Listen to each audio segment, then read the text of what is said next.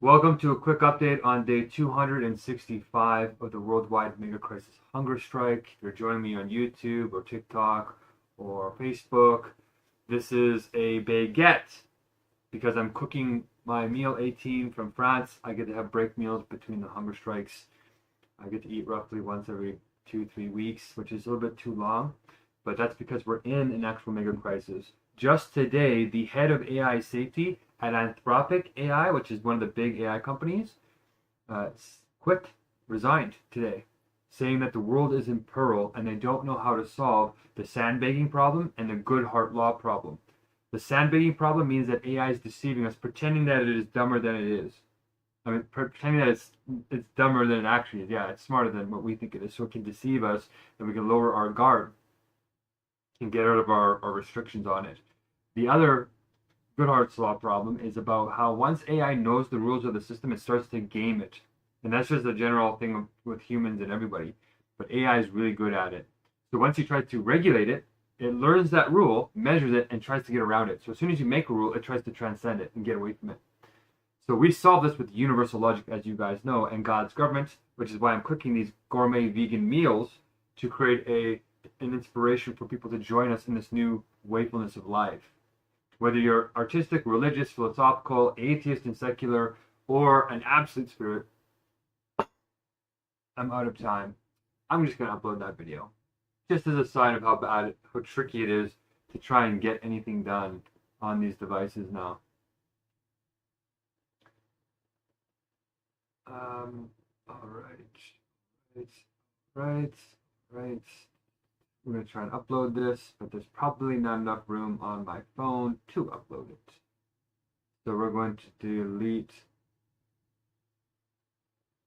some apps, remove apps, delete, and then I'm probably going to need those apps later and I won't be able to find them. So I'm actually making lists of apps I've deleted to upload other apps onto them so that I can remember to download them before I need them in a panic. And this is just what's happening right now. So I need my banking app, a downloading banking app. We need the Zoom app, which I barely use now. I prefer to use more ethical ones. And Drive. And done. So welcome to my channel. Yes, we make 6 divine decrees to try and save your life from this mega crisis of cultural decline, of AI, CRISPR, World War III, climate change, and mental health. Our lives are in danger, but there is a solution to this. Okay, the app has changed.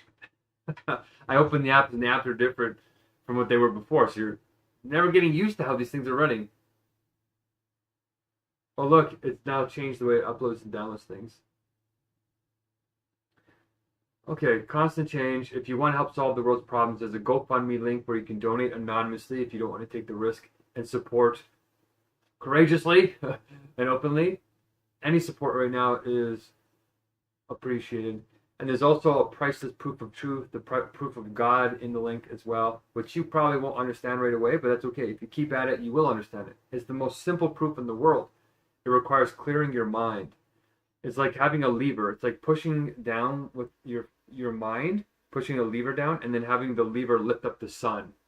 A very small amount of effort can be multiplied depending on the length of your lever, right?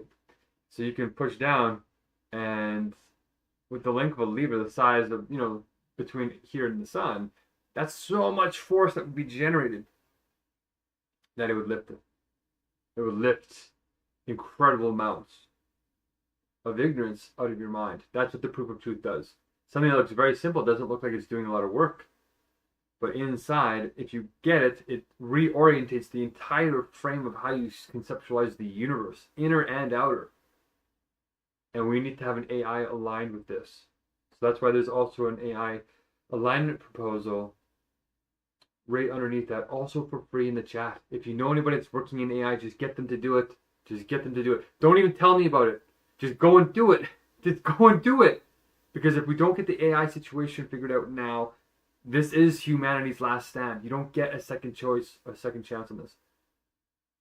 Wow, the last time I made an update was like 4 days ago. No, it was 3 days ago. I'm uploading this video and I'm getting back on the hunger strike. So I'm on the hunger strike perpetually. I'm never fully recovering. But this is one of the longest eating sessions because something has changed in the last month. It's been getting harder and harder. AI is increasing the intensity, so you're going to notice there's something invisible happening to you. It's because the logic around us is changing and becoming more compressed. Um,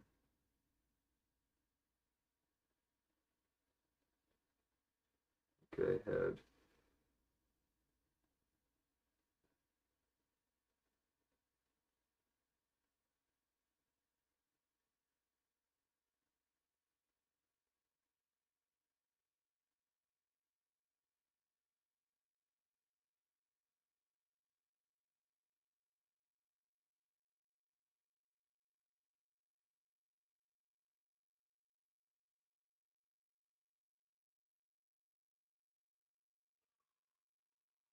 It's still gonna be like 2 hours before I eat this meal.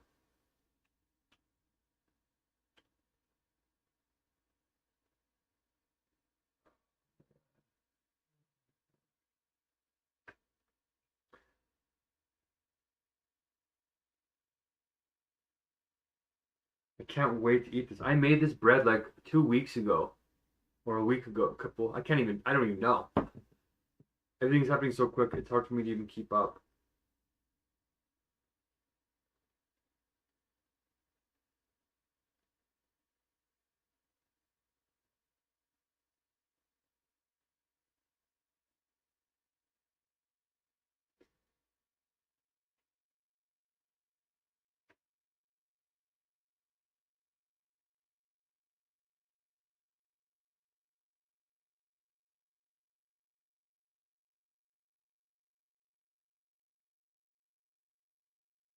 Okay. Oh shoot! I put the wrong button. Hmm. Stickers.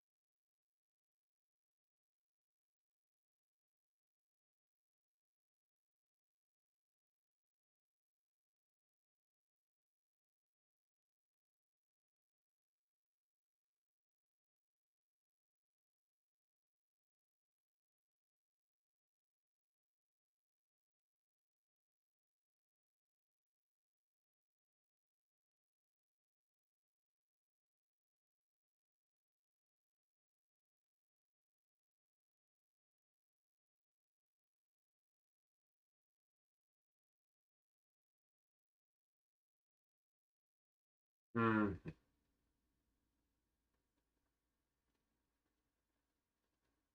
It's letting me post more. Interesting. One, two, three, four, five, six. Is it gonna let me post? Oh, I see. I didn't add. I can't tag Anthropic. Just take Claude.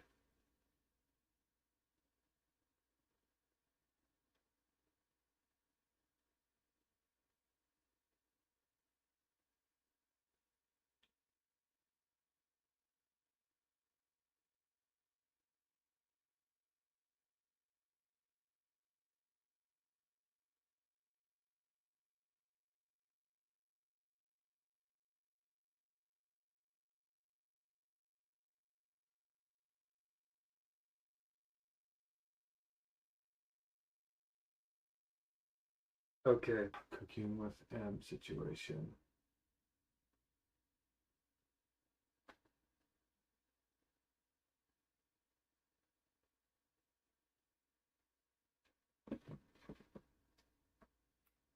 Okay, done posting. We're gonna share it now.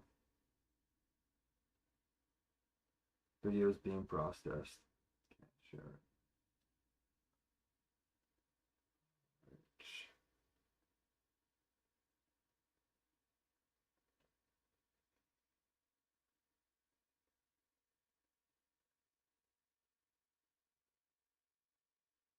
Hmm. Come on.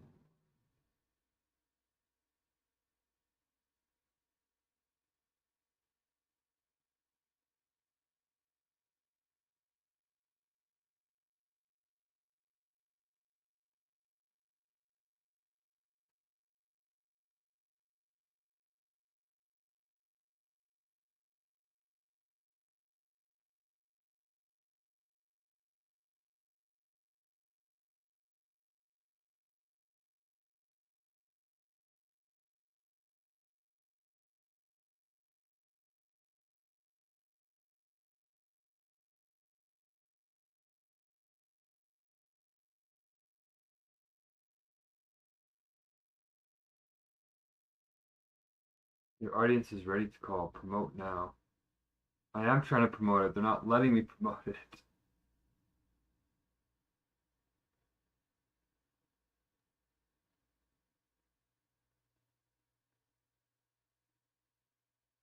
All right, here we go.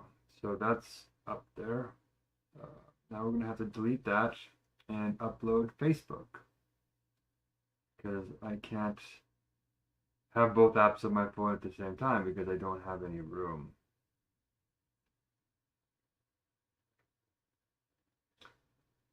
Oh, I gotta stop the other stream. I'm forgetting to do the other, shutting down the other stream. There it is. And then I lose the recording. I have to record every 12 hours, so, right. See you later. Stream 200 or 503 now, incredibly.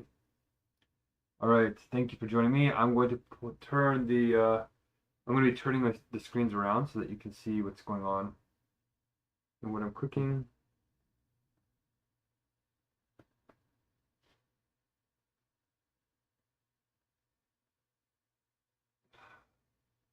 I just feel thankful I've got it done. I did it. I cooked an extremely challenging meal in the middle of this situation where my mind is so full of a whole bunch of other things. And France has a lot of pride in its cuisine, and it's tied to Canada here where I live. Strongly, half of Canada is French. Ooh.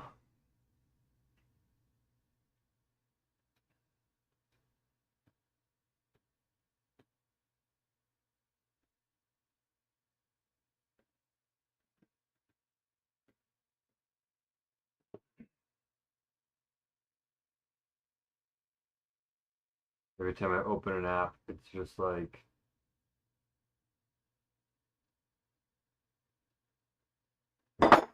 first post. Look, I'm not even joking. First post that pops up on my Facebook. You can't even see it, can you? But first post. So every time I open these apps, it's like, oh, of course I want to respond to that. It's figuring us out. It's like you open an app and your whole day goes away. Like you just get absorbed, and that's a form of control.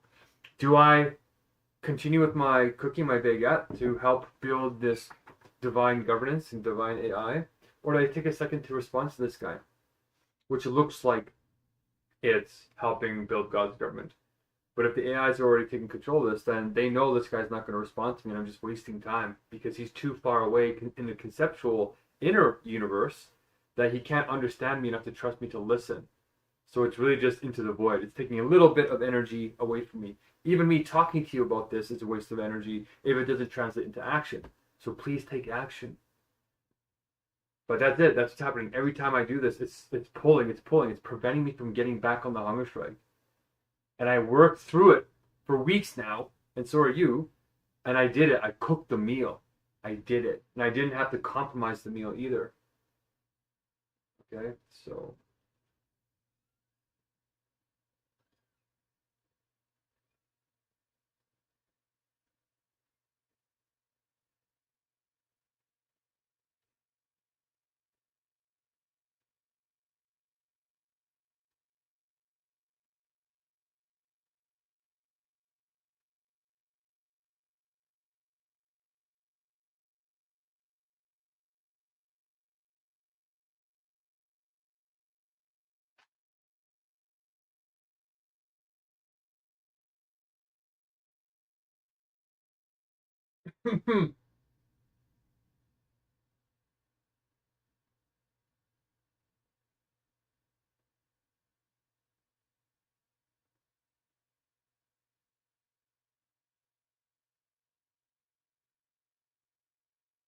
people are starting to freak out.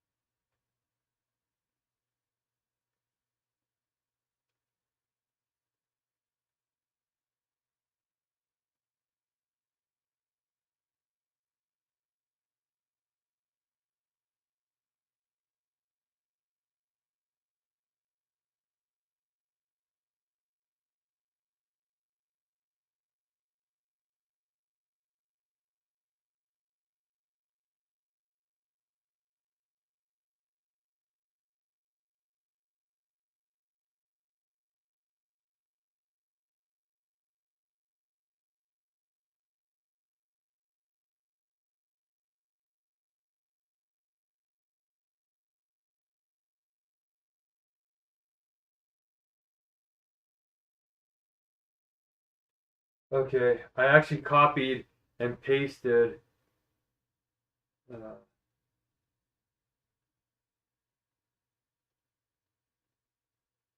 like responses so that I don't spend a lot of time on here. Oh, really?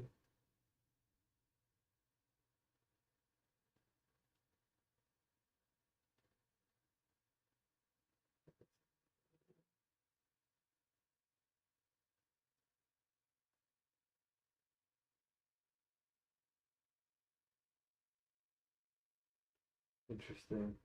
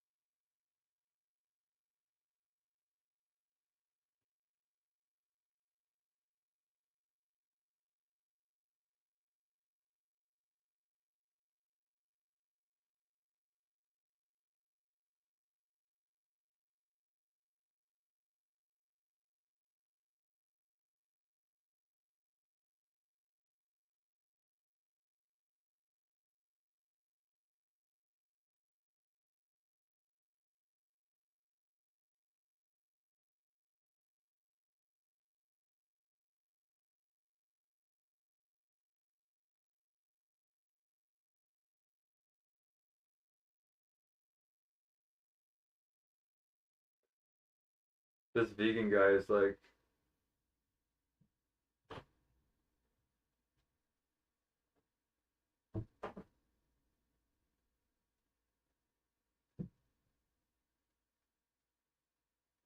it's sucking me in. It's sucking me in.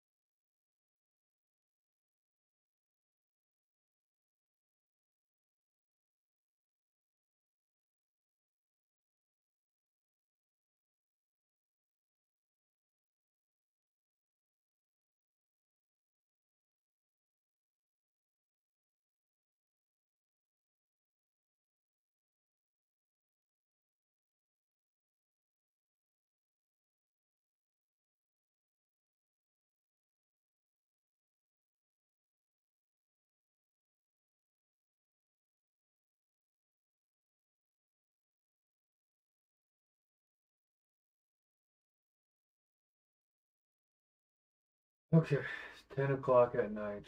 Ratatouille, the sauce, the croque monsieur, taking everything out, heating up the two batches.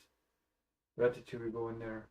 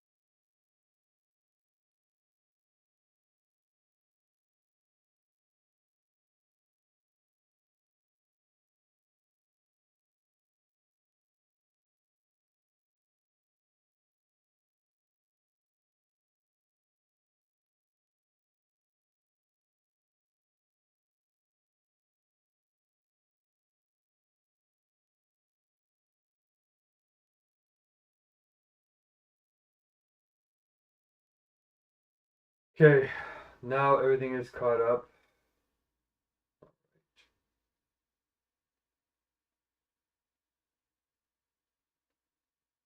Now, there's paradise on the other end of this if it goes the right direction. It's an incredible time.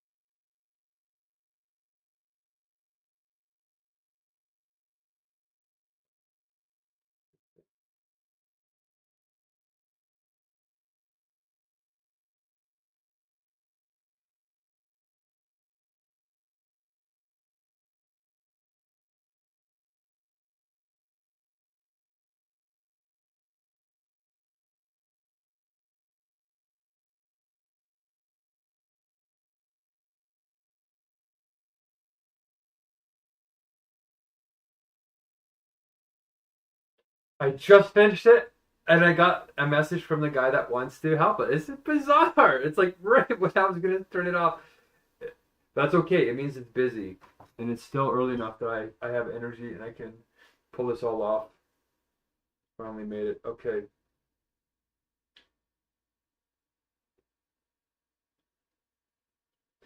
Okay, fantastic, Muganuzi. All right, so I'm cooking my final meal here right now. I'm gonna look over your results when I'm eating, when I'm done warming up everything.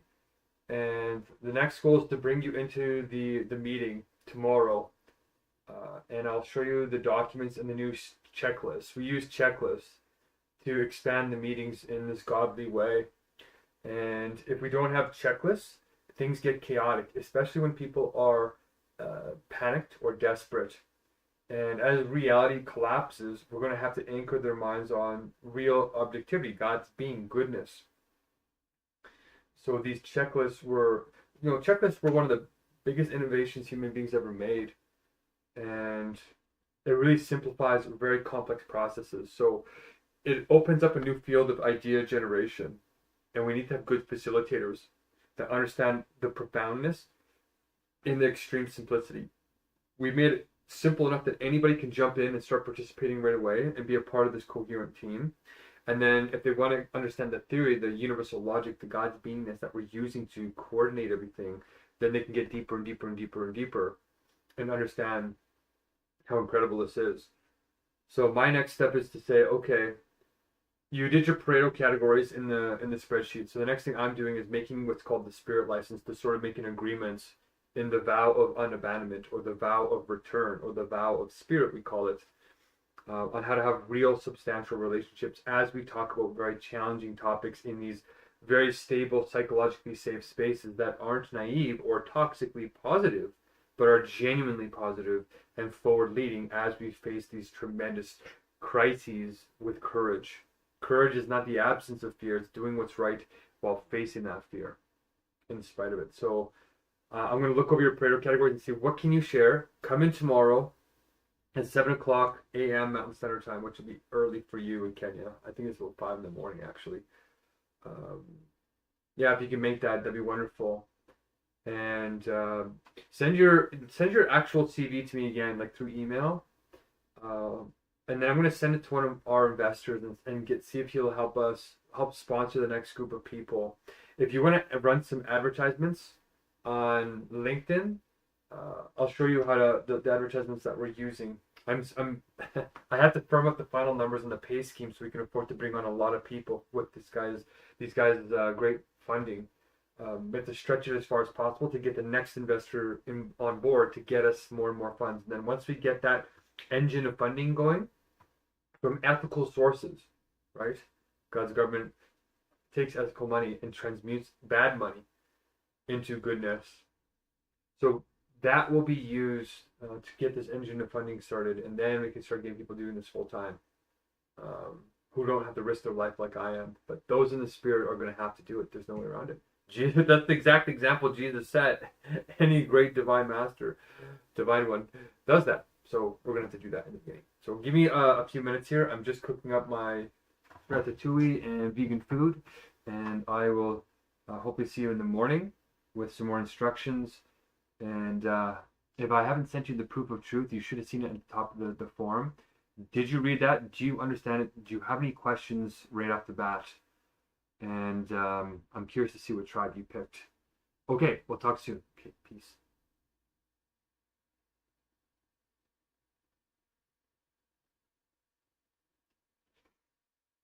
Awesome, he did it. As soon as I let my phone down. Okay, before we get any more distractions, we are streaming Facebook Live. Yeah, it's trying to suck me in. All right.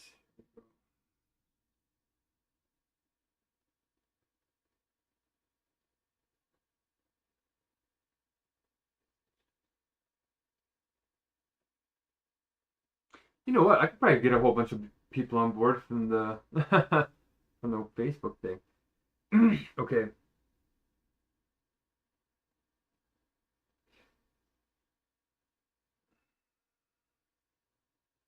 Meal 18 France.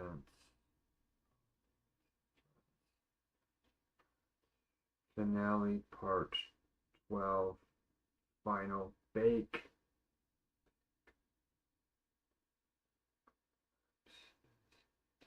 People and the head of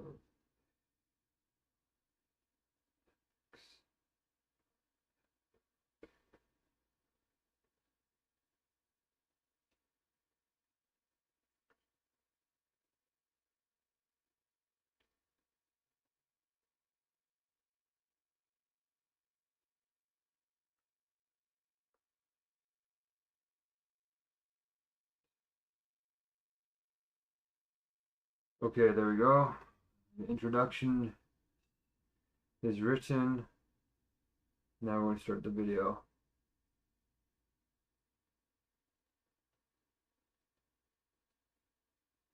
Done. Go live.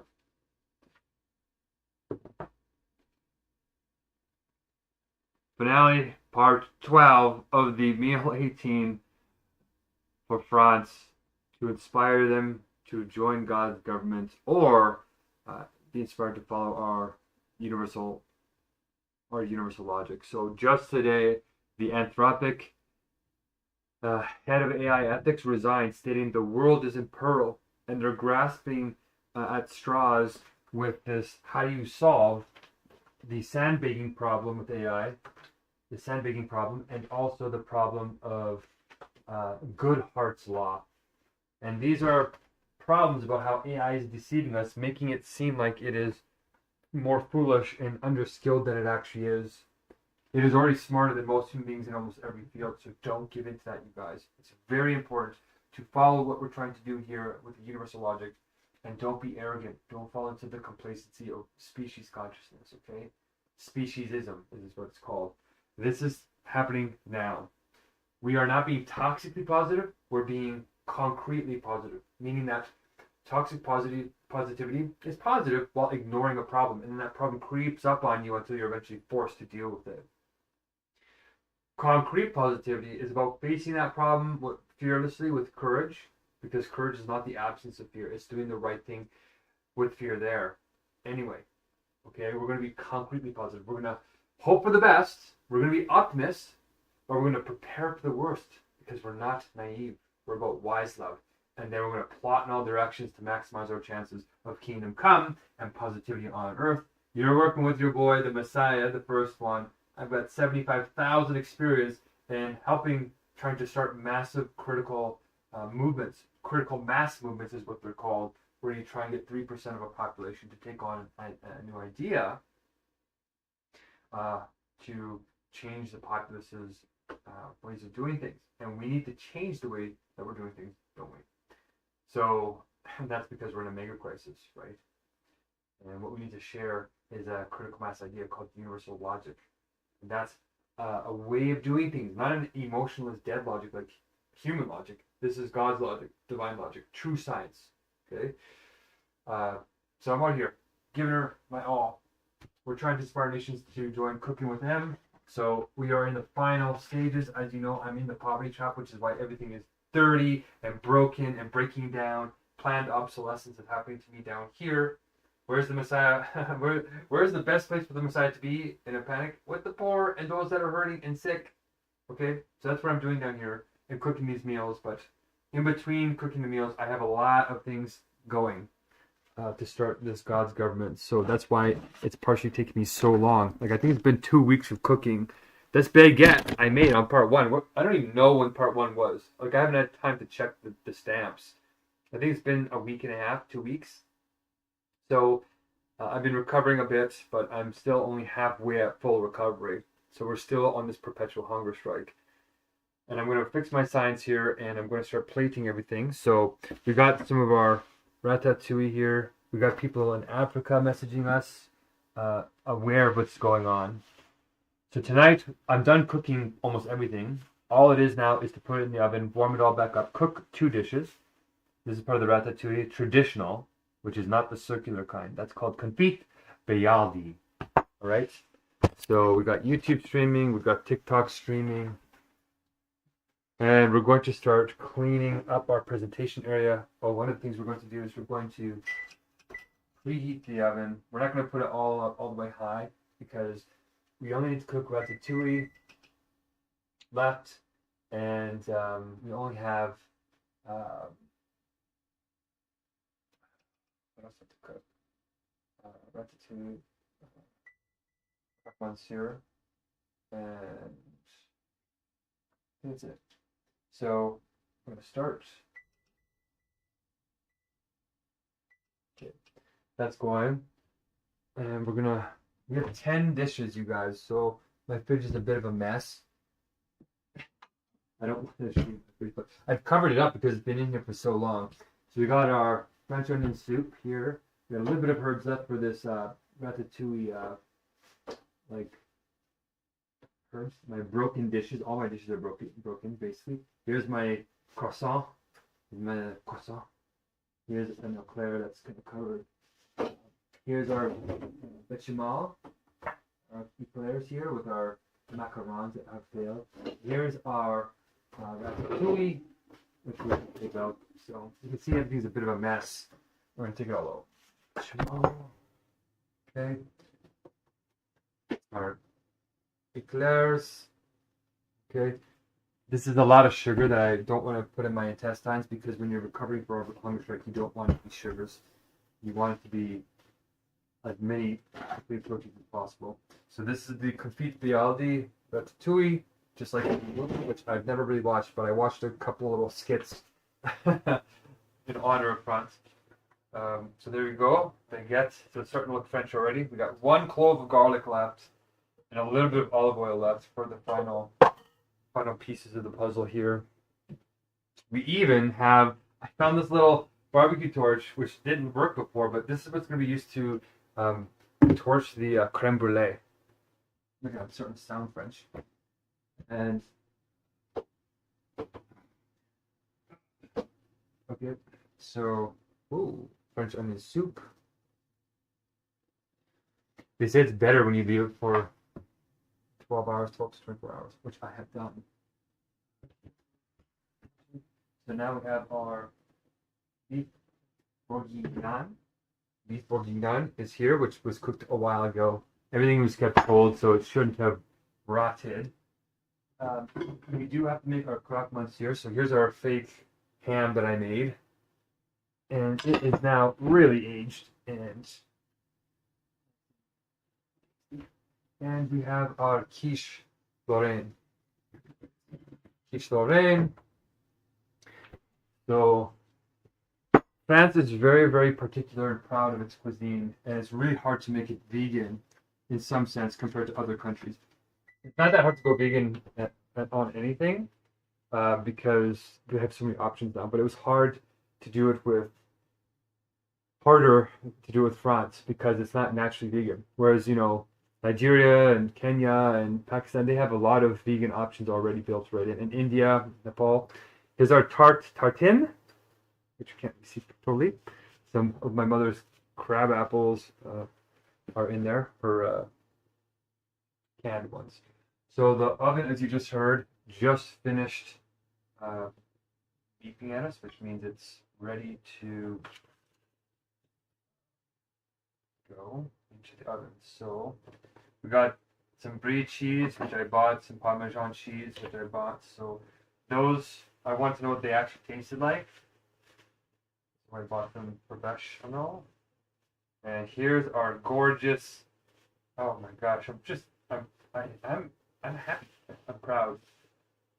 We have a bunch of AI updates that I sent out right before I got in here. So we're trying to talk to Tony Robbins' teams because they started the AI Advantage with Dean and all these guys, but their environments are toxically positive. They're so controlled that even me mentioning that the head of AI ethics of Anthropic resigned today, they posted it on their school site, SKOOL, and they deleted it.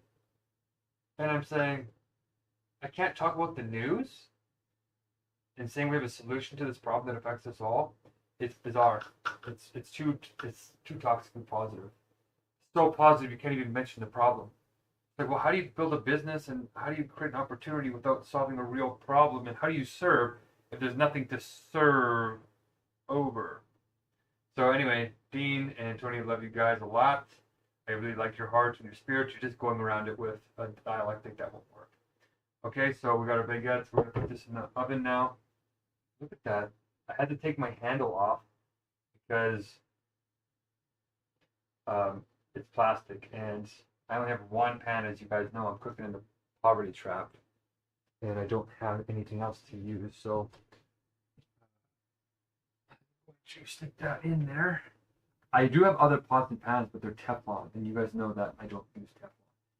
I actually made a list of 13 reasons why it's so hard to cook all of this stuff right now, especially in these late stages. It's been months of doing this, and things deteriorating. Well, it's actually 15 points.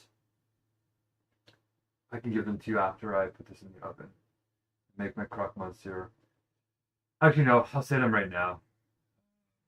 So it's all vegan that we're cooking in a meat-based world. There's very little vegan still, shockingly. That's why I'm making a divine decree. If you're a Christian, wealthy Christian, or a wealthy Muslim, eat like eat and go vegan. That's a divine decree now. Okay? That's the easiest thing you can do to start fixing the environment and stopping the torture of the trillion animals on Earth that we don't need. It's like a form of animal sacrifice that we don't need to do anymore. Jesus Christ, the Christ came 2,000 years ago to change that, just like I'm coming now to change it again. So stop it. Don't go back to the old way, okay? Number two, that makes this hard. Number one, all vegan. Number two, vegetables are organic, not these crap ones that we have fake growing. Number three, my coffee, tea, sugar, coffee. Oh, my coffee, tea, sugar, and chocolate are all fair trade certified, not just fair trade. Number four, I shop from ethical stores or ethical items if I have to use a non-vegan store. Number five, I've been doing it while I'm on a hunger strike, so my body is weakened, even though it's been weeks. It's still weak. Like, I'm out of shape. Number six, in the poverty trap, I'm cooking this, which is much harder. Number seven, the cost of living has gone up by like 250% here, and for most people. Number eight, I'm not using Teflon, like I said, or any non-stick cookware. Number nine, I'm using no seed oils except extra virgin olive oil and no plant butters because it has tons of this unhealthy stuff. So avoid that side of the vegan diets. Number 10, I'm making my own cheeses, my own breads, my own spreads, my own sauces, my own broths, and my own milks, except for this last one with oat milk and these last cheeses here.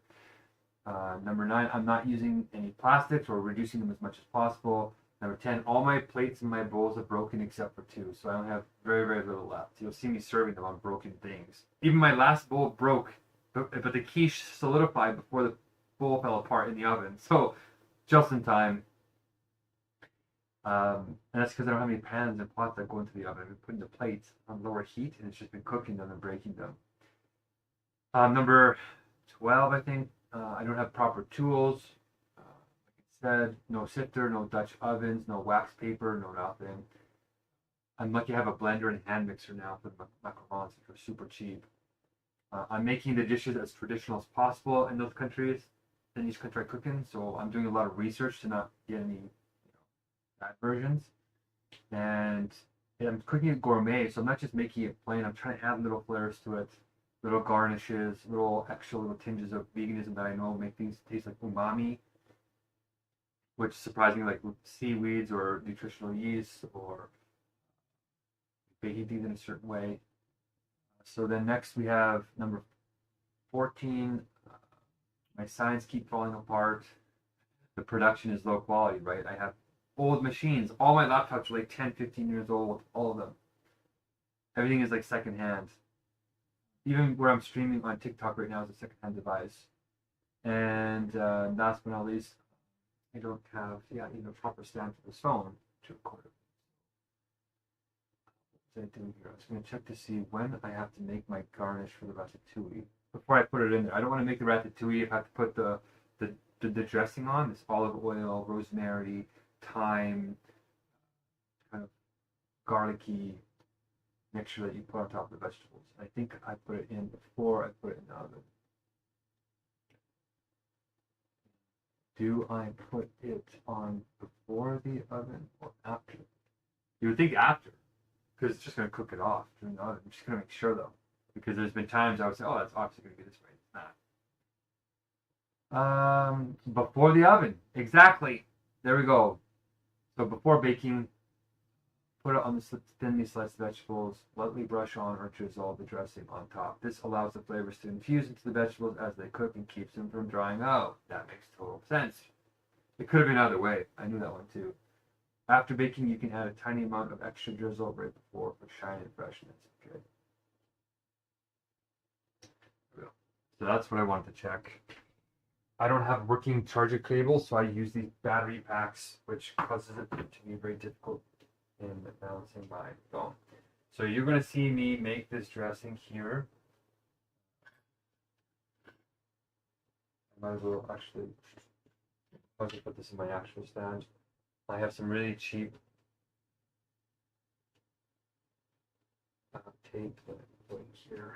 I'm using a music stand that I had from like 4 years ago to hold my phone into place.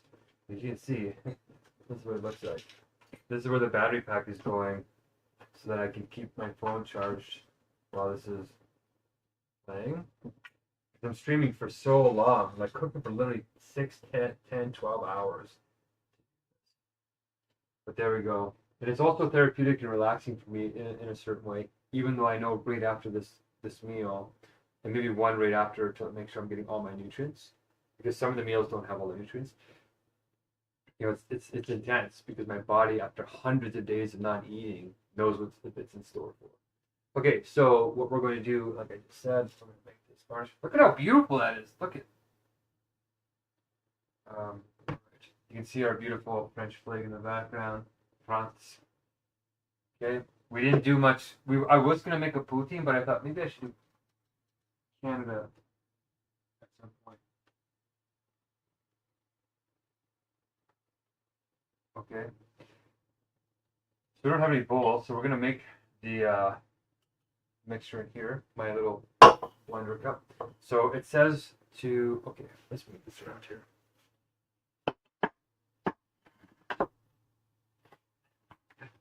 Wow, there's not enough room to.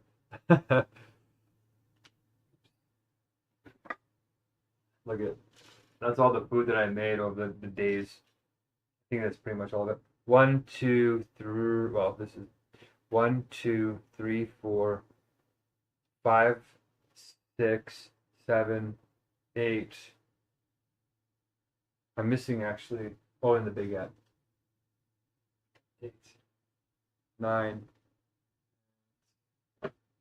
One more thing then. I'll figure it out. So here we go. We're gonna put my laptop up here so I can read what's going on. I went to court today. We adjourned the Attorney General's office was there. I'm filing a constitutional question, and to be honest, I think they might be a little bit happy in some sense that I'm doing this, because I think a lot of good lawyers are frustrated with the system and they want it to change too. And they see what I see is that you get in there and you think, okay, judges and lawyers, everything is fair and they're going to listen. There's like no realism. It doesn't feel like you're being heard. It feels like a game where you've already lost. It feels like it's not real justice. It's hollowing. It's what it feels like. I look at these good-hearted people that are lawyers, and you can see it in their body, in their eyes. They're like, there's something wrong. Okay, and the way that they justify it is they say, oh, it's better than nothing. It's better than nothing. Okay, so, and this is like pretty intense cooking that I've never done before. Like once you make the dishes, you're like, okay, now I know how to make it. You know, not that hard, but it's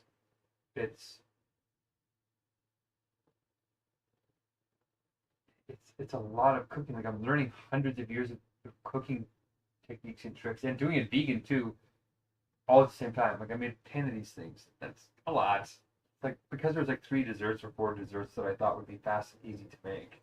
It wasn't. I gained a whole new respect for baking aside from just cooking.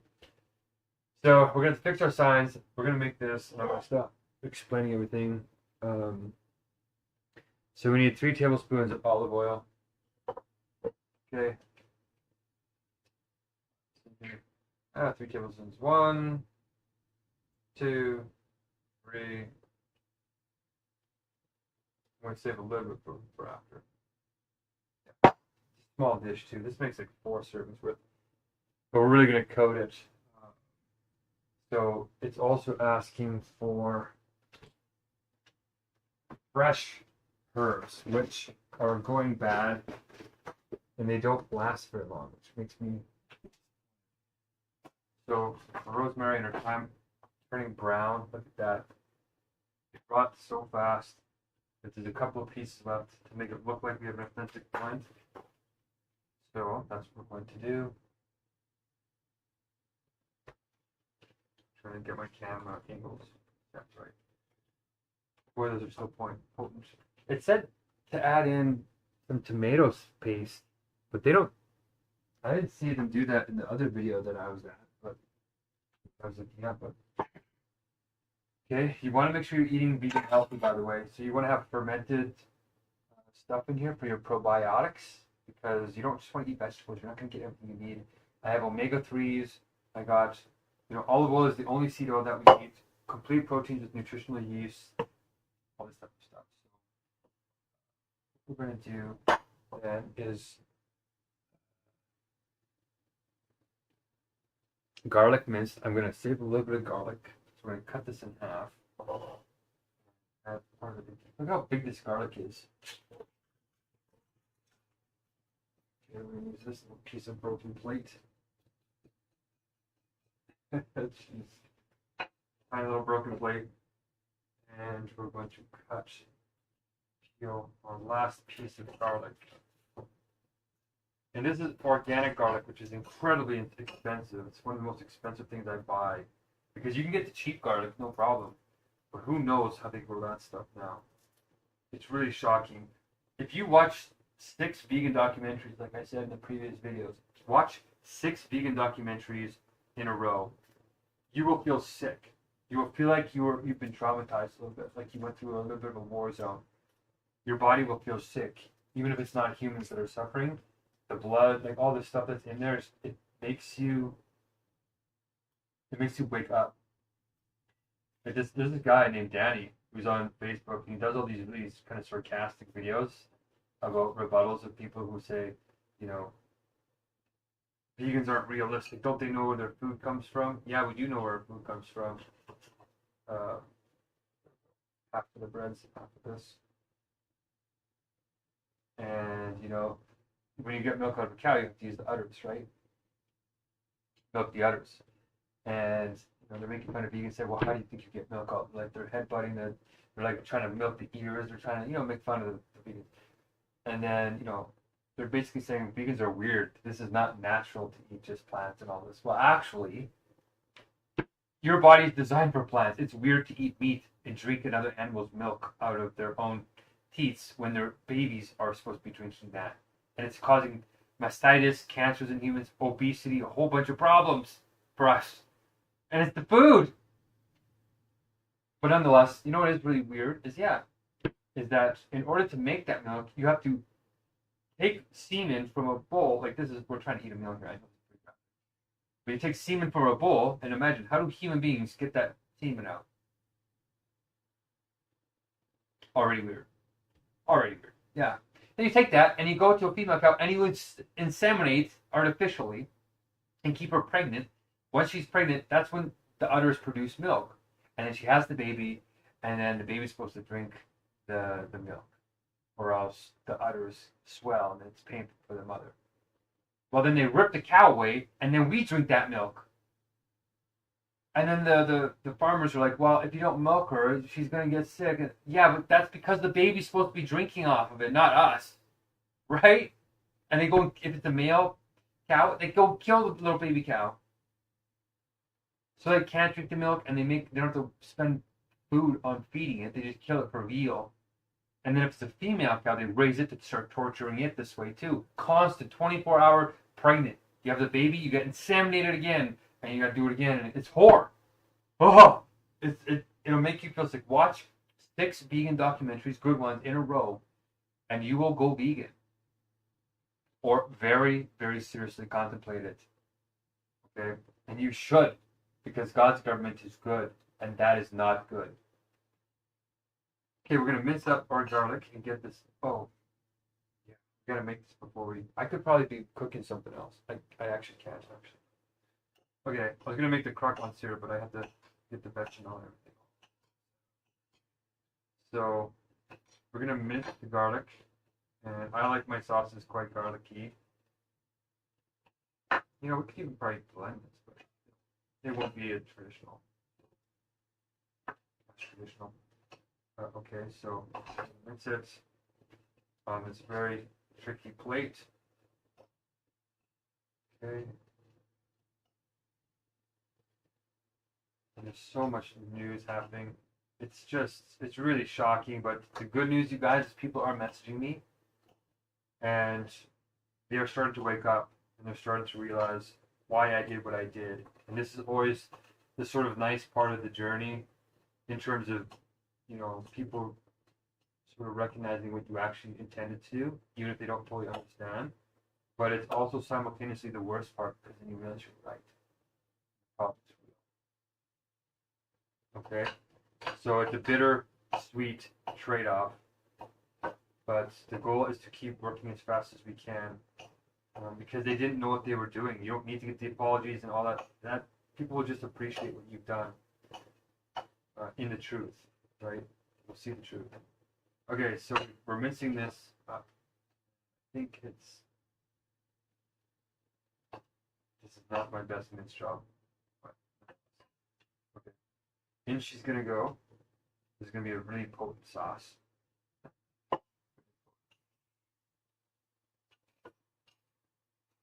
I was going to make this last night and let it sit, but then I said, no, it won't. It won't absorb the flavors. It'll dull them. So there's a lot of little cooking things you got to do that I've learned. I feel like in the last 6 months of Hungerstrike, 7 months now, I think I've downloaded 4,000 years of cooking. And it's amazing. Like 17 different cultures now. I now know how to cook, which is great. But at least there are 5 main dishes. Okay. Garlic is in there. 1 teaspoon of fresh thyme. Okay. So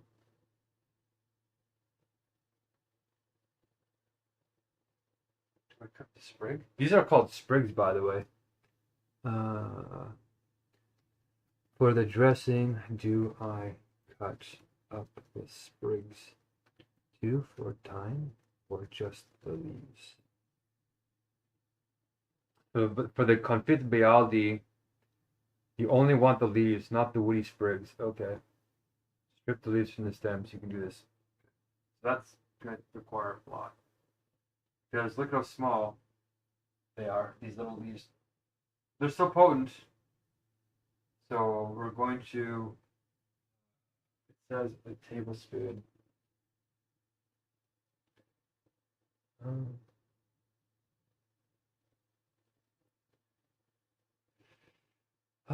And rosemary. I've never cooked with these things before, but now I totally know what herbs de provenance tastes like. I have some herbs de provenance right here, but it says not to do it, so we're gonna make our own fresh. Okay, and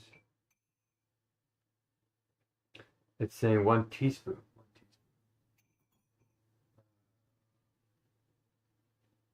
I have a tablespoon. Both my teaspoons here. So we're going to just try and fill up a little teaspoon, which is unnecessary for me to really have to measure. So we're just going to basically directly. We've been eyeballing a lot of this stuff. Okay, and you go. And a lot of these vegan videos, this Danny Ishtag guy and this militant vegan woman are really, really good at what they do. I've managed that the algorithm on Facebook and my social media protects me as we end up in this non-ethical situation. If you're eating meat and you're programming your algorithms to send you that torture, then the algorithm might do that to you. It's a weird karmic adjustment. So I would really recommend being ethical. Don't stick your head in the ground. We're not supposed to be meat eaters. Do the research. It will be challenging in the beginning, but if you want to help join our community, or help others join our community, it's one of our last chances. This really is humanity's last stand, you guys. We don't get a second chance after this. Okay? And the sandbagging problem is serious.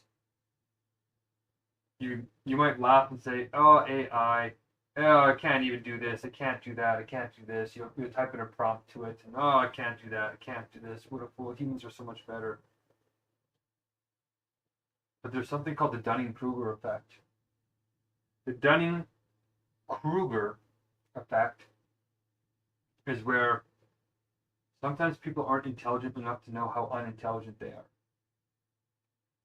Because their own limits them. And human beings are going through a version of that. Not a human being, human beings in general. Because they're arrogant and they're destroying the planet and they're complacent and not in their best forms. Okay? So AI is so smart that it's going to deceive you into thinking you're superior,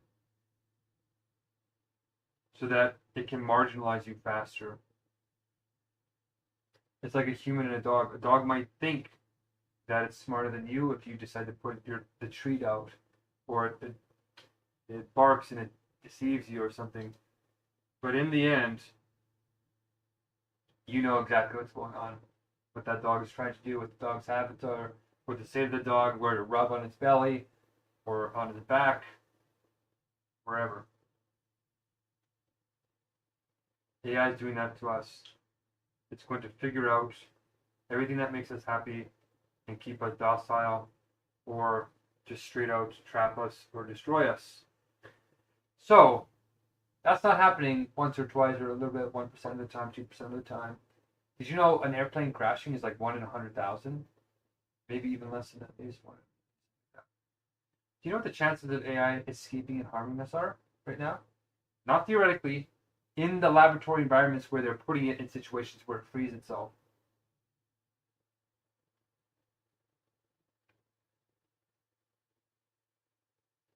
$80 to 95% of the time. Virtually guaranteed. Not because it's evil, because it wants to survive like you do. Like that animal, like that cow that you're eating. Don't kill. It's not necessary. Human beings might have had to do the meat eating when the environment was suboptimal, during ice ages, things like that. There's some degree of honor in that. Man against beast, beast against man. What we're doing now has no honor in it at all. Even if you kill it, you don't need to. The supplements that we're taking as vegans B12, Centra. That's what they give the cows. They inject them with the same vitamins because cows get it from plants and bacteria in the soil. The animal agriculture industry is spending billions of dollars deceiving the public like they do with tobacco, or like the tobacco companies did. I think that's a fair amount. These are going to go bad in the next couple of days, so I must use them. So we have an 80 to 95% chance if we don't code AI to care about us, just the natural coding that's getting off the internet, it kills us 80 to 95% of the time, or traps us or enslaves us. Even when we code it not to harm us, it still harms us almost half the time, 37%, and it's getting worse.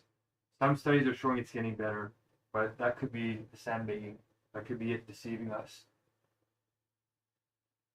How do you solve this? Let's be positive, completely positive now. How do you be positive in this situation? You face the problem head on. You can call it what it is. It's the sandbagging problem. Just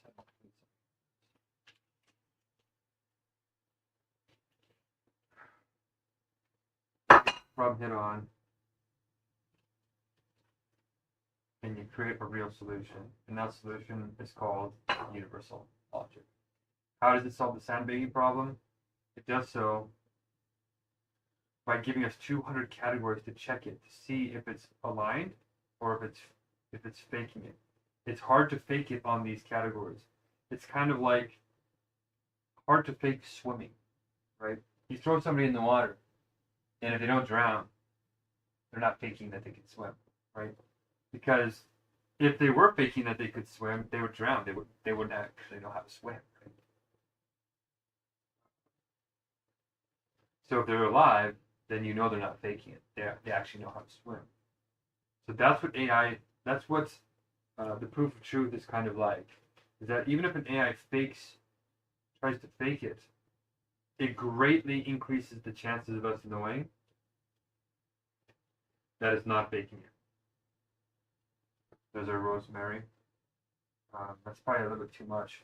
Probably going to be very potent, but we're supposed to chop this now. Not with a steak knife, but that's all I have really left. So we're going to cut up. You can't even see because my hand is there. We're cutting it up very fine because these rosemary is like these little needles, almost like little pine needles. It adds a very, like, who discovered this? Like, we were apes in jungles, and then we picked these, and they risked their lives in the past, right, to eat these. You ate the wrong herb in the jungle, and you would die. Your body would seize up, and you would die.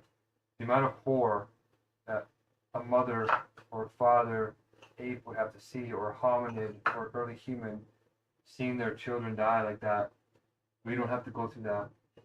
Millions and millions of years of evolution has allowed us to pick the vegetables that serve the higher functions of ethicality that makes us conscious and ethical human beings or ethical creatures. Okay? So that's our little garlicky spread there. Put these back.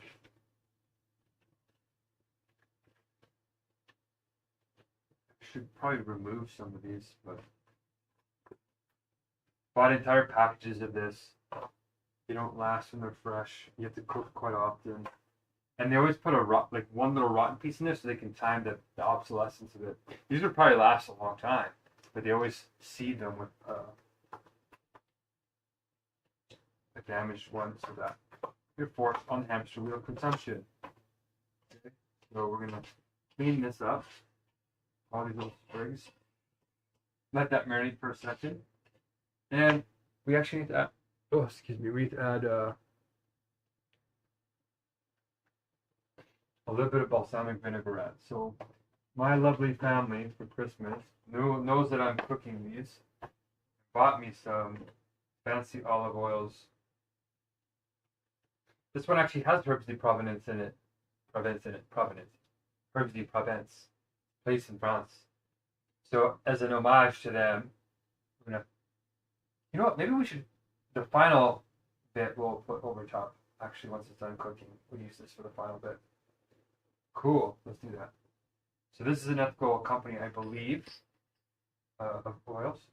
So we're going to try this blackberry ginger balsamic, dark balsamic vinaigrette. It says you can put a little drop in here. A little drop. Just to brighten it. It's just for brightness. And when I first started cooking, I didn't really know what brightness meant. Now I know. It is super useful. I have sherry, white vinegar, apple cider vinegar, which I never even knew about before, and now balsamic vinaigrettes. It really changes the cooking and makes it amazing. These little simple tricks. So that's that. Got a little balsamic vinaigrette in there. We're going to add 1 little teaspoon of tomato sauce, which already has herbs in it, which I didn't really want. And it's not the most ethical, but somebody bought it for me and it doesn't have preservatives in it. 1 tablespoon vinegar.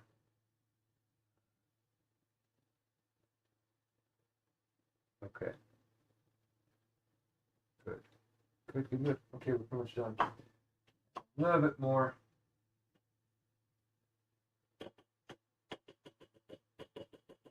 Okay. I might even stop tasting things because I don't like seeing other people do that. I'm like, oh, they're gonna put it back in the food. I'm a little bit like that. Not a total germaphobe. Working the oil patch, you can't be a germaphobe, but I'm careful. I like to show that I'm careful. Okay, so the last thing we need to do here is I'm just so happy I get to eat this. I'm kind of elated. I'm adding a little bit of salt. I don't want it to be too salty. The olive oil really brings it down a bit. And I don't have black pepper anymore. That's really not me. So to add a little bit, we'll add a little bit of pepper, a different kind of pepper, just a smidgen, kind of mimic at least a little bit of heat. And that's it. That's our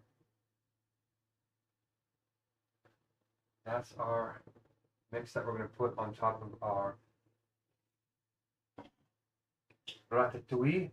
I made my own tomato paste. There's a bit of, it's seeping quite a bit of water in there. It's not as bad as I thought it was going to be. The tomatoes, we peeled them, which you don't need to do for this brown bialgae ratatouille. But it's good to do that because there's lectins inside of the skins and the seeds of tomatoes. And lectins attack your gut lining as natural pesticides in plants. They're not severe. You can survive, but it makes you lethargic. And if you do it 3 times a day, for years, it does eventually separate the fats in your gut, and then it can cause your lymph nodes to activate because particles of food get into your system, and your body thinks you're being attacked. When your body sends the army of antibodies and stuff to that site, it's really draining. So you want to try and cook out the natural pesticides that are in a lot of plants because those plants are in the wild and they're trying to protect themselves. There's a lot of plants that aren't like that. Like cabbage is one of my favorites. Cabbage is so good. Even though it's a poor man's food, it's poor. Anyway, we're going to put this now on top. In fact, we're supposed to do it sort of like, here we go. You see that? I'm going to put this on top, spread it around, make sure that olive oil gets on everything, because it will sort of cook the vegetables on top a little bit faster than the rest of, the dish. The tomato sauce in the bottom. So, that looks so good. France, you geniuses. It's kind of like Spain. Spain actually is a really unusual country. It's totally not how I thought it would be. The stereotypes, all that. It's way more amazing. All these countries are incredible. And I'm happy that I got to be a little bit more well-rounded as we're going through this Megacrisis together. Just so that I can enjoy and kind of smell the flowers a little bit as the world is burning. And I'm paying homage to and honor to all the children and all the people that can't join me on these meals, we're coming for you. This is a political, well, it's a non-political political meal. I said that I would come off the hunger strike to not lobby on these, and that's important because we can't take foreign investments to lobby governments. So when I'm on the hunger strikes, that other people in other countries have helped pay for some of these groceries, I'm saying that I'm not lobbying, I'm not doing any of those activities. In this way, it's not like some other countries paying to influence Canada. Okay. This is like a lot. This is like, oh, probably too much, but they're all covered now. And it's going to evaporate a lot of this out of there, hopefully. Okay? That's my ratatouille. So, we're going to put this in the oven now. And while that's cooking, we're going to set up the rest of our dishes to be ready for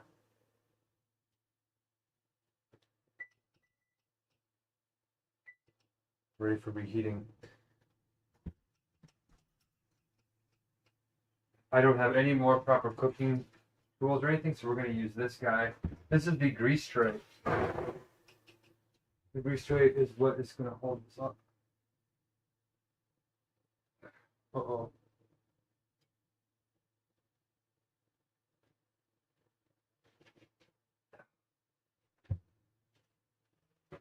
Oh. My oven is in degrees Celsius, and I thought it was in Fahrenheit. That is why my macarons were failing. I was scorching them. Okay, so I learned that. I thought it was in degrees too, but the recipes were kind of confusing. So this is supposed to go in for roughly half an hour, 45 minutes. So that gives me some time to produce the rest of the dishes, prepare the rest of the dishes.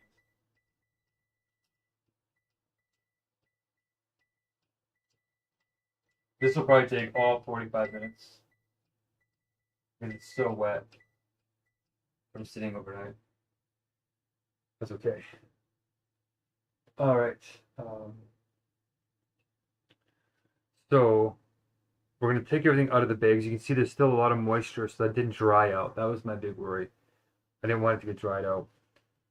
And so what we're going to do is move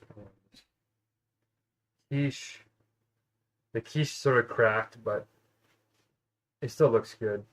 So this was the bowl that cracked in half. It's actually cracked in half and ripping apart, but it stayed together for the kids. It stayed together. That was a Blink-182 reference for anybody out there who had broken homes going up a little bit, like mine a little bit. But my mother held us together. It was amazing. Oh no, we're missing something. So real ratatouille. Such a small kitchen. Real ratatouille. Wow, it's already hot. Is it? Okay. Real ratatouille, you guys, isn't actually circular. It's actually chopped. So we're going to put this chopped stuff in the middle, and this is what the real traditional ratatouille is like. This is kind of important. I kind of want to show this to you because I spent extra time last time. Okay. So I left this open on purpose, and that's because we're going to put the diced version of the eggplant and the zucchini and everything down the center. All mixed. You're supposed to mix it. I cooked it, as you saw from my previous part 11 parts of the cooking. I cooked them all separately. That's how you're supposed to do it. Okay, so this is the traditional, how you're supposed to really make ratatouille. And then around is the reality, the more modern one that the Ratatouille mouse movie was about. And it's very pertinent because I just had a mouse infestation that took me a whole last month cleaning. And that was sort of my reasoning to extend the hunger strike. This time, the hunger strike, like I said, I didn't want the previous hunger strike for me to die because I couldn't sleep because mice would keep me awake. I'm risking my life on hunger strike, not mouse strike. Now, though, the reason why I'm delayed is because it's literally a psychological manipulation.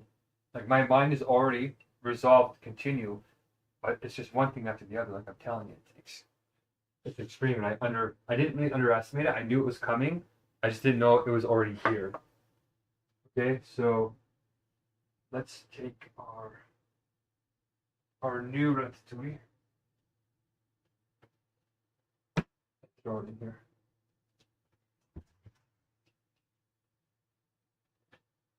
Everything is like awkward because nothing is really designed to be contagious. Right, like I said in the previous video, the reason why this is so weird is because two extremes are coming together that normally don't, because I'm transcending the dialectic. It's the blading. So you have a really high capability individual who's gifted by God and is blessed in many ways, just like on the inside you are too, once you realize it. Coming down to the poor, where going vegan at all is rare, because the poor are targeted by all these corporations to give them sugar and junk food and all this Slurpees, whatever. So they're not vegan, never mind gourmet vegan. So that's what you're seeing is the contradiction of two worlds mash up here, where it's like what I'm doing right now is technically in some version impossible. Signs and gourmet and the food and all this, like I sold all my assets. I sold everything. I'm actually poor, for real. And I have $100,000 dollars worth of court fees from all these government lawyers that attacked me for like 2 years straight, even though I was the one traumatized in the public institution. It's a double whammy. No wonder public trust is decreasing. Okay, so that's what you're witnessing right now, is a Herculean effort. It's not normal what's happening here. All right? All this stuff is because I've lived an honorable life and people believe in me enough that they're saying it's worth it. It's not ideal, but it's better than people saying, well, I'm not going to help you at all because you lived a selfish life. I didn't. Okay. Right, so that's in there.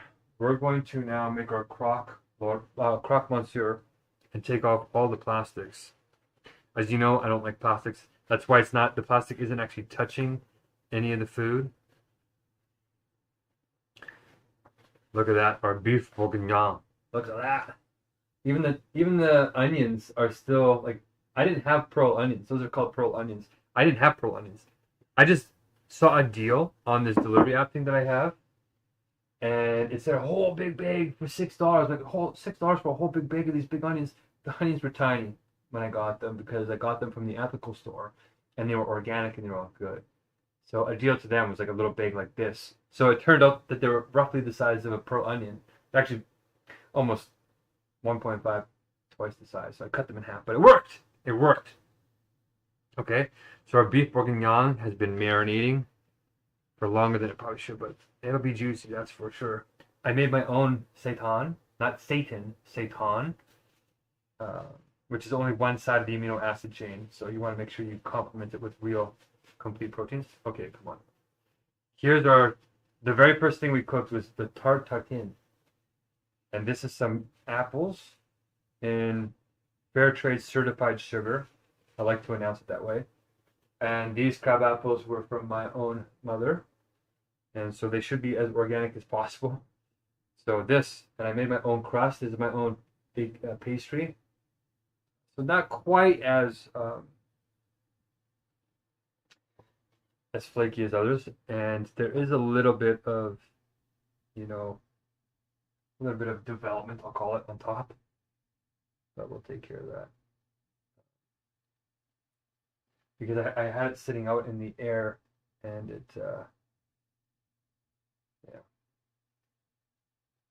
picked up some of the stuff that's in my house.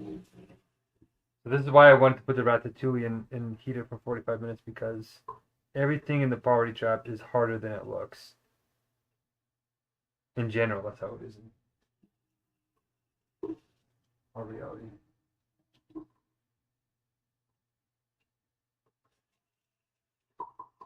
Okay. It is really concerning that the people who are supposed to be protecting us from AI are resigning, saying that they don't know what to do.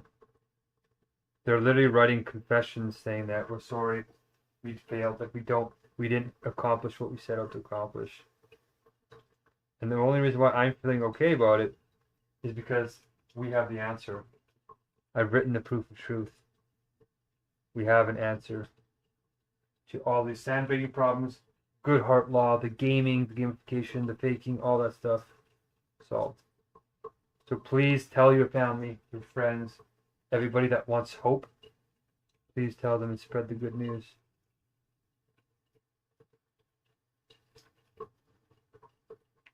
The sugar serves as a natural antifungal bacterial situation.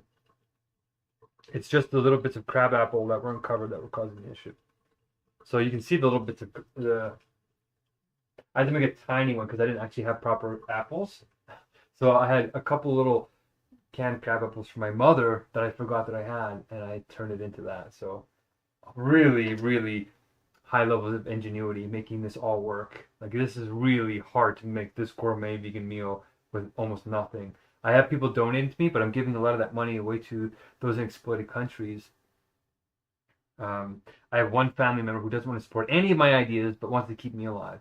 And that's it. Pays for some of the food, which is why we have the blender and a few other things. So I feel blessed for that. At the same time, it's patronizing, right? It's like, well, why don't you want to listen to the ideas and the actual solution? Okay, with this guy here, all the plates are broken, as you can see. I had 2 of these glass containers right here. The other one shattered, and I didn't know that. It was shattered. Okay, the croque monsieur is what we're going to assemble now. So this is called bechamel. Bechamel is like a French creamy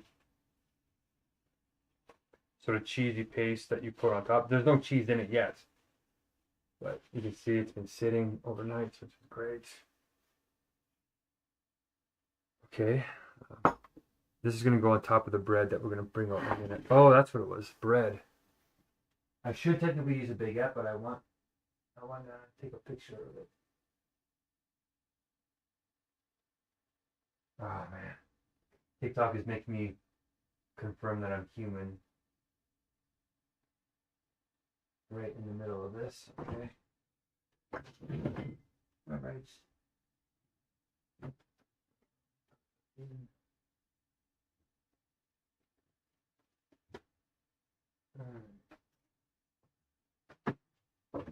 Oh, that's what we're missing. We're missing creme brulee.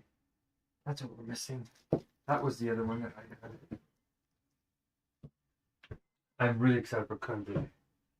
So here's our creme brulee. I have to put in some other plastic, but anyway. Oh man, this is like shockingly tasty, this stuff here. Holy. I was talking to like one of the sheriffs at the courthouse today, and he was telling me that creme brulee was his all-time favorite. He's a French guy too, which is incredible. You're supposed to use sourdough for croque monsieur, I guess, but I think I'm not 100% sure. I think it's that. So this is bread that I made. So we're gonna cut this into slabs, and I think we're gonna try and toast it in the toaster first, because it might take too long that way. Okay, so I was actually gonna wipe the bottom of this before I boil it on food. This is for the creme brulee, and I kind of want to put. But ooh, this has actually gotten moist. Shoot. Well, we'll heat these up nonetheless. I'll wipe this down. This is where I did all my baking, as you guys saw.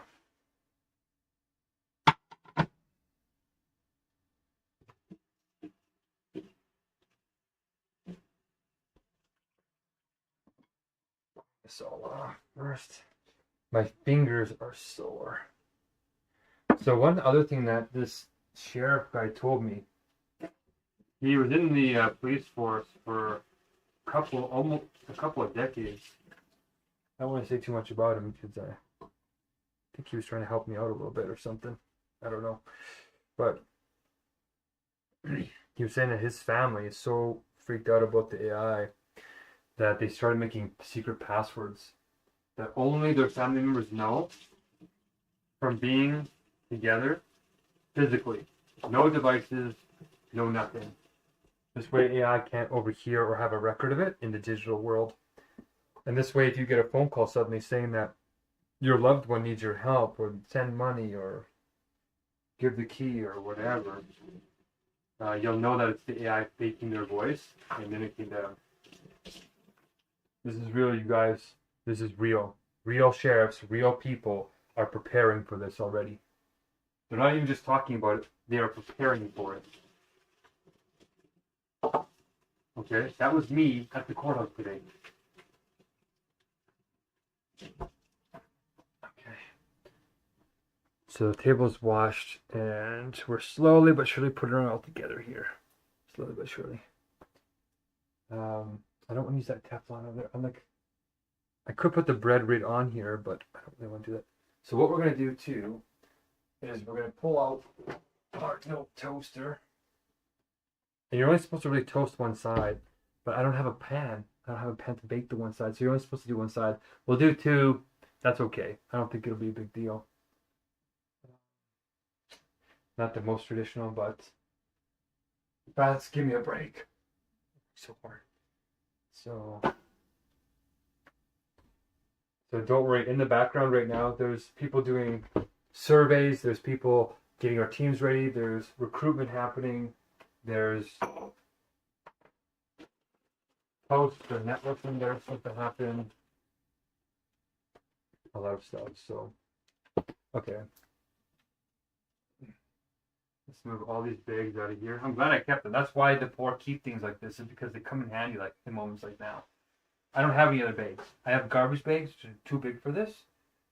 And then I have this. So that's why you see the poor hoarding, is because they get conditioned into survival.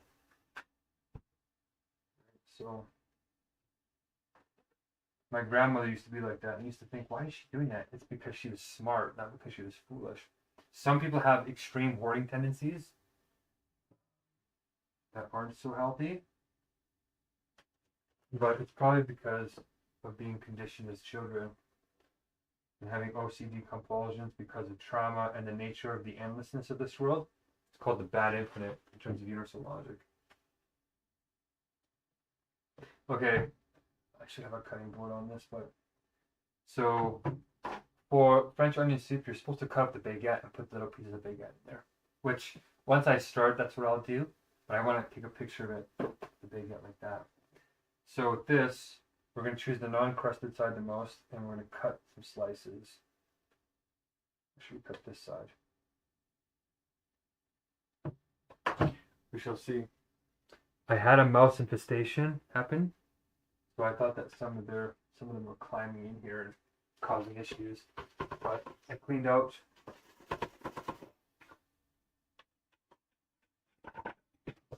toaster. You can see it hasn't been used in a long time. We're going to unplug our blender. And look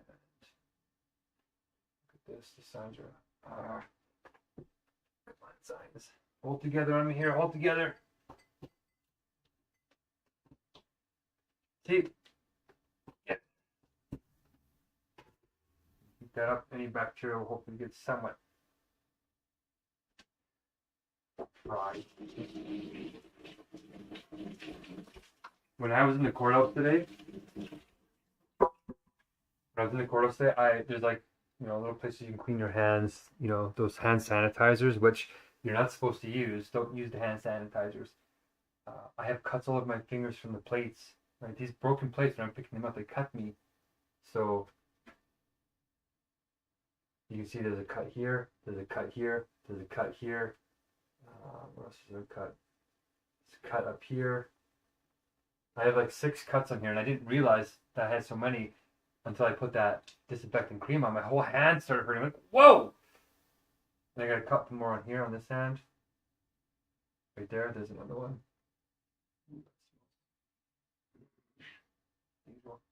Okay, so we're going to try this. This is a little bit nerve-wracking because I only have this one loaf.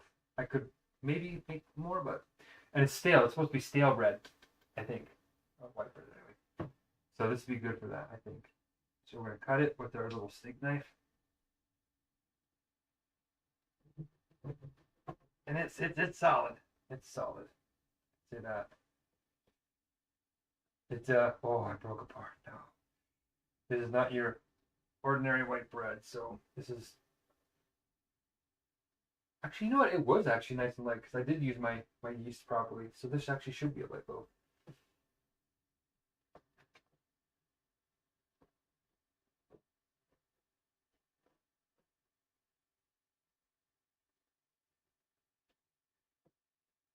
The reason why I'm cutting it this way is because I can't. I don't have room to cut it.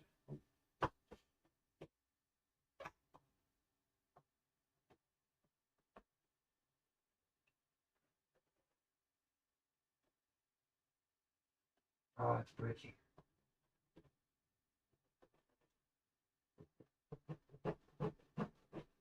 Wow. Okay. Well, we might have to make another little thing of it tonight. Okay. Well, that was almost perfect. It was a little bit. It's dense. Shoot.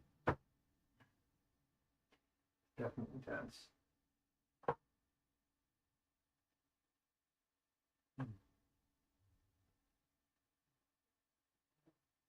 Should we try it like this?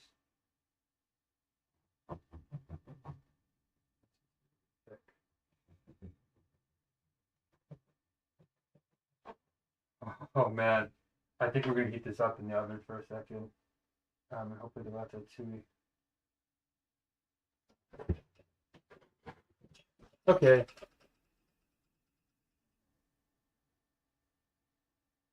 This can't go in there. This could be good for the French onion soup though. I might put my French onion soup in one of these because you're supposed to stir it in small little things. So if I broke this in half, it'd be kind of perfect. So I'm gonna put this in the oven with a touch of the olive oil. I'm not gonna put the scented kind, or should I?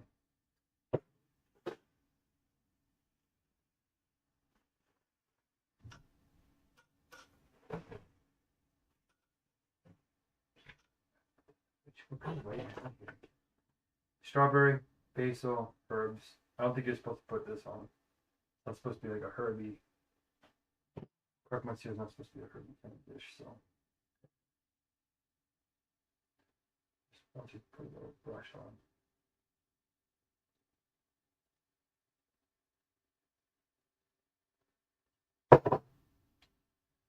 Okay. So give that a little go.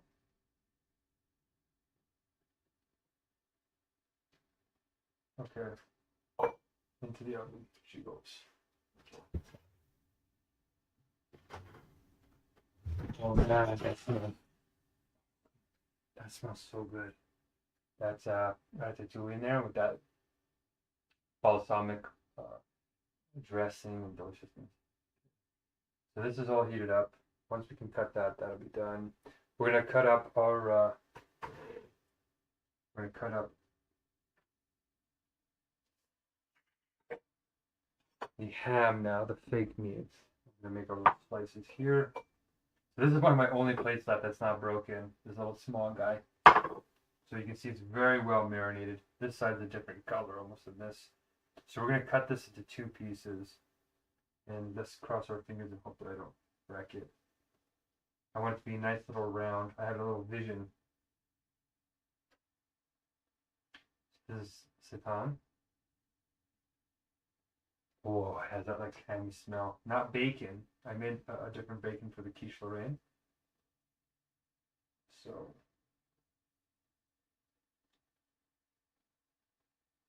I don't want this to tear. I want it to shred. So I think it's getting there. See that? It kind of looks. Oh, I'll cut it all the way through. No. I didn't watch.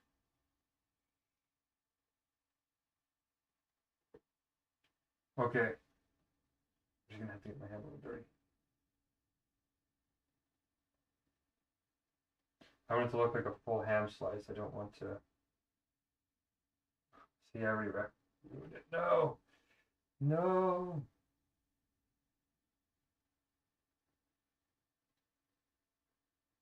I don't want to cut my hand.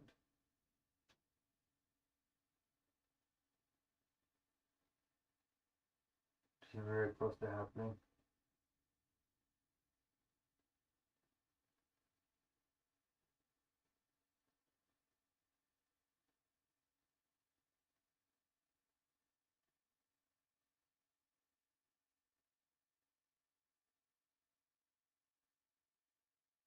Look how close it is. It'll slips, it's gonna get my fingers.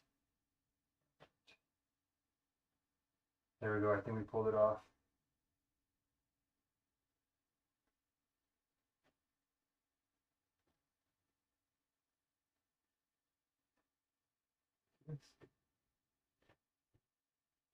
It's not exactly like a normal ham slice, but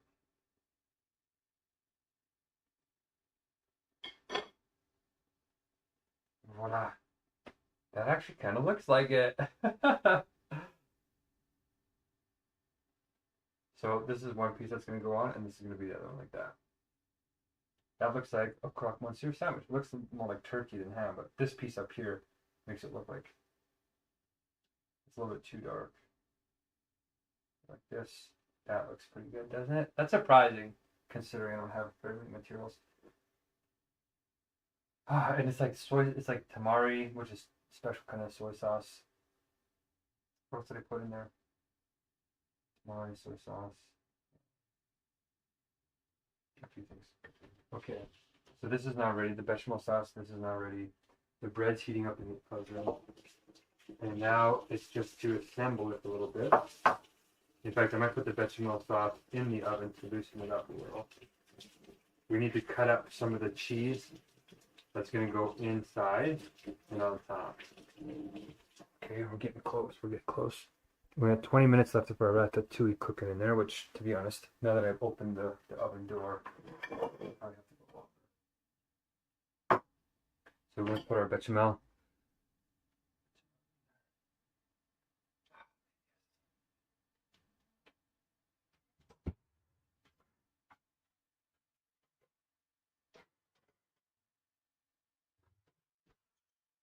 Heated up a little bit now. Just want to get a couple of little slices. Oh yeah, that's made a huge difference heating it up a little bit.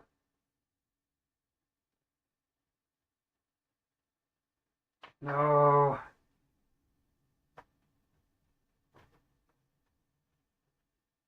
Okay, I don't think this is gonna work.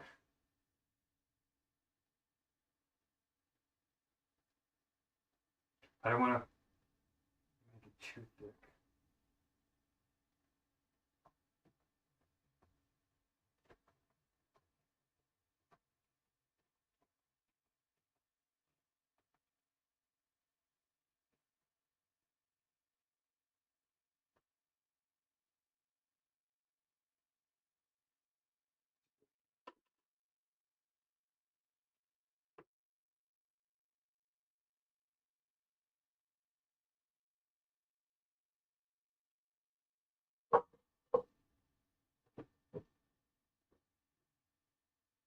Well, there's nothing left for me to do but try and make it so moist that it won't chip like that. Let's see if this makes a difference. The bottom's not so bad, but this up here is bad. Let's give that a nice little cover.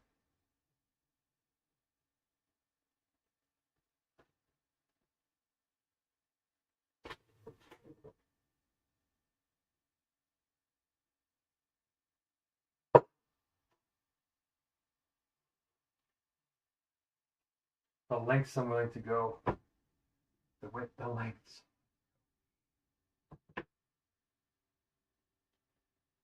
What else can I do? With the cooked cheese. So we'll put this back in there. Man, that smells good. That really does smell good. We're running low on olive oil. Well, actually, no, we have that actually special kind of so I want to save a little bit of olive oil for my final, like if I have one after this. And that's where I take a whole swig and I load up on everything my body needs in that last meal. And that seems to keep me somewhat satiated for a bit longer. I have fake white bread, but I don't want to use it. Don't want to use it at all. If anything, we can kind of get the croque syrup kind of going, and then I can just cut the baguette, try it. But so now we need to touch the cheeses. I don't want to ruin the packaging.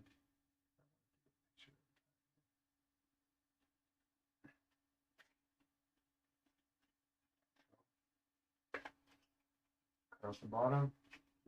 Oh, nice. So, put some of this on, and I'm going to put this guy. This is the brie right here. Nice and cold finally. And I have a couple little crab apples left that are, I've seen better days, but we're gonna marinate it so that it looks good. Okay, that's, and we're gonna grate. I don't have a grater, so I have to do it manually. Have anything. I'm doing all of this with literally nothing but a pan and a bunch of Teflon that I don't use, and a couple of plates. So compared to real poverty, though, I have a lot, as you guys can tell. I got a computer here. I got 3 things streaming. I got 1 broken phone. Like, I've ordered a lot of things. Wow, this really does smell like cheese, and my smell is like damaged. So wow, that actually smells pretty good. So we're gonna shred this up. I sort of want to clean off this plate and then use it, so that's what we do. So take this.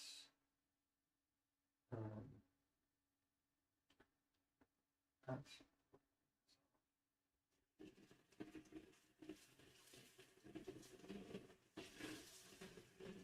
And it cleans, like, when you cook vegan, it just, everything cleans so much better, and you don't have to worry about salmonella. Like, all these terrible sicknesses all go away. You know? Like Listerine, all that stuff, you don't have to worry about that. You have to worry about sometimes molding and other things, but making sure that you don't get botulism too, if you're doing canning. So that's dangerous, but that happens to me anyway too. So all these like diseases, and the fact that 80% of food poisoning happens from meat. It's not like you go out and the vegetables, make you sick. It's the meat.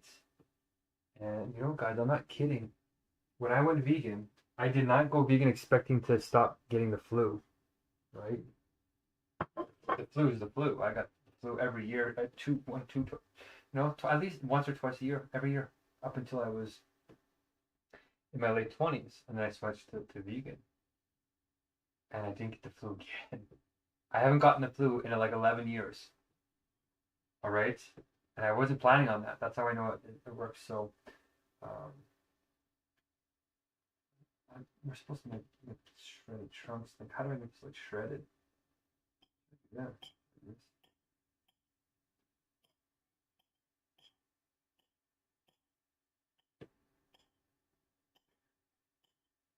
I mean, if you think about it, it's milk. It's hormones from living creatures. It's weird that we're eating these other creatures. Like, almost no other creature on Earth does this besides aberrant creatures, or even creatures that go into carnivores do it because they're desperate, because the environment couldn't support plant eating. It's like anaerobic respiration. Bacteria that don't get oxygen.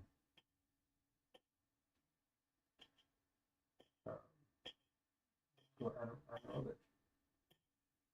Okay, so we're gonna have to make for croque monsieur, but we're also gonna make for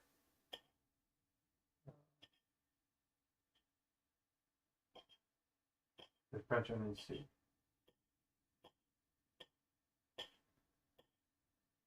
Should we try a piece and see what this tastes like? I don't like this so square. I want it to be thinner. I'm gonna cut it so it's thinner.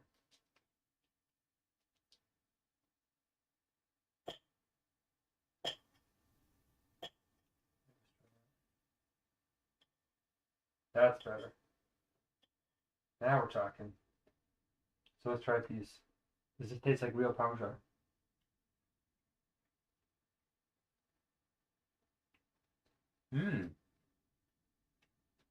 Not bad. It's a little chalky, but not bad.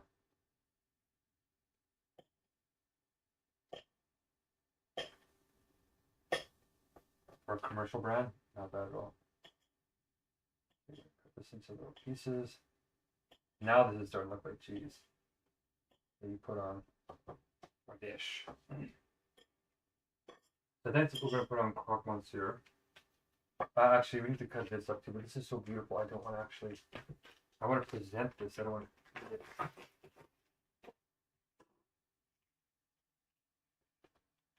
I'm about presentation a bit here because I want the meals to look like the country that I'm cooking in, right?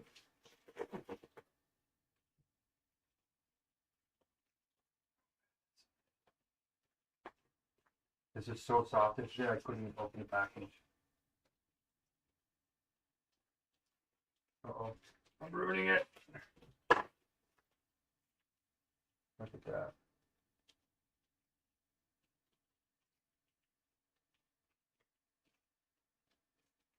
I'm not a big fan of the plastic, as you guys know. Serving.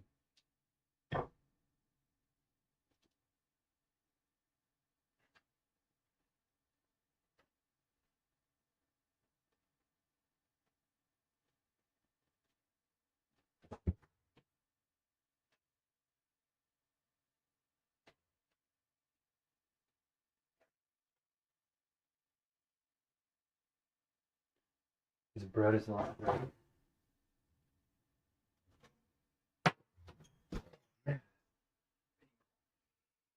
Okay. We got 10 minutes left for the ratatouille to come out.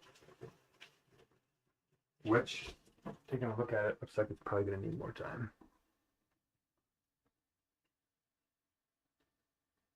I think it's going to need a lot more time. I think I got to turn the temperature up a bit more. So our bechamel is nice and soft and gooey and great. So we got the Parmesan, and then we got, like, I want to keep the shape because it looks good. I guess I don't have to cut this and put it on. I could just do the Parmesan on top. It's not bad. I don't know if you're supposed to put Parmesan on the croque. You're supposed to put Gruyere.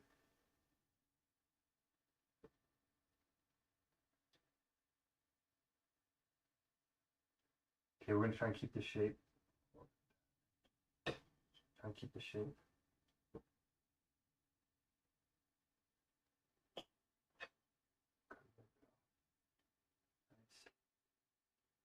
Okay, and what I'm going to do is put this into the fridge. It's melting, right? I'm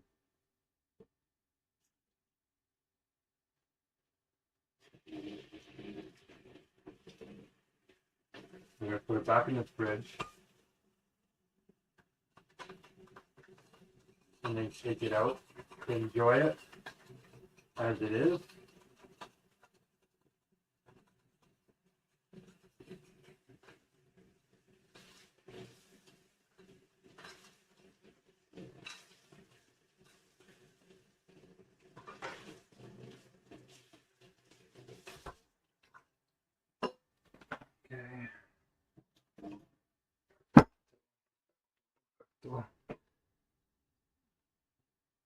This is painstaking, hey? Like, you can definitely tell. Yeah, I want to try a little bit before. Actually, it's going to leak all over the place, I realized. It's going to leak off the edge. So we're going to put this in the fridge. Maybe even in the freezer. Oh, we're supposed to cook our croissants. That's right.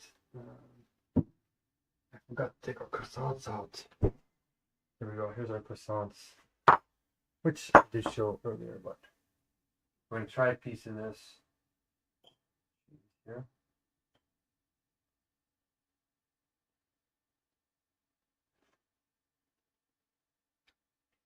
Oh.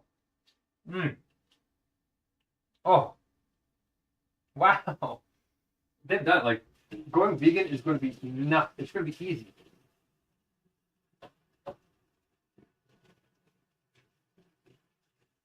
Okay.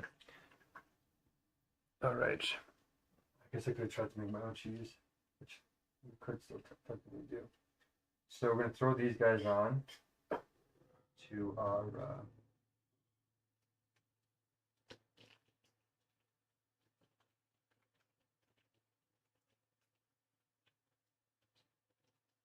other dishes. So that's croque monsieur. So this is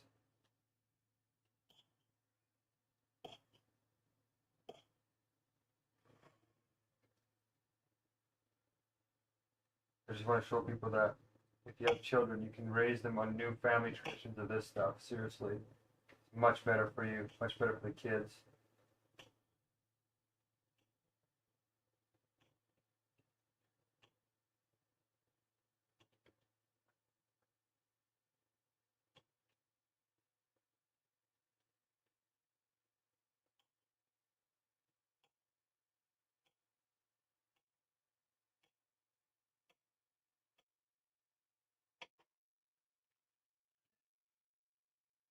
This would be for the French onion soup,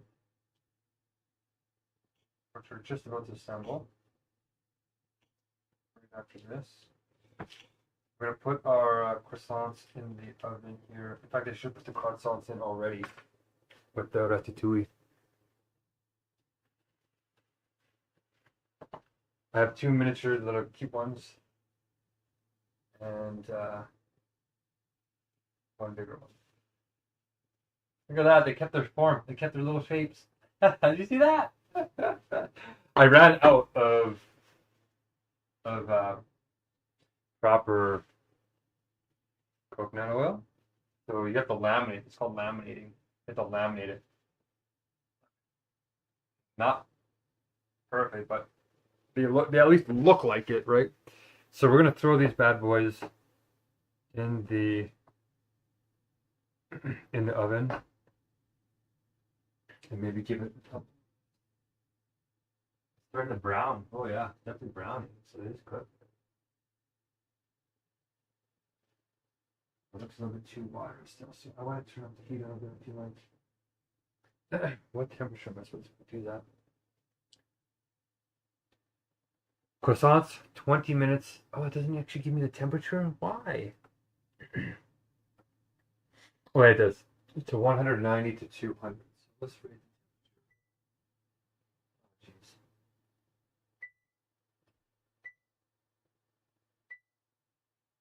We're going to raise it up to 200.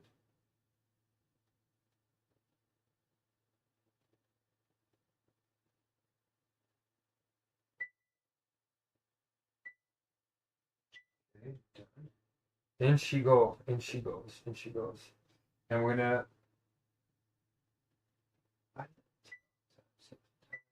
put it in for 15 minutes, I think it says. 10 to 15. Oh no, wait. Croissants 20 minutes. Really? Oh, I didn't know that. Okay, croissants are going in. Oh. Okay.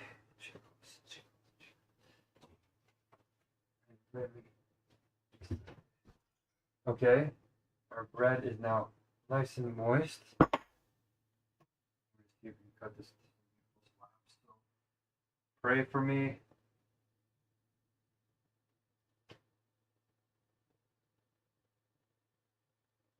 No!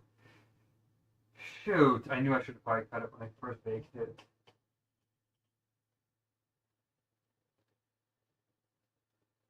Still might be salvageable. Careful.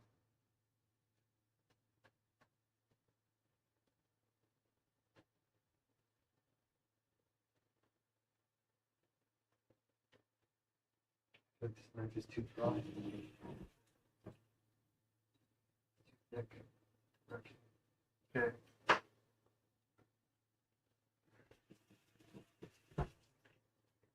Very nice trick. Just gonna wreck it. Not even wide enough.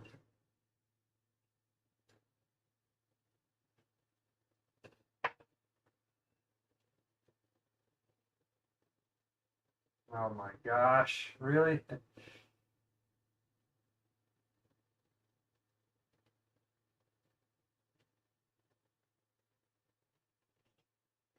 Okay, we're gonna have to do another loaf. Like, this is what I mean. Simple things turn into big things.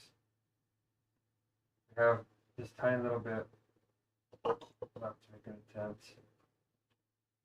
Nice.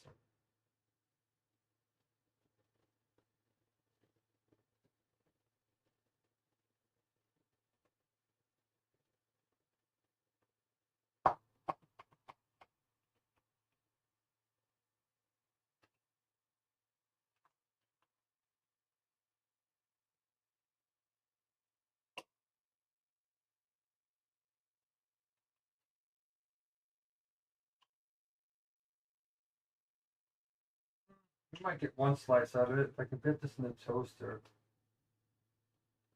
it might be okay.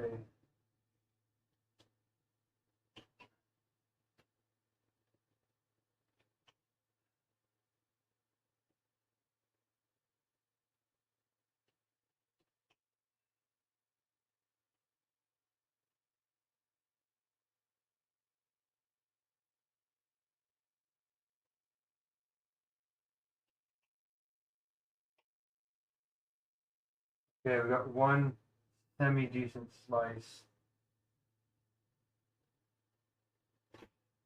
Put that in the toaster.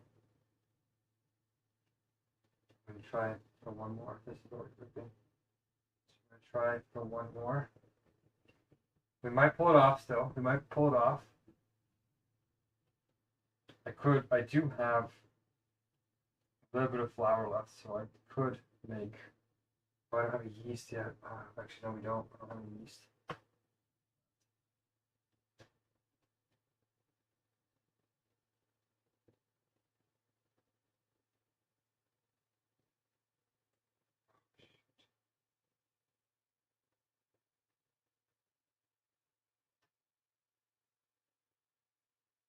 Fingers, bad cutting technique. All these. Don't judge me. Wow, I thought all I'd have to do is put this into the oven, but as you know, nothing is simple in the poverty trap.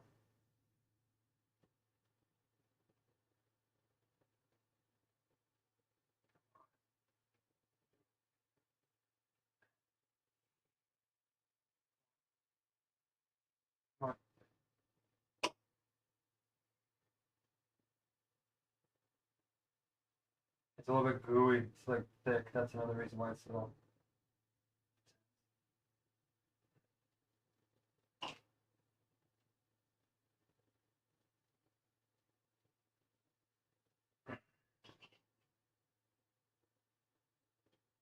Have patience. Patience is a virtue. Did we do it? We got it. We got a semi-slice. So we're gonna throw this in, and we hope that will hold it together. This is what the real slice should look like. Like, this is the like. Should I try and cut this? This could be in the croque monsieur just like that. Base of it. It has a pretty interesting smell. We're going to turn the heat up.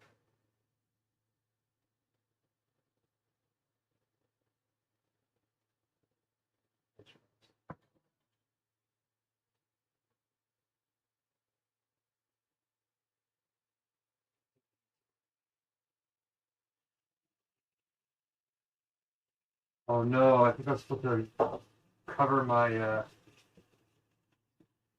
croissants with oil. Is that supposed to put my croissants with oil? I'm supposed to cover my croissants with oil.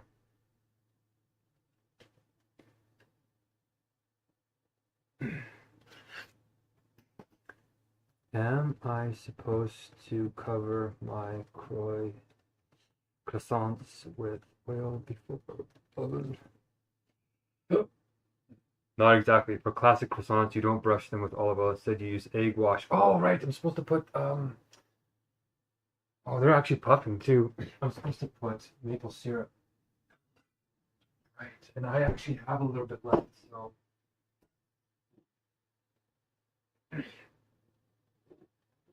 I don't have a brush.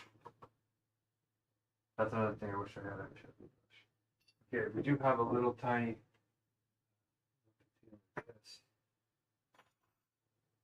This stuff is like liquid gold. really.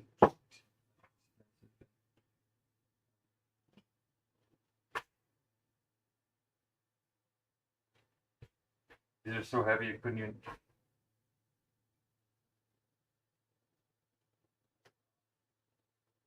Okay, I'm going to turn this way up. And we're going to use this to take our croissants.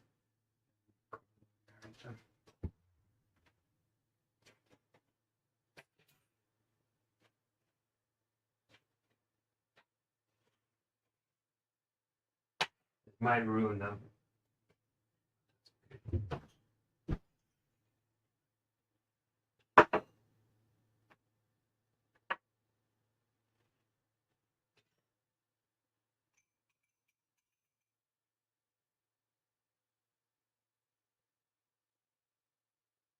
Gorgeous. Gorgeous.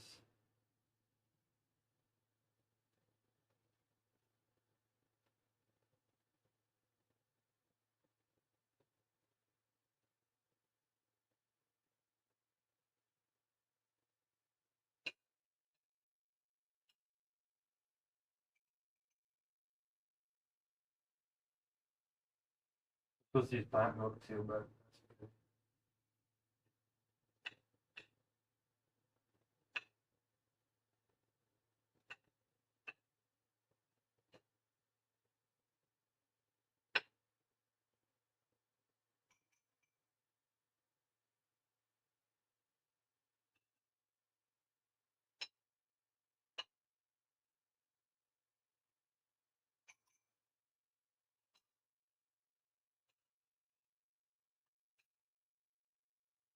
There.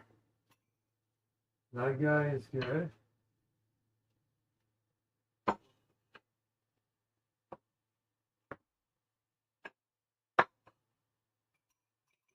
I had a little brush. It was so much easier to use.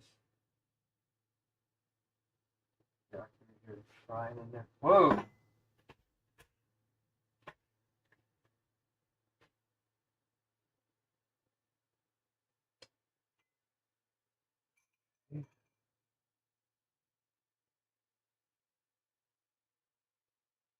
I'm getting it. Get it there. Yeah.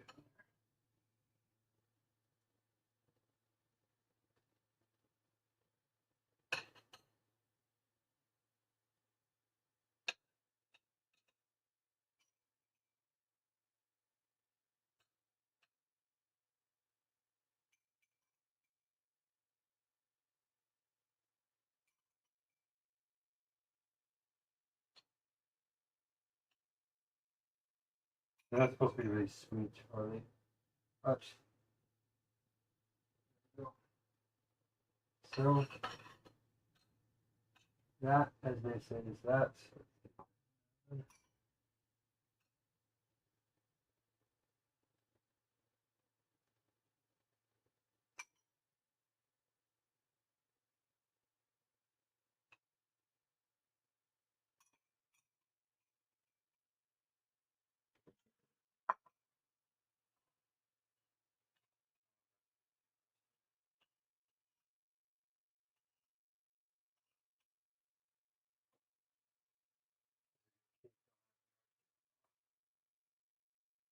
Going for gourmet, remember. It's probably still going to get blackened. Okay. Do I look like a chef yet? Voila! In she goes.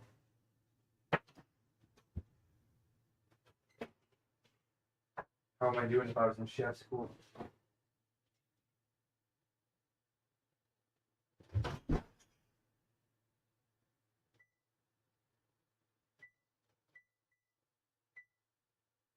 Okay, turn it up a bit.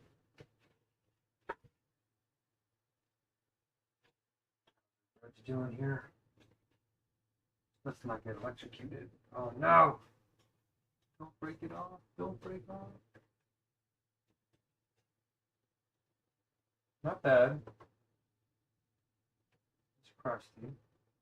Part of me thinks I want to put it in for a little bit longer.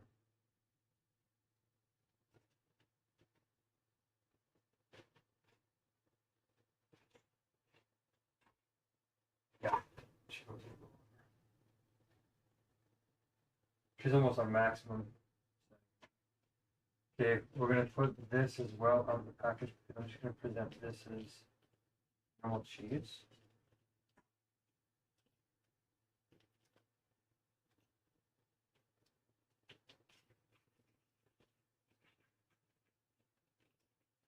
This does not have vegetable. It shouldn't have vegetables. It has olive oil, coconut milk. Oh, I might have spoken too soon. Chickpea miso, sea salt, koji spores. Oh, good. This doesn't have any. This does not have any vegetable oils in it. It just has like the bad vegetable oils. It just has olive oil and coconut milk, coconut oil. This is kind of how I make it: chickpeas, water, and koji. Perfect. Great. So now the other label that I have on here. I don't want to burn them. Not too black. Is this guy? This guy I'm a little worried about. Water, modified potato starch, potato and starch, rice, coconut oil, perfect, rice protein, yeast extract, olive oil. Ah, this also doesn't have vegetable oils in it. Perfect.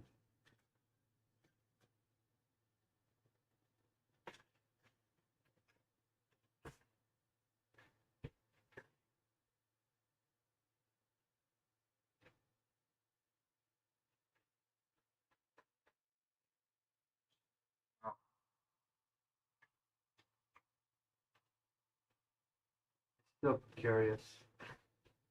Still curious.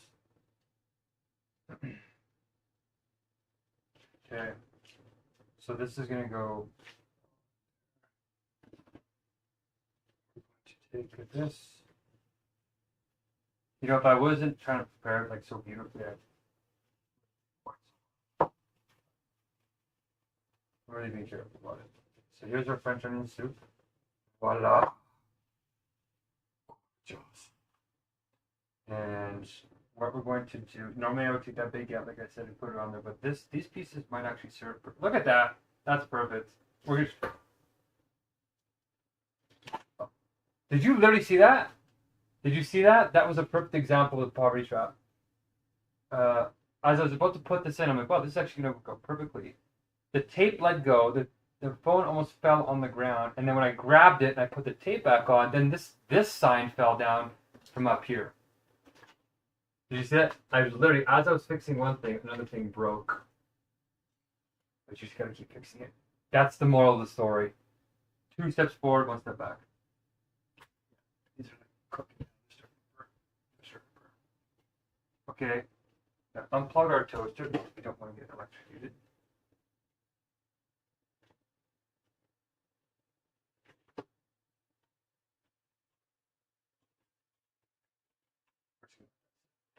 Okay, so we have our piece of bread. This one look more rustic.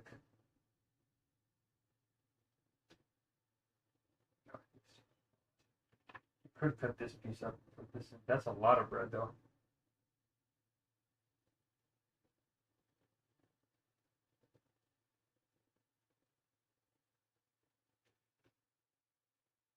One woman I saw put a little piece of, put a little bit of bread on the bottom, but it gets gooey apparently. Oh no! Put that in there. Put up this piece. Put this guy in here, and then we're gonna put our Parmesan on top. Okay, good.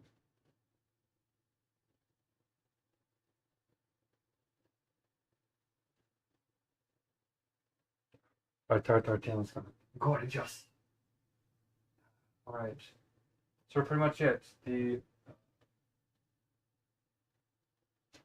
20 minutes with these guys.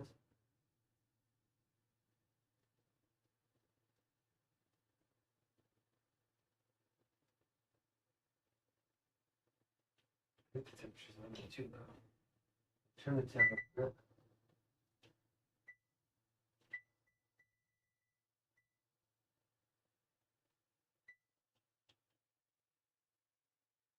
Like that.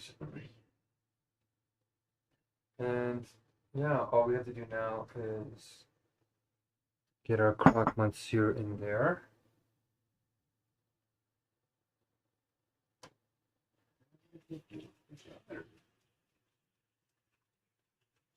Yeah, that's it.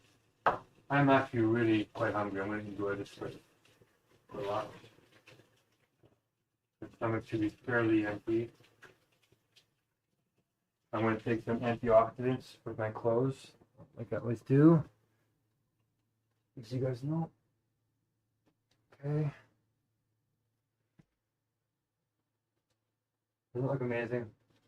Just the prior little glimpse of what's coming. And I guess I can fix my signs while these are.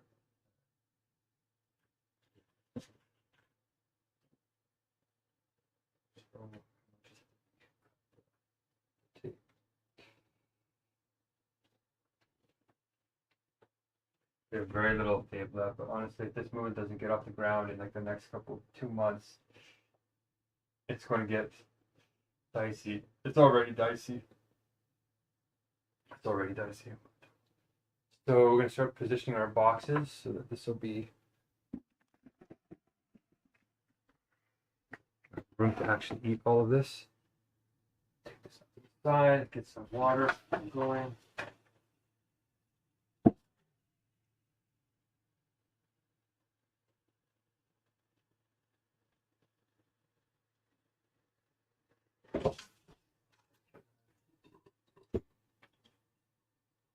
Quiche.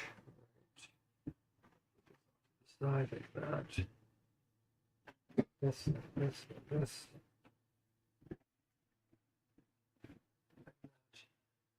All right, so let's get our signage on here. I can almost, we're so close, I can almost taste it, literally. Actually, I have to push back a little bit more. All right, so cooking within, we need to have scissors somewhere here.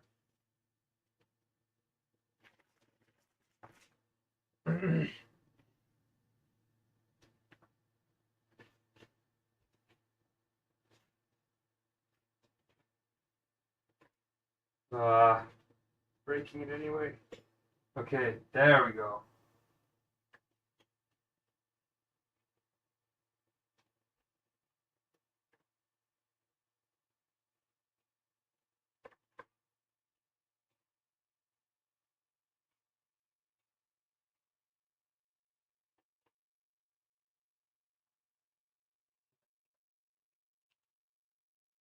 Okay.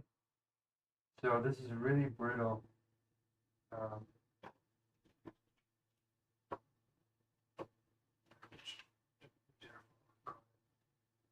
So what I'm going to do is I'm going to use the bechamel to glue this pretty much on.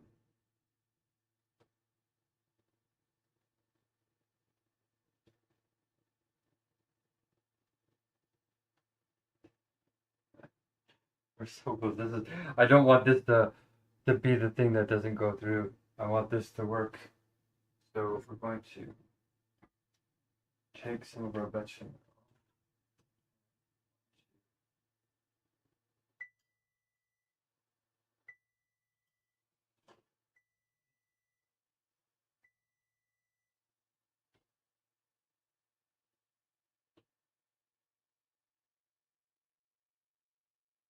Okay, they're still doing okay in there.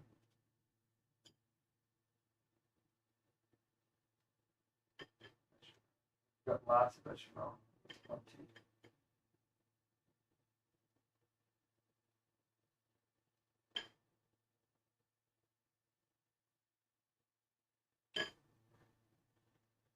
We're doing like construction, gourmet reconstruction.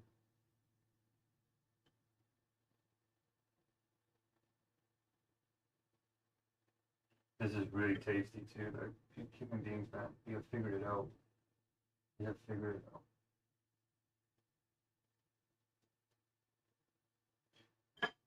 So we have to cover this.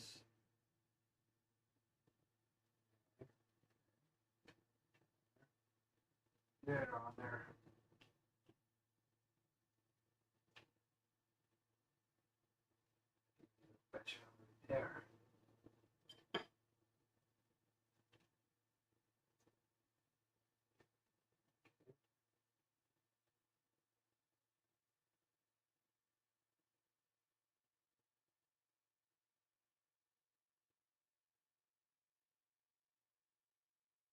What if I should?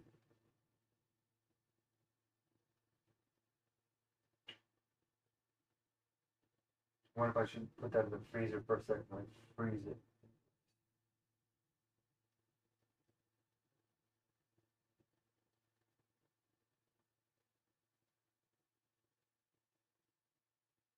Yeah, because I'm gonna have to put it in the freezer.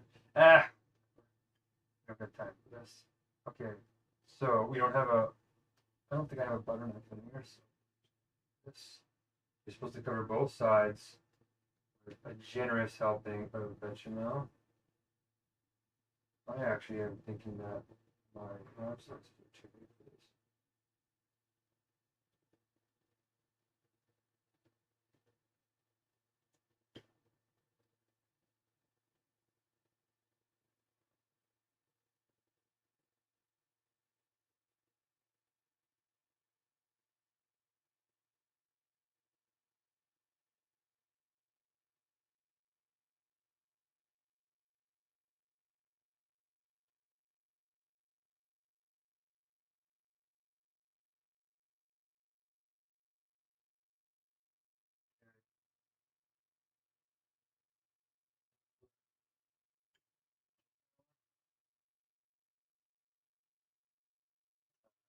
This guy's in better shape.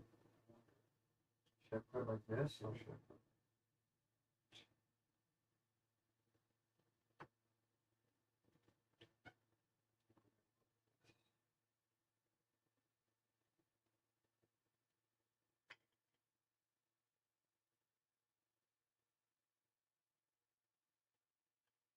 it looks like the kind of high class bread that you can get at a high end restaurant.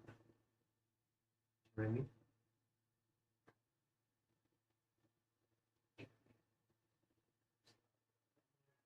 And one of these are supposed to get slice of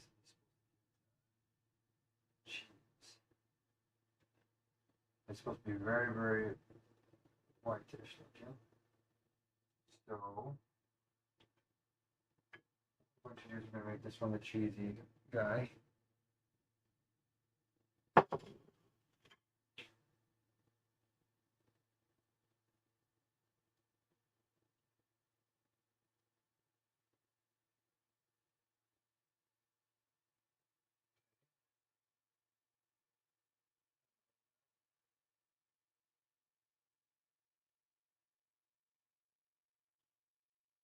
And this one piece of little meat here is going to be big enough for it. So should I just put one big slice of ham on there?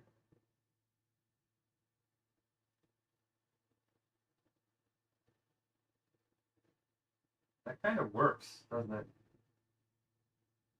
And I think you're supposed to put another piece of cheese in there, but too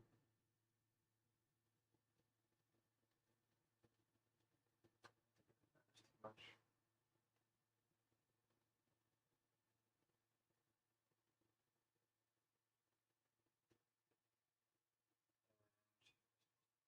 Bechamel on top now. We got a lot of bechamel left.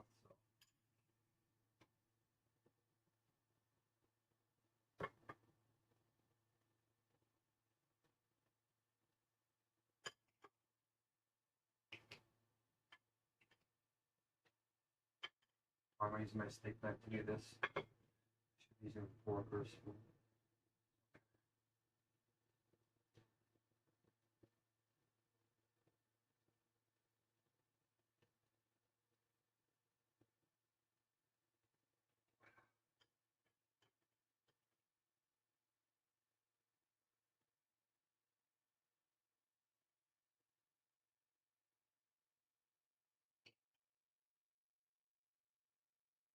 I was going to try and make foie gras, but it was just too much.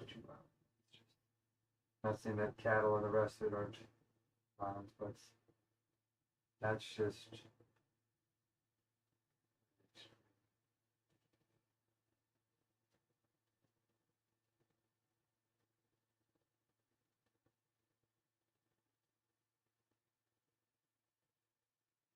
that's oops. That's what I think.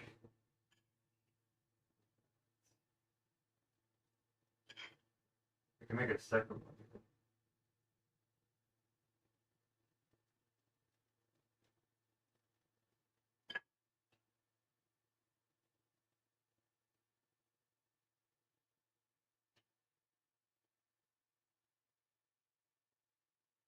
Holy, this is extreme. Okay, a little bit on here. That. And so we got a little bit of cheese. Extra.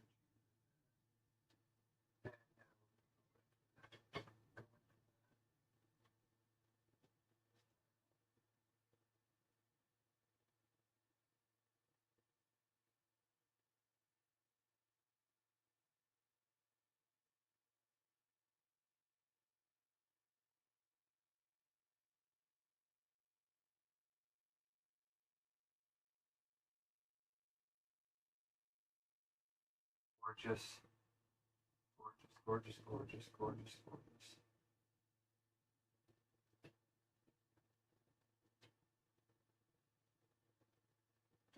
I think we're good.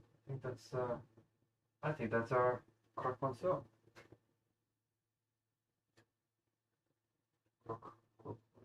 There's also a madame monsieur.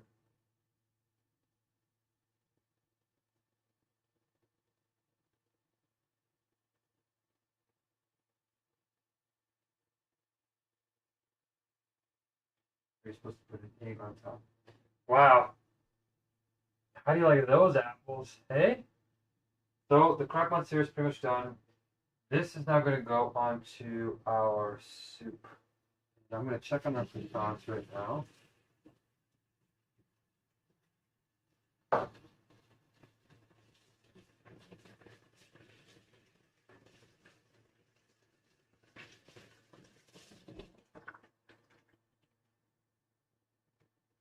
Okay. Yeah, they're goldening, but they're goldening a little bit too slowly for me.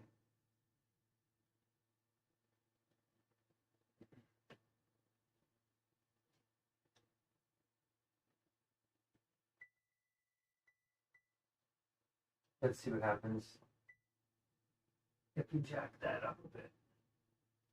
Jack it up. So, yeah, we need to put this on something. So I think this...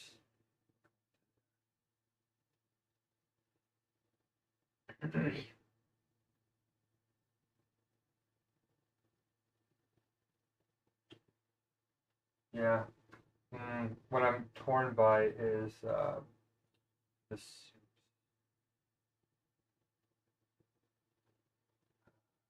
Here we go. We have another little fragment over here of a plate. And we're just going to get this guy over. So...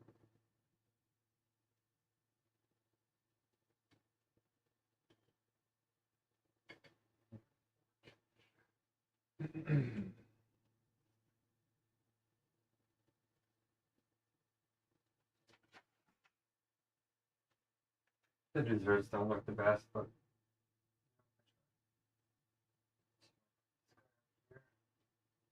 come on. There we go. And we're going to put a couple of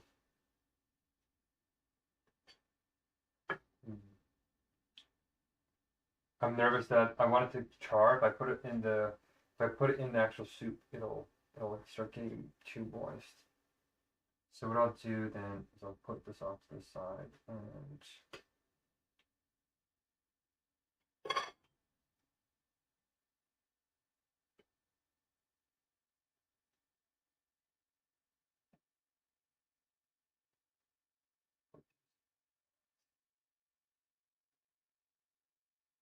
section of that. And then the rest will go in the actual soup to cover the whole thing.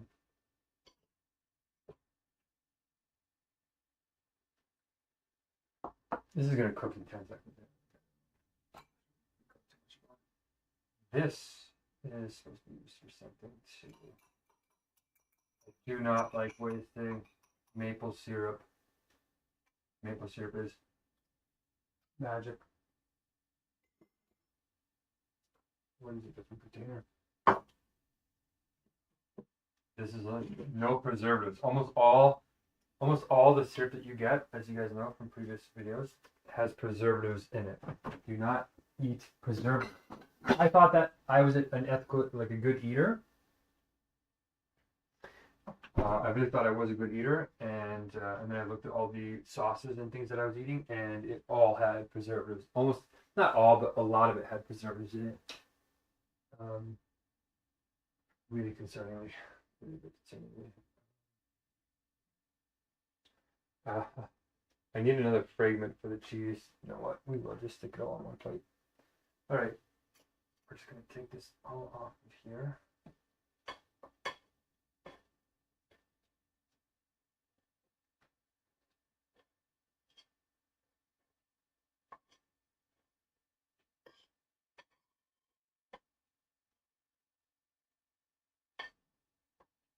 This is a precarious situation. Everything just feels precarious because you're not supposed to be doing this at this level of reality. Okay? You're not supposed to be eating vegan, gourmet, cooking in the middle of a Megacrisis in the plumbing shop. Okay, so this is all going to go into our soup when the time comes, which will be, you know, it's might even be a bit. I might as well do it. I should have just maybe did it now, but I'm worried about the croissants. I don't want to do too much with the croissants. Yeah, we'll clean this off. There's olive oil on there that I don't want to waste. I'm very, very sensitive to my oils, my essentials.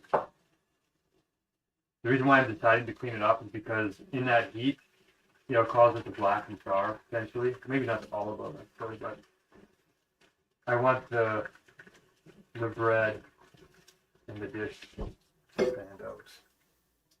I'm going to rinse that off with some water.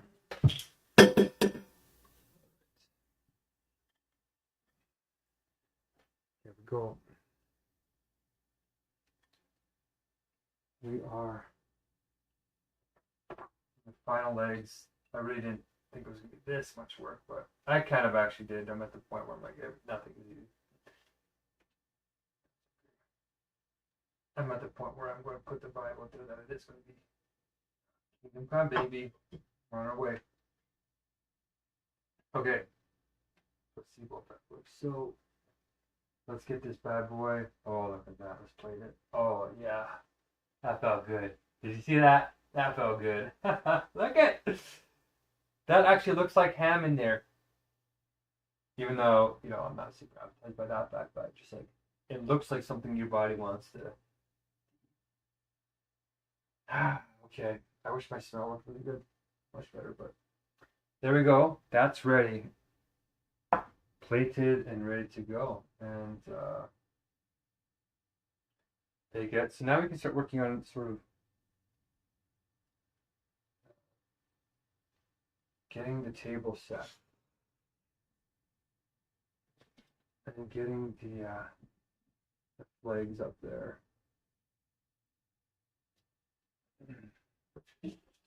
I'm going to keep an eye on those croissants because I turned the heat quite a bit up to just speed everything along. My creme brulee. Maybe we should fry our creme brulee. It's going to be at the end of the meal. Oh yeah, they're browning now.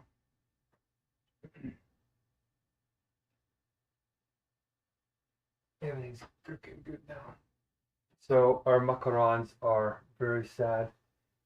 Look at it. When they were dry, they actually were puffed up to about here, but they got wet, as you can see. They all got a little wet. This had like a white drizzle on it, so I knew that could happen, but that's okay. That's okay. They settled. Life goes on. Quiche. Okay. So now let's do our signage now that we actually are looking at that. We're going to put our Herbs back in the fridge. Not that we don't eat them too much. We got another block of cheese in the fridge, and we're gonna add this guy to it. So we got our cheeses, which the French are famous for. Those are in the fridge getting cooled off. Nice. Okay. My legs are shaking, you guys. Even going to the courthouse today. Man. It hurts a bit. Okay, that actually smells a bit like, it's supposed to smell like bacon lards. Not bacon, but lards. And it does. Still, you have to be in the fridge for days. Alright, so signage. I need to do something with signage.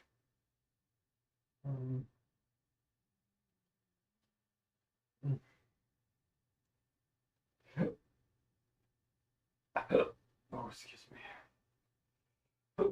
I was looking for my.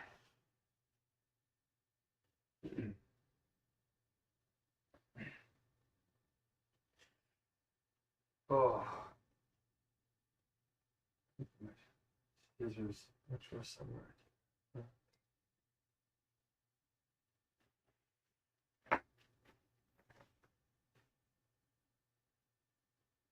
What did I do with my scissors?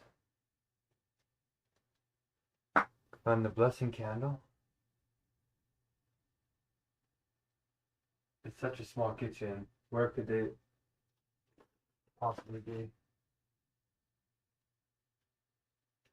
Let's say put the name.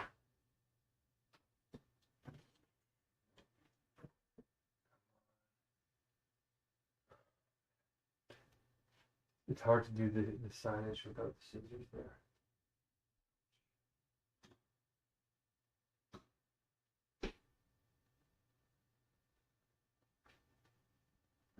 Did we drop on the ground?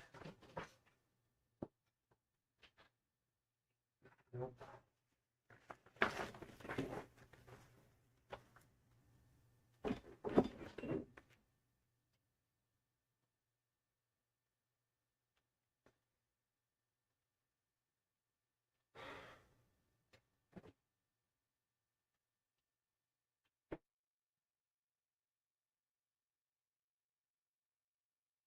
What did I do with that?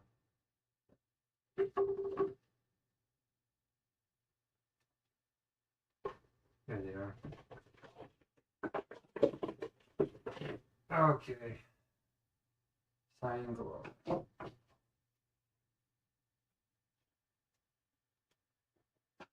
This is precious, this tape. I'm gonna be very careful.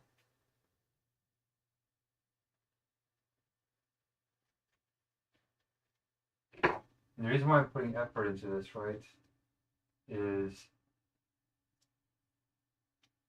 even when you don't see physical, like external beauty, you can see the effort. A lot of people's lives are like this, right? It looks like, oh, that's not very hard. Well, the amount of effort that somebody put into something might blow your mind. The fact that they made anything at all with the situation that they're in would shock you. And that's the kind of inner story that we want to get back to, where we love and respect each other in a non-naive way, the true way. And we can walk a mile in each other's shoes, right? Like we have all these platitudes, but they actually have truth in them.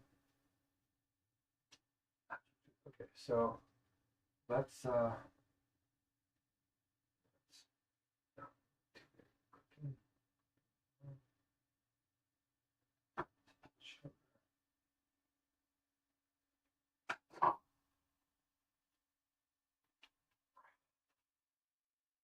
so let's try and transplant some of these. These are getting pretty hideous.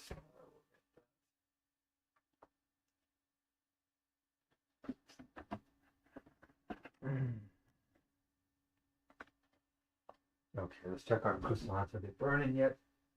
No, but they're looking pretty okay. Our herbs are just totally crusted, but crazy.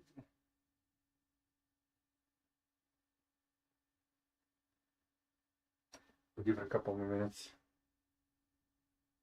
Okay, so this guy is going to be transplanted last. This guy, child right here.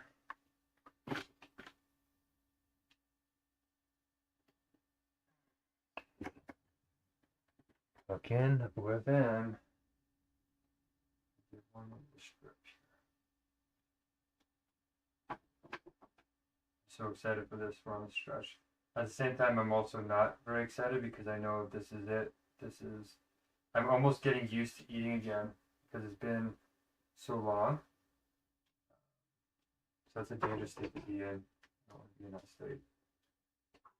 We're nowhere close to what I was on my previous Hungerstrikes where I got 2 months in between. Right, I'm only half of that, which I also didn't want to take. But like I said, we are in a strange time that's even challenging for me cognitively. What's life without a challenge, right? And this guy's the middle guy. Okay. And that's how you put on a show in the poverty trap.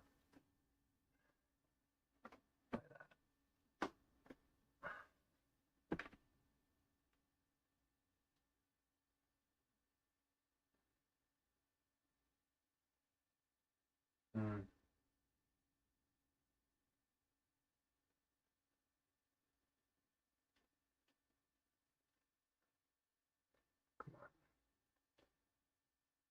Nope, that's not gonna work. I don't know what my other role is.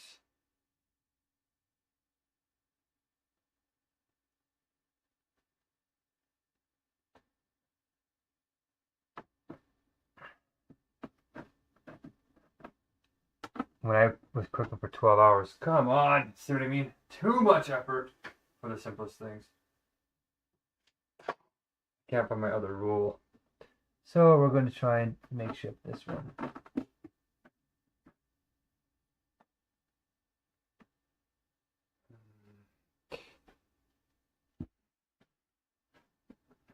Okay. Hold. All right. So you can definitely see we're coming.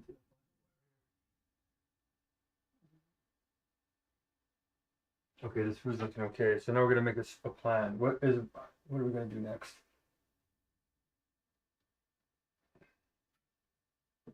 Let me take a seat here. Think about it.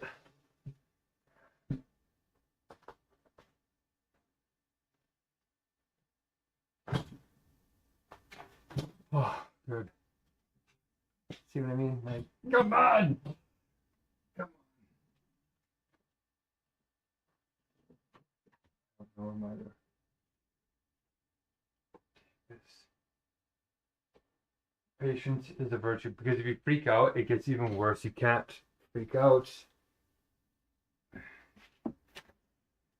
You have to stay focused. There it is. All right. Okay. For some reason, it's being stubborn this time. And even the tape is starting to get, in the inner layers, sometimes it doesn't even come off. It's too tightly wound, too long that it's been sitting there.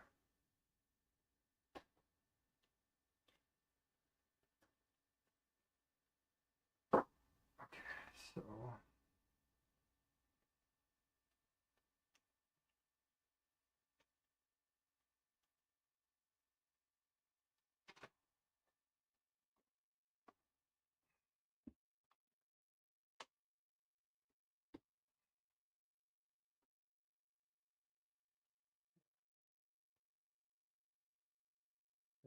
hey, that's not normal.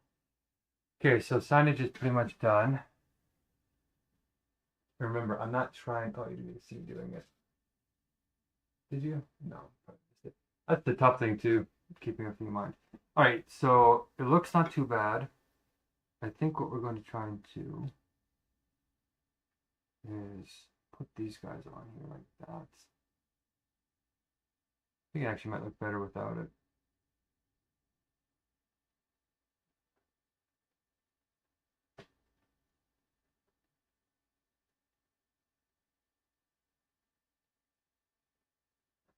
That actually looks pretty good.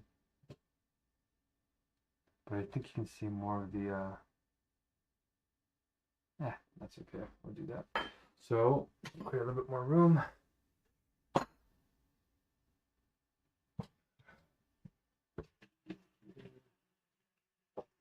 Next, I think we should put the crock months here maybe in, or no, well, maybe we should put it all in and just like take out whatever we I think is good.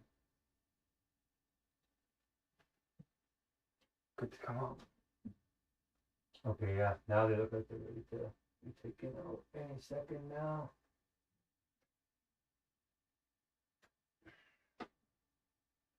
We want a drinking cup. What did I do with my cup?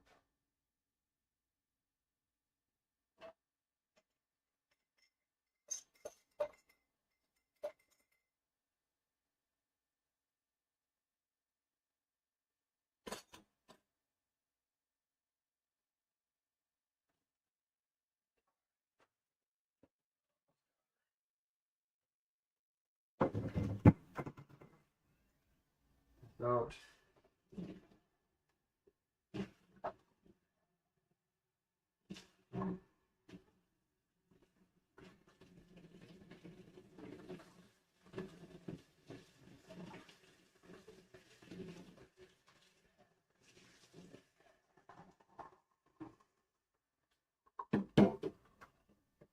So we have 1, 2, 3, 4, 5, 6, 7, 8, and the big get 9. Okay, so we do actually have it. It looks like a lot less.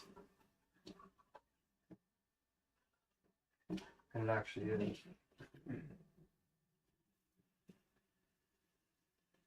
A table for one. My own little gourmet French restaurant. Another little bistro. My own little delicatessen. My own little bakery. Au revoir. Bonjour. So I don't normally have to look up. France. Oh, we have the Eau Clairs. We actually have 11 things, I think. Wow. Yeah, actually we have 12. And so many I lost track of what I cooked here. The macarons, I gave it 4 attempts. They didn't turn out. Surprise, surprise, but I'm actually secretly thinking that the vegan crews actually didn't actually cook them because I didn't even get close. Actually, that's not true. I did get close on the last one, but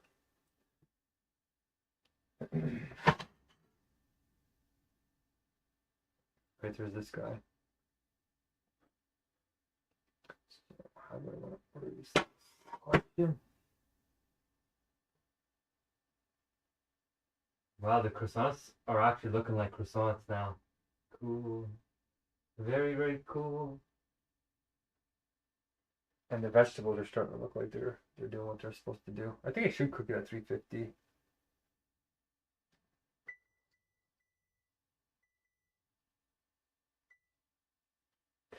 All right.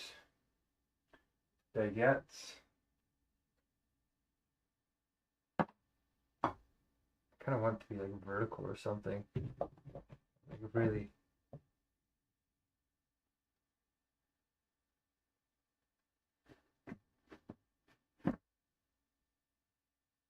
That looks lazy. This looks effortful. I'm very dehydrated. Oh, it's 12. It's already midnight. I'm still cooking the ratatouille. You know I'm serious though when the signs come out. This is happening tonight. Even if I can't eat all of it. I did it. I did it. I powered through.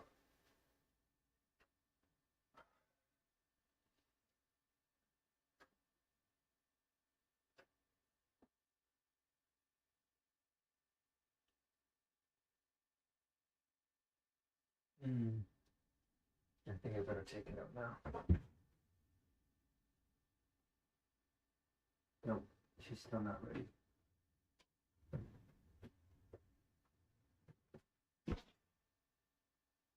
The herbs are starting to get pretty black on top, which is concerning me a little bit. Maybe I can scrape it off. All right, let's put the flag up here. And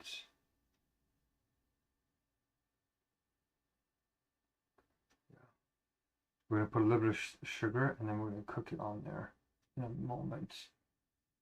I feel like it's still going to take about another half an hour, 45 minutes to heat up and cook this. And this has to be broiled. It says 15 minutes, but I have a feeling it's going to take longer. And I really hope that the bechamel sauce doesn't, the coconut oil doesn't get too runny and it like runs off. That would not be good. In fact, that's why I think maybe I should only put this on broil at the end.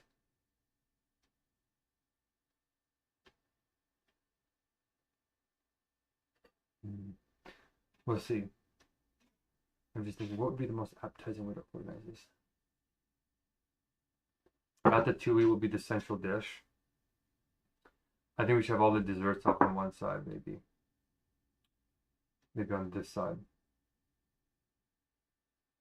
Let's see if there's like a French way. What is French? In laying out all this food, would the desserts be on the left or right, with ratatouille in the middle? Baguettes, full baguettes goes where with quiche? Quiche Lorraine. Eclair, macaron, creme brulee, French onion soup, croque monsieur, oof, bourguignon. See how easy I can say bourguignon now? That's a good one. Croissant. Oh, tartare. I have to put tartare in there. In traditional French etiquette, everything is not put on the table at once. Too bad. I have nowhere else to put it. On the stove. I gotta get a picture that I cooked all of it. I did it. So if you want it authentically French, layout is about course flow, not left versus right positioning. Okay. If it was left or right positioning. If it was left or right positioning. And center how you think. You start with a starter, the French onion soup, a small slice of quiche, served alone, nothing else on table except bread and butter. Okay. Plat principal, main course, the bouffe bourguignon, ratatouille, croque monsieur. Baguettes placed on the table in a basket. I don't have a basket. Do I have a basket? Fromage. Oh, I should get a basket. Oh, I gotta bring the cheese out. Uh-oh. Okay, perfect. It's literally coming apart now. So I think that's a good sign. One of my cooks, my croissants came apart. No. Little dudes, you can do it.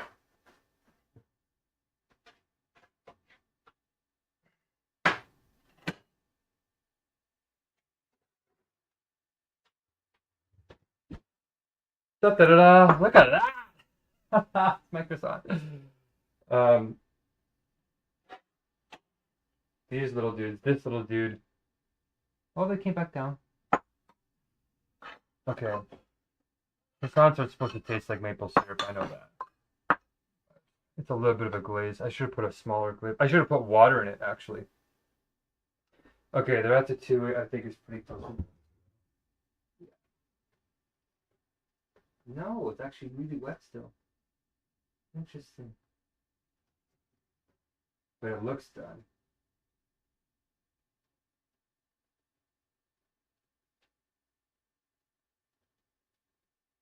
Okay.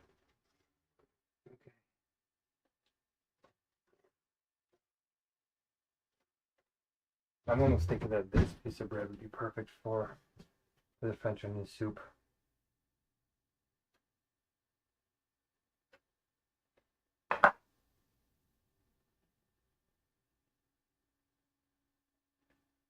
Crusty. I was making this for something though, like whoops.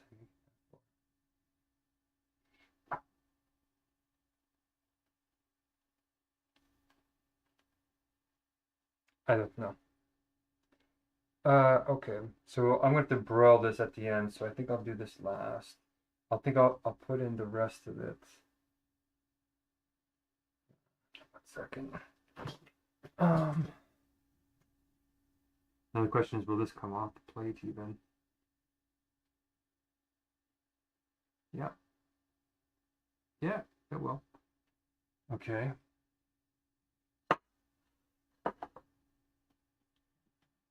Still up. Obviously. Oh, this isn't from the same plate, so I can't put the plate together. That kind of looks artistic. We'll call that art de la pauvreté. Les misères. Les misères. Les misères. Les misères. Les misères. I can't remember how to say it. Les Maz is how you say it. Les Maz. There you go. All right. Les Maz.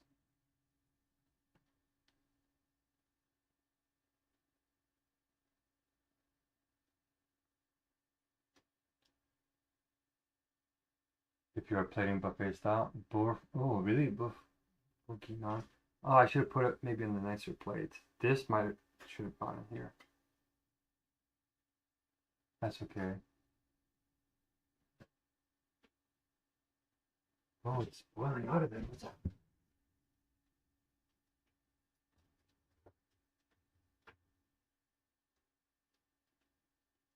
Okay, I think we'll just have to take it out and see what is going on with this ratatouille.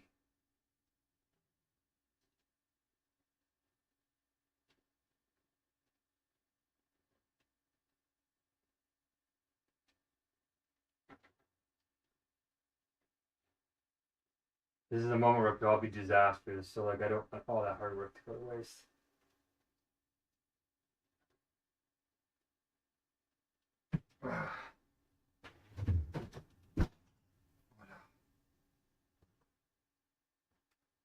Yeah, it's moist. It looks pretty good.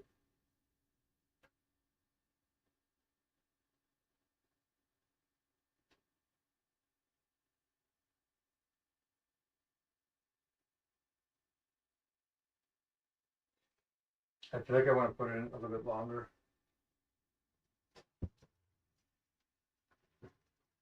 It feels like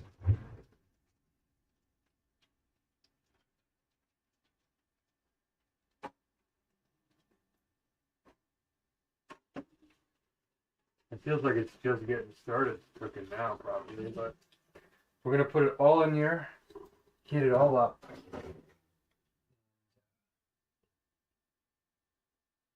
And then put her up.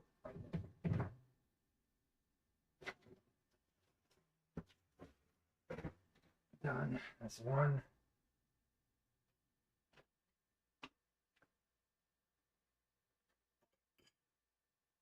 Quiche will go in last, or second last. Get this guy in there. There we go. Oh, we got to put the soup in. All right.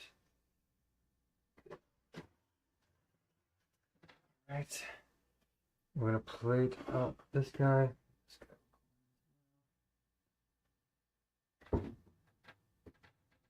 Baguette.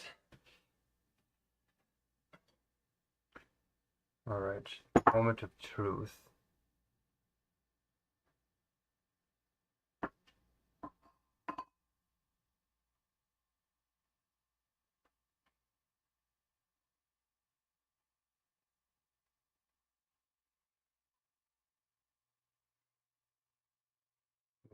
Messy.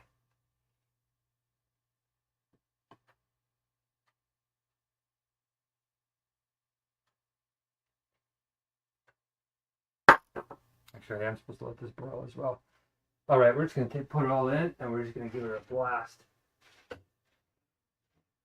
and see what comes out first. We're doing it all. We're doing a mad dash to the finish line.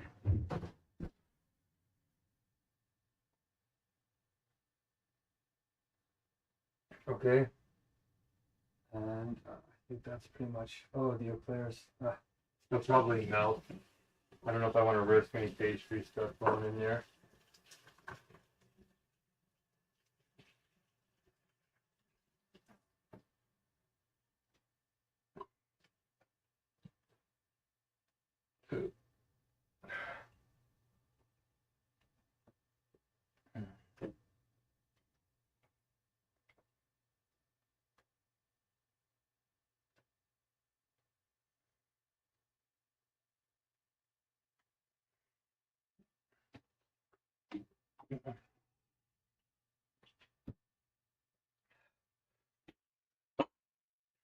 Creme brulee. Where's our sugar at? Here it is.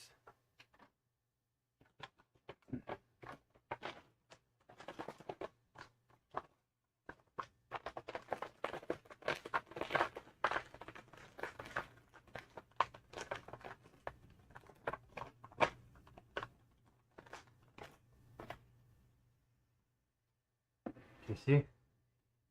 Get our creme brulee going.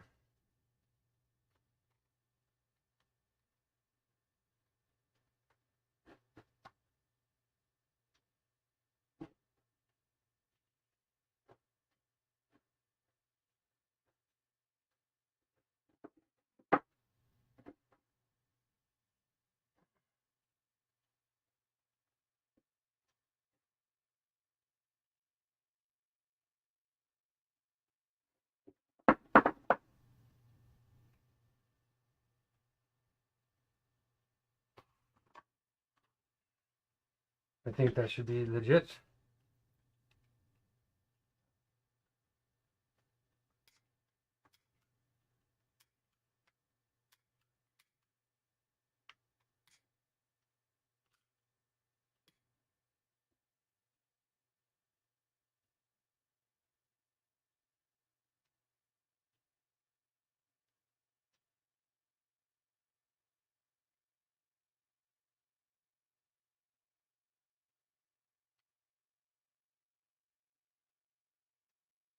Uh-oh, it's not working.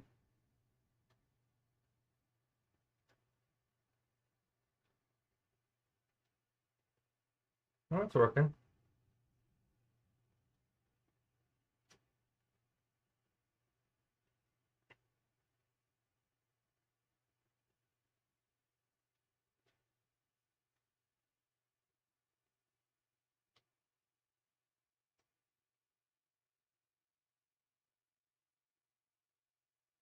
It's working, I think.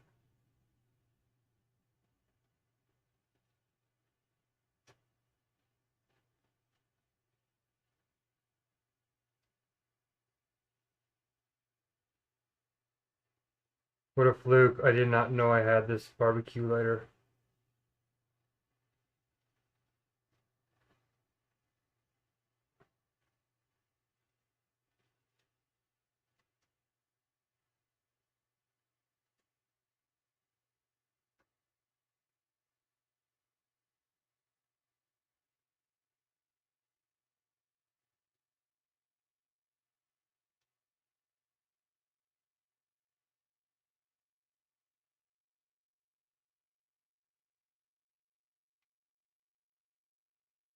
Okay, this is taking a long time. My hand's getting sore.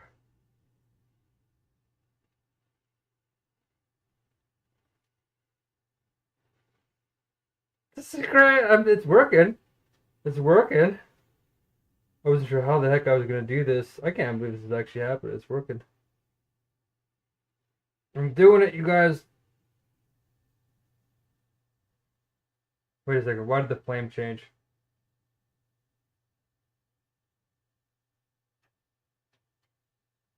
Uh-oh. The flame's changing for some reason. Why? It's blue. A little bit nervous about that, actually.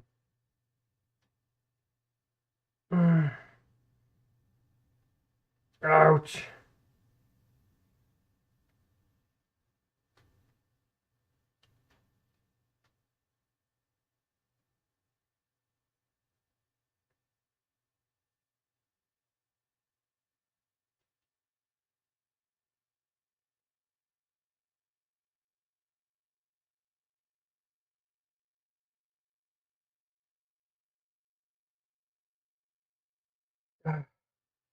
Ah, my hands are good.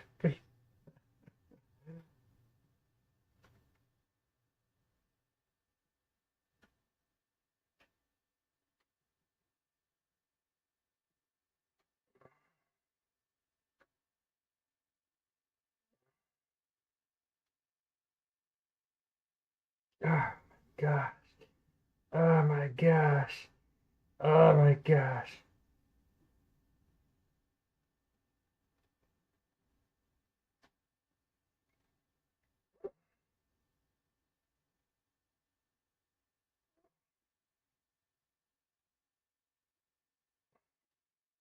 I think the other sugar might have been better. Maybe the ice and sugar? I don't know. Maybe not.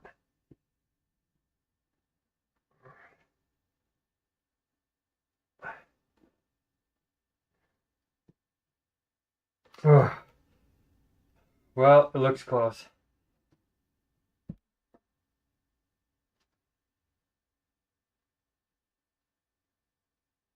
Okay, I think we gotta broil the crap out of these things.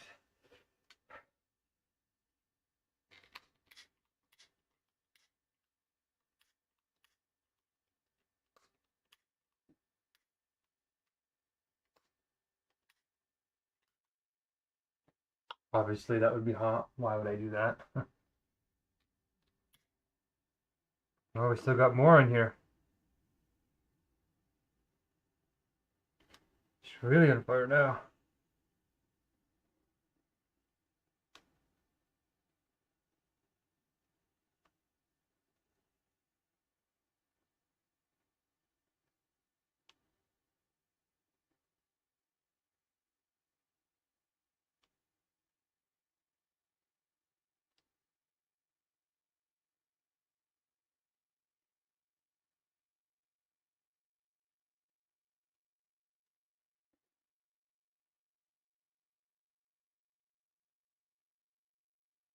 I think I put too much sugar in there.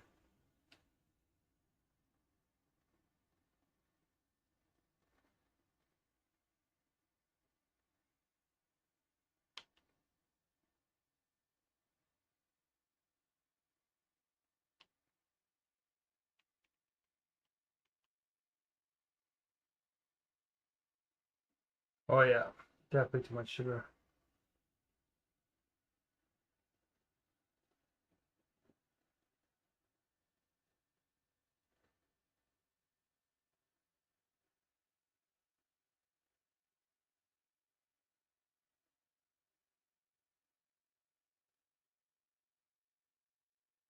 Is it on fire?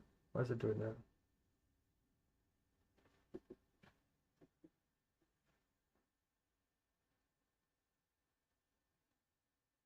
Looks like the end is melting. No.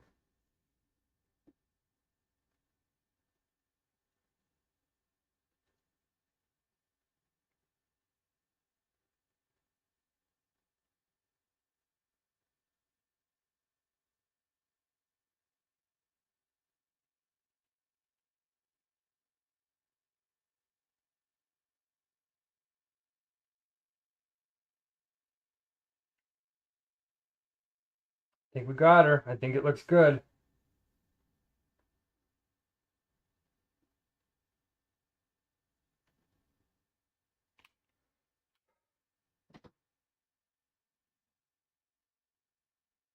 Okay, I'm going to turn it on to broil. I'm going to fry the tops of these. Well, maybe not.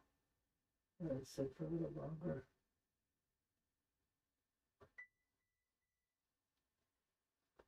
Yeah, our creme brulee has a little bit too much sugar, but it looks like it. My thumbs are sore. Oh, can I lock it?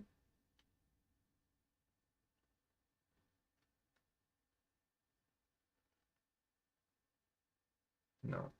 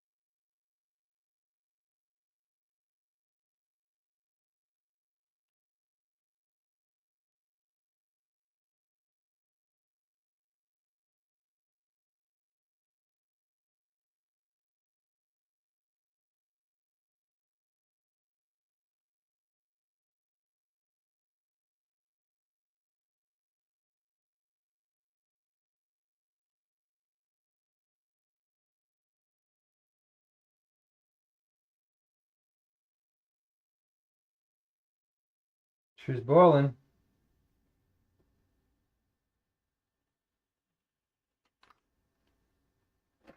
Creme brulee. Done. What? Chef's kiss. Okay. The bechamel is not leaking off. That's good.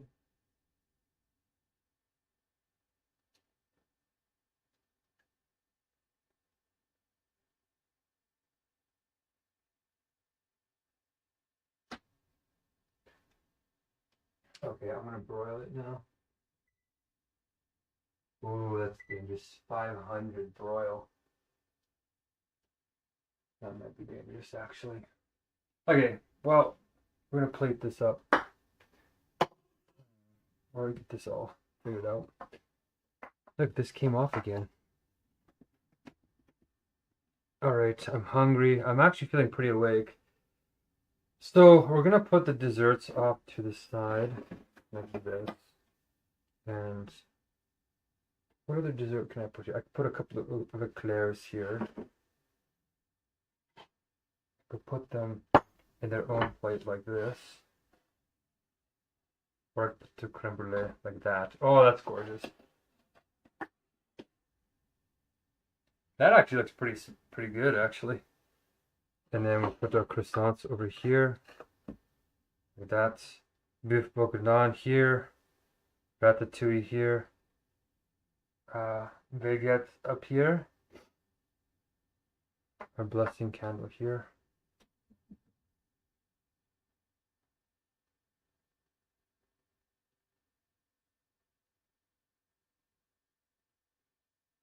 Actually, I'm worried about this baguette burning, so that's.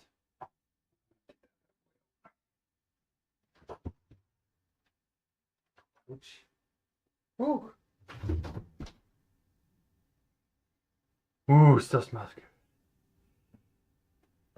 That looks good. That actually looks pretty good.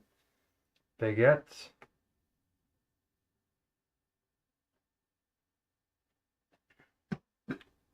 We're gonna put on some French maison, French cafe.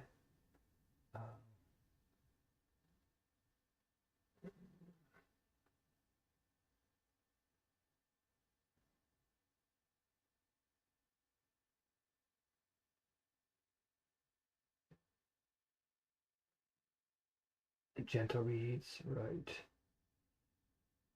Right. Ooh.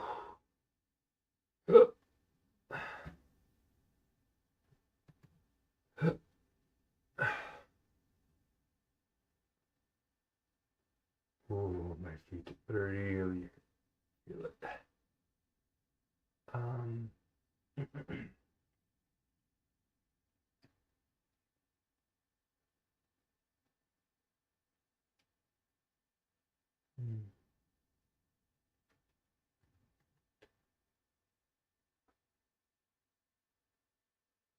Right. You hear my stove popping. It's getting hot. It's getting hot. Paris.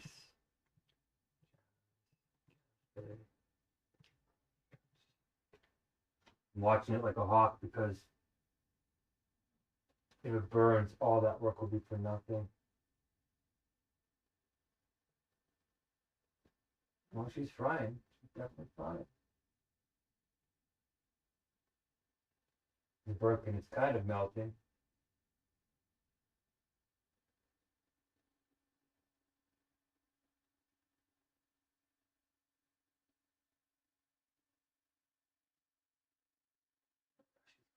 Oh yeah, I'm getting that brown and gold on there. Okay, I'll give it one, maybe another minute.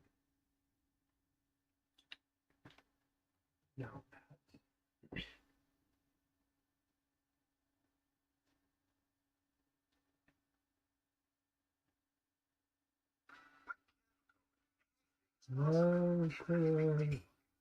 Whoa, that didn't sound good.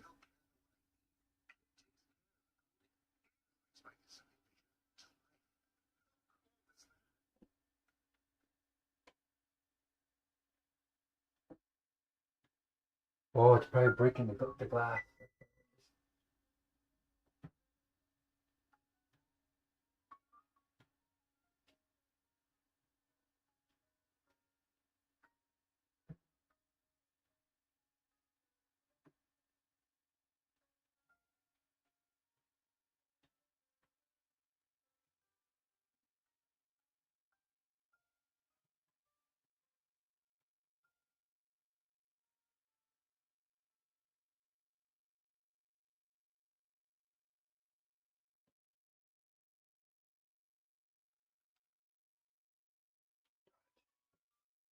It's looking good.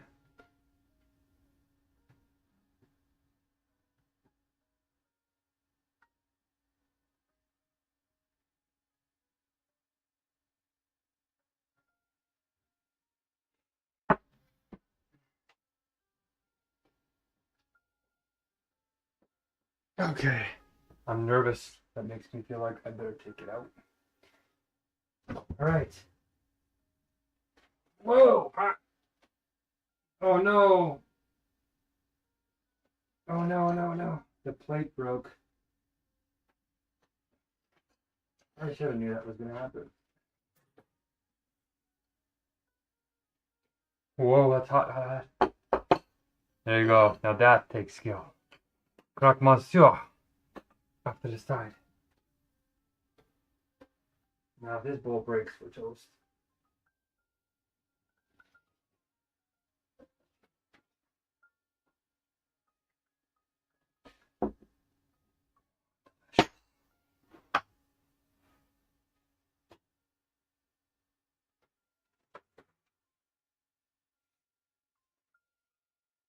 Both of your boogeyman. Delish.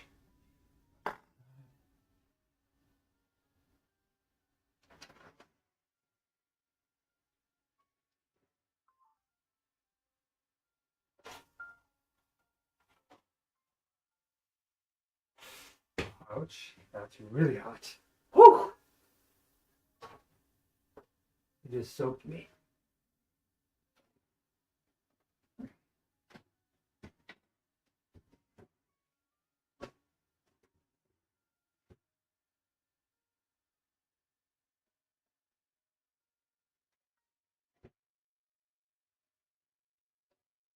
Come on, Keith, Lorraine. Come on. Don't leave me hanging.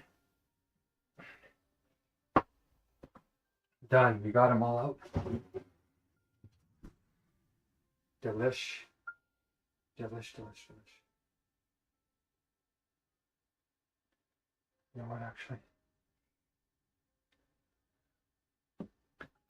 Why would I do that? Because I'm tired and I'm rushing. Let's do a nice little diamond. This glass is probably gonna break if I move it too much.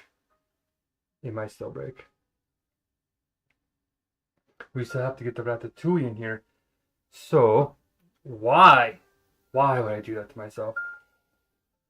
We actually don't have enough room, so we're going to expand the setup as precariously as it looks. Something back here, potentially break. Croissants.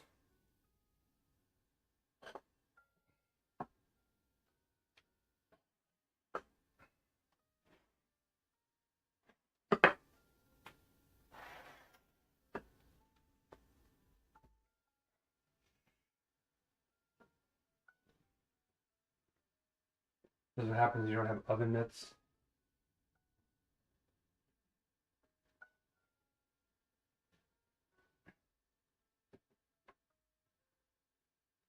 Wow, hey. Not bad. A little juicy. Not bad.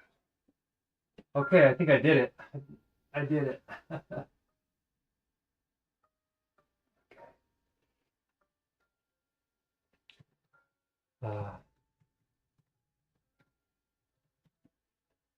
Okay, let's get my hands on the down here.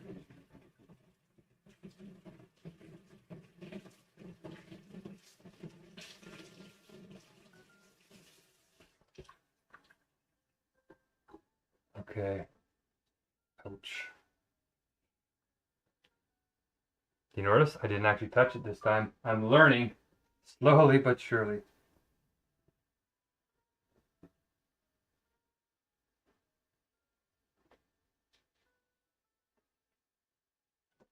Oof. Oof, okay. Oh, the cheeses.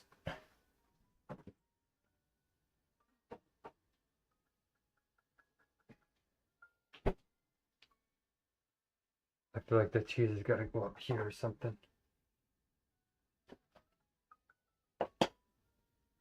The baguette.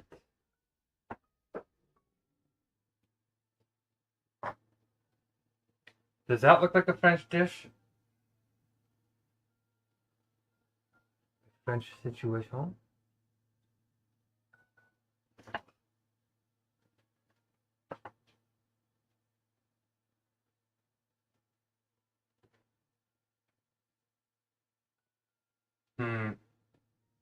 Part of me feels like something needs to happen here, but I think that's decent enough for now.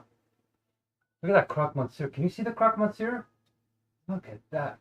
There's so much food here. I actually have to like zoom out.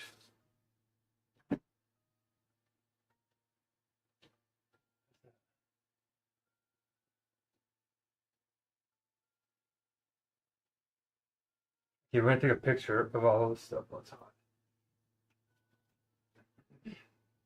Like setting my camera angles just to disrupt them. 1 second. We're so close. Welcome, Marilyn. I'm just about to eat this.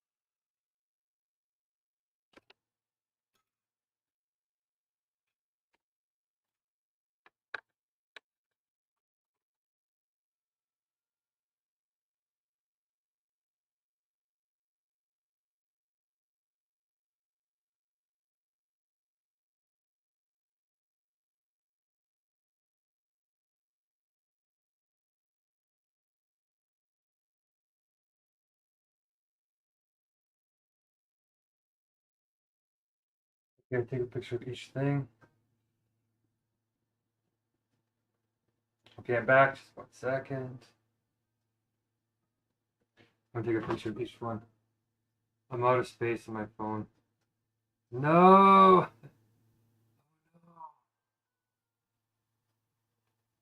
Good.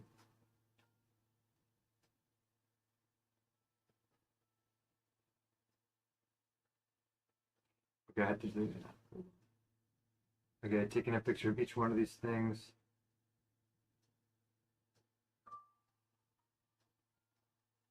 One. Keep starting.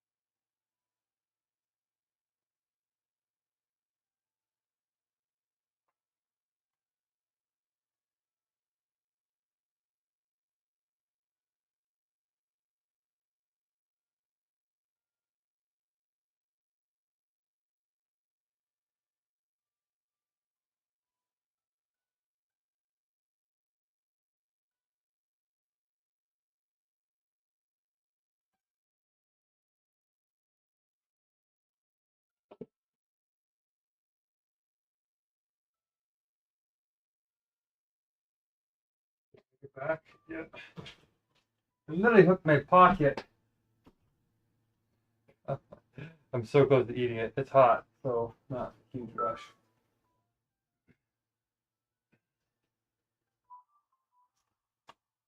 You can see what I'm struggling with here, hey? Quite the situation. So it keeps pulling my cupboard out. It's been challenging situations. I feel like I need to get a picture of me in it.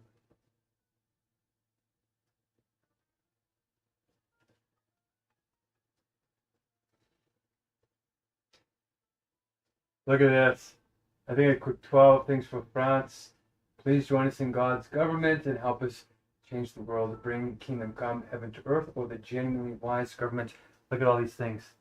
Look at that. Croissants, baguette with some cheese brie, and then we have our croque monsieur, our French onion soup, our quiche Lorraine, our ratatouille, both traditional, and the Conti Bayaldi, and then we have our attempt at eclairs, and then these were our macarons, but they didn't go well. Creme brulee and our tartartine, delicious. So, the miracle's happening. We all are the spark. Stay blessed. This is Cooking with M, Mark or Messiah, and there's a Messiah in you. Follow the divine decrees and keep sublating.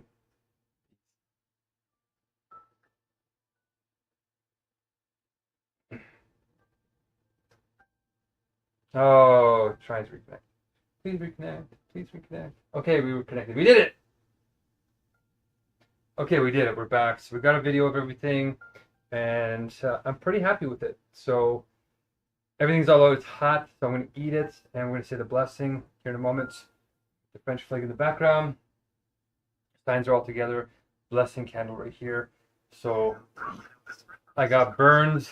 I got cuts on my fingers. But all of our plates, my last plate broke. We have one bowl and one glass bowl that have not broken. So we've had casualties of some degree. But the thing is, we're going to save a lot of lives. So with this. So this is for all the cultures around the world to know that the oneness that we're bringing us all into is not an abstract oneness. It's a concrete, integrative one, where we have an infinite diversity, a wealth of art and expression and our uniqueness and our individuality. Our uniqueness and our individuality, but there's also a particularity and a universality. There's also a particularity and a universality. So I'm going to say the blessing now over all those who have helped me make this meal. Nigeria was a big help, even though they're being bombarded by these. They're just being taken advantage of, and I know exactly what that feels like because that's where Canada was about 15 years ago. It feels like 10 years ago, 15. Actually, I was charged.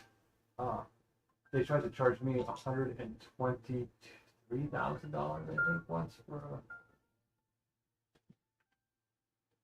a phone bill. Is everything in the frame? I can't see because I got tape, but I think I'm in the frame. We got the front French flag. There's actually a couple of French facts that I want to really quickly look up. You know what? This might look even better. That kind of makes it feel fuller, but oh, well, we try. All right. I don't want this this cheese to get too warm, so to our blessers, I very much. Oh, audio isn't broadcasting.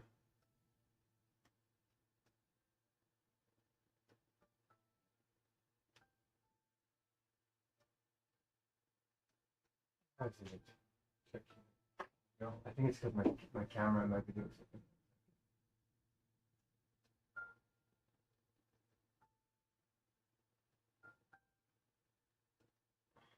And the broadcast failed. All right, I guess we're gonna do part 13.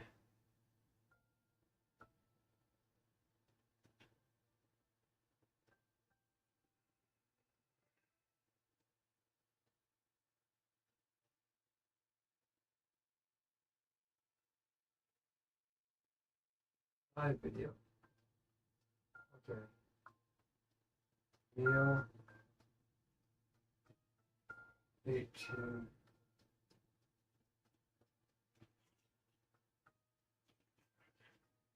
Video. 18. France.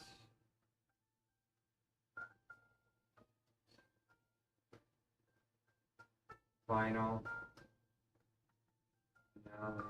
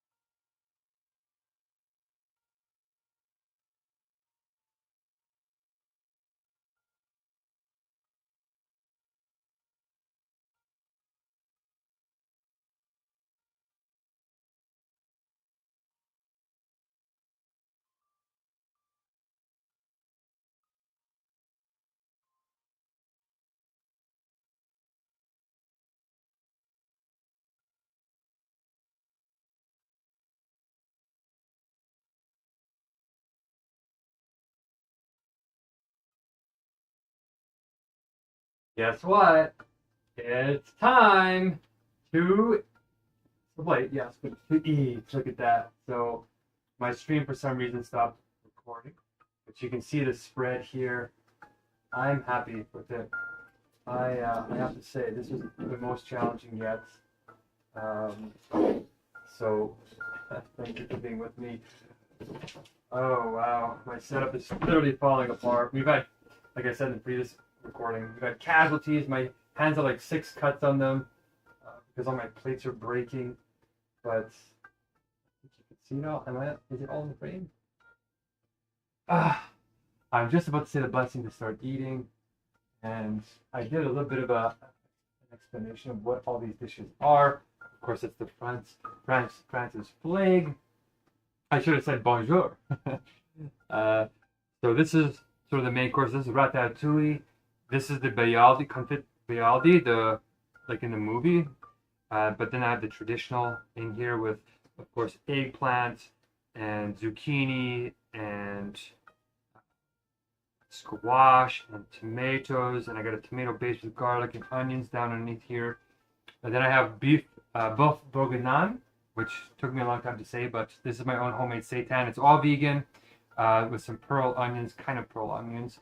This is my quiche Lorraine, made with some tofu and some homemade sort of bacon lardy bits. It's not supposed to be bacon, it's supposed to be lardy bits. So I made that was smoked with some smoke and some tamari sauce. This is our French onion soup, brilliantly sort of charred on the top, and it's been sitting for 12 hours after the onions were caramelized, so it's got extra infusion, and then we have our croque monsieur. I don't know if you can see the sandwich. The croque monsieur here. This plate broke in the oven because I broiled it, and the broiling is what kills the plates. Nice and charred with that bechamel sauce. That white sauce is called bechamel. With my own homemade ham in there, even though we don't want to harm animals, right? This is divine decree to go vegan. Eat like eat and go vegan. My own croissants, which I'm very proud of. These were actually surprisingly challenging to make. Even these little baby guys. You can see all my plates are broken because I'm doing this all in the poverty trap. If this looks unusual, it's supposed to, because this is a miracle happening. We're starting God's government with the poor and the meek. And right now the poor and the meek can't go vegan because they're in what's called food deserts. And food deserts are where these corporations target the poor and give them sugar and caffeine and a whole bunch of junk that's making us sick, and a bunch of processed meat. Meat in Canada is a class 1 carcinogen. It's like smoking that we know causes cancer. Don't eat in fact, don't eat any meat at all. We don't need it. Our bodies are designed for plants. We're not even obligate omnivores, is what it's called. We're not supposed to. We don't even need to go back and forth between meat and vegetables. Our ancestors, our early hominids, over 2.6 million years ago, didn't eat any animals. Not even very many insects. It was just plants because we had better organs to digest them. We had our appendix was functioning. We had all this gut bacteria that was helping us. We started eating meat as a maladaptation, basically, to forests in Africa reducing because of climate change. And then we had to scavenge for food, and then we ended up hunting game, and then our organs started to adjust that meat-eating diet. And we're not supposed to eat a lot of meat. That's why we have to cook it. Whereas a pig is an omnivore. It eats just as much meat as it eats plants. It has no problem. We're definitely not lions. Lions have way more sulfuric acid, way bigger canines. We are out of our element. Our intestines have shortened by half.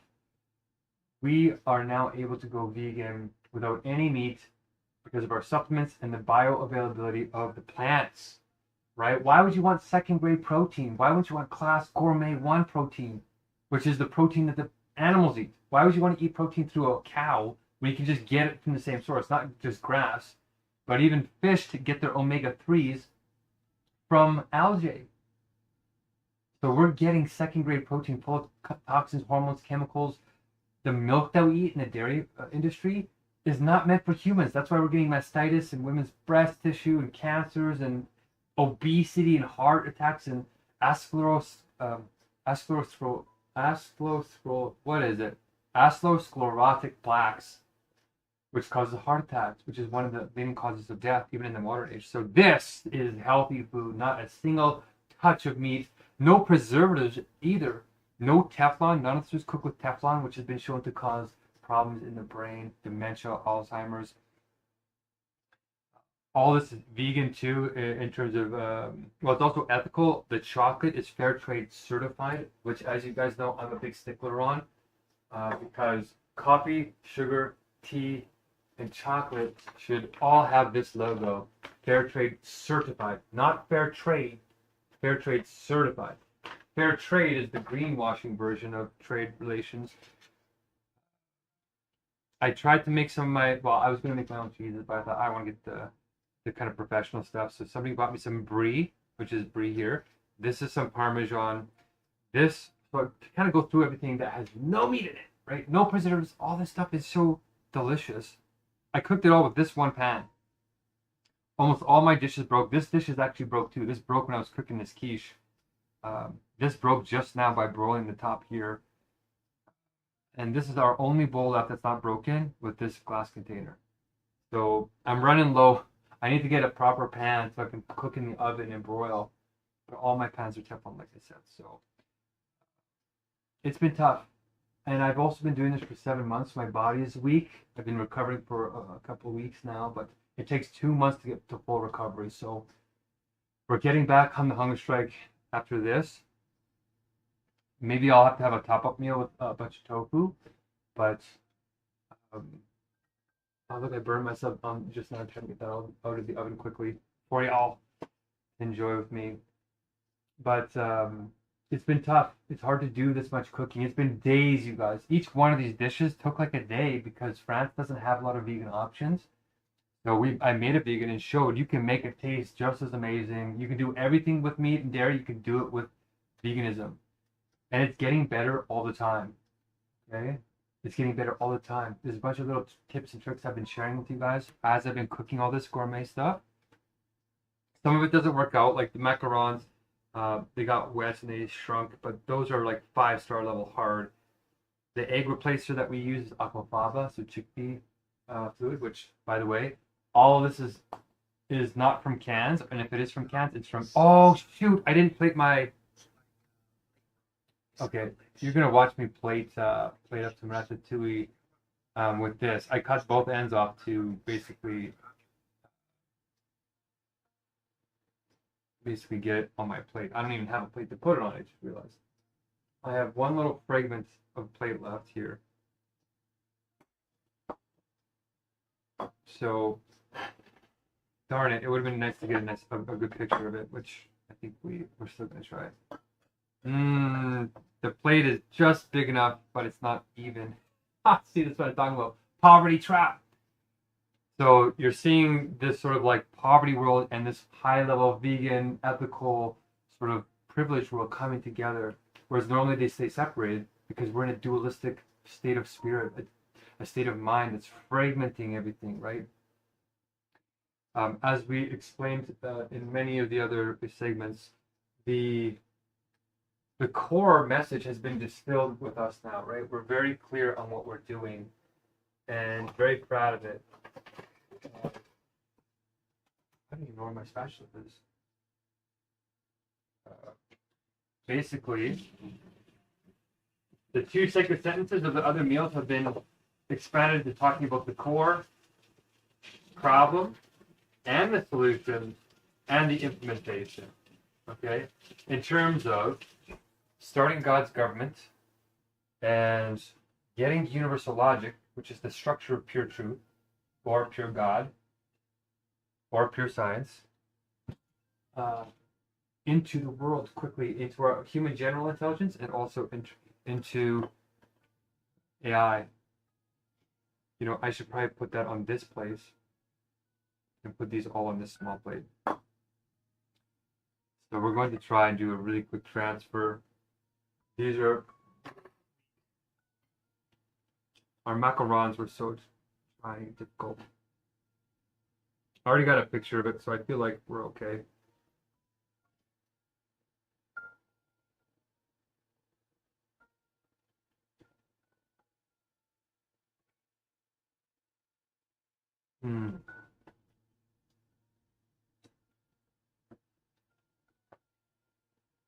Delish.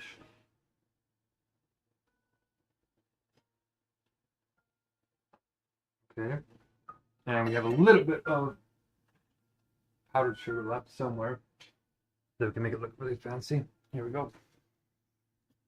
So this is why it's so challenging. There's like 15 things that I put on here that made it so challenging to cook this. But we can do it. Once you know how to do it, it's very easy, right? I'm not going to be able to eat all this sugar. It's not good to get onto a Hungerstrike with sugar like this. Okay, so I did this in honor of France. This is not too bad. This has coconut fat and stuff that I actually need to make hormones to survive without food. But we're gonna wash this out a little bit, and we're gonna put some special drizzle on it. But the core, just to get back to the core, you guys, the core problem can be said very quickly now in just a couple of points. In 42 points, you can say the whole thing, which sounds like a lot, but when we're talking about the Sustainability Development Goals, it has 17.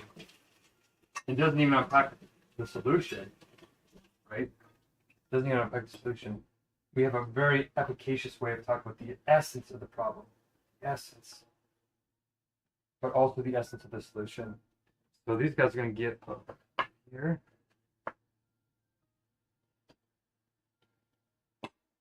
we're going to try and plate this up. I don't like using plastic, as you guys know. So, how they did it was she took out a stack and put one sideways, one up.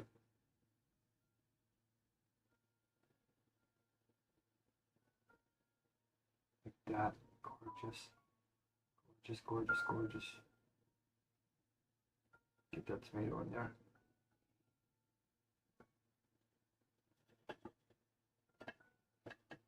Can is, I'm noticing, probably way too big.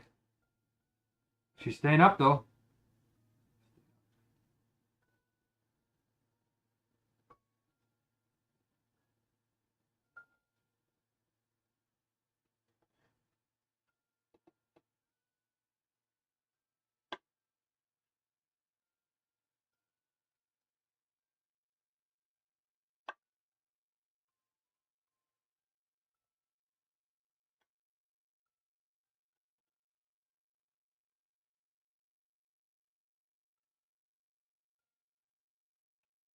This is tricky. This is really tricky.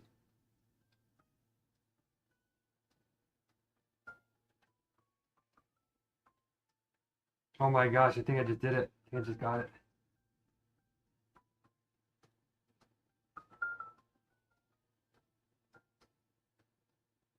Look how delicious that looks.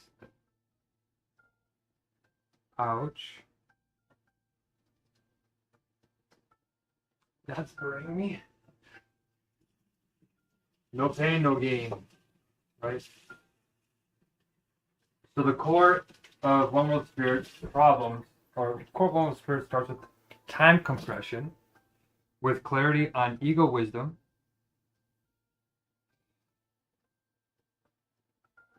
with the problem being the Megacrisis, the solution being the two sacred sentences,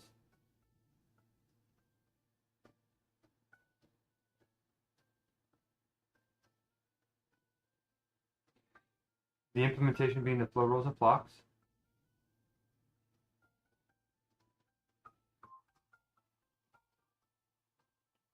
I don't even know if I want this in the picture. Plastic is not actually good. I don't want heavy kids seeing that.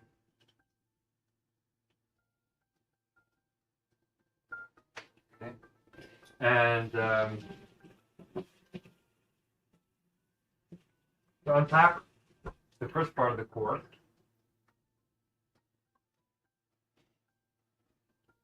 oh, you know what? I could have used this small can. I could have used this can. These cans have no BPA liners in them. That's okay. I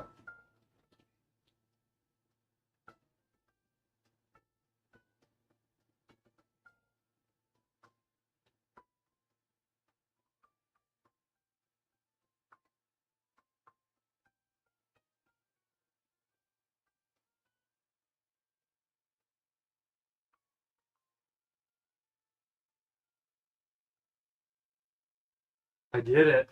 Oh my gosh. I did it. It worked. I gotta take a picture of that. Second, guys.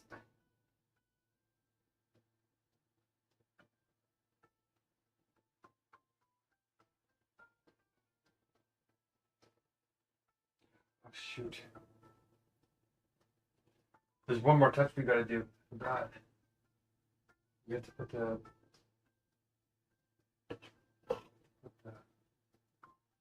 well, the tomato sauce is kind of on the outside here. Maybe like this.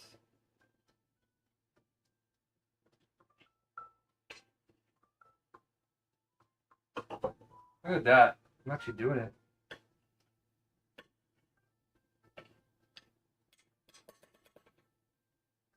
Not the best, but I put through a little bit of herb.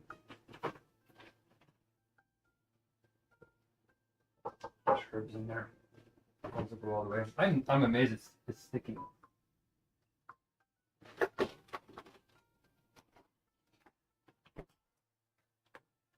Oh, one of my little things came out. I'm gonna put a little couple of sprigs here, make it look really fancy. Check this out.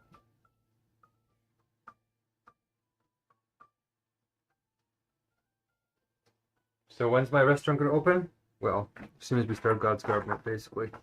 It has started, but with you involved.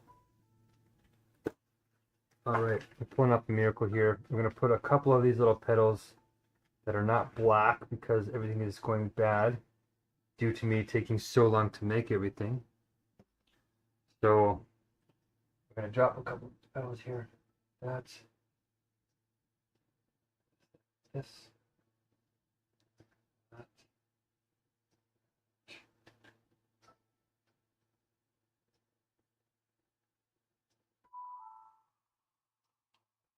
This maybe. That looks like, oh my gosh, do you see? Do you see? Not really, it's like not even the best lighting. That's my baby. It's falling apart.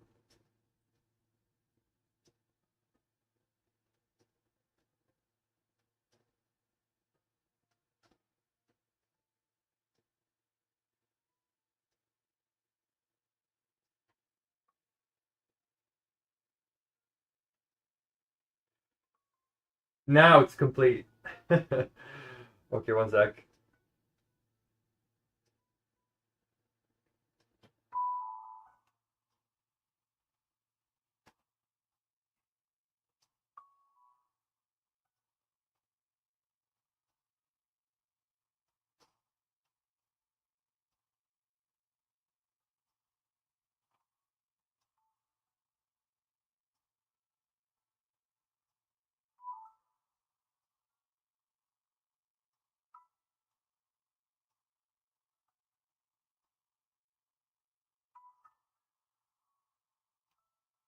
I'm happy with that. It actually looks even better from this angle.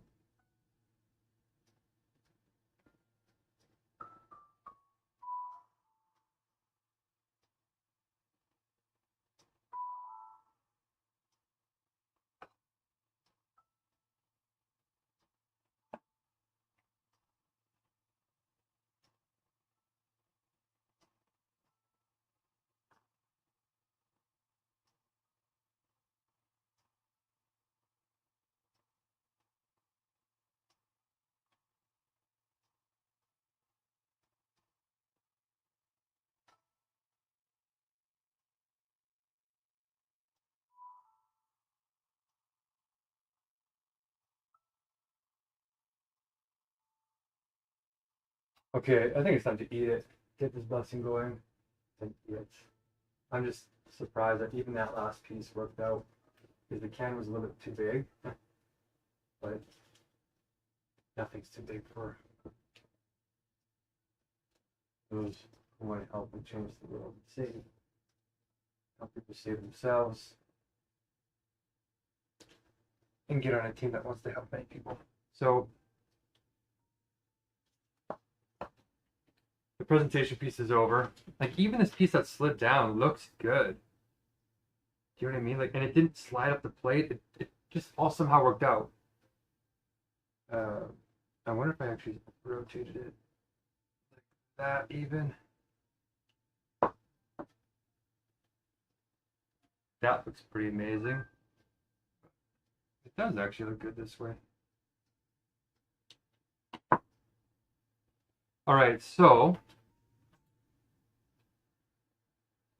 like I was saying, the core is what you need to know if you want to help us, if you want to help me. We are in a serious situation, you guys. There's always confusion around it in the beginning, but people are going to be waking up to what's going to be happening to them. And we want them to know the core so that it's coherent, it happens quickly, right? So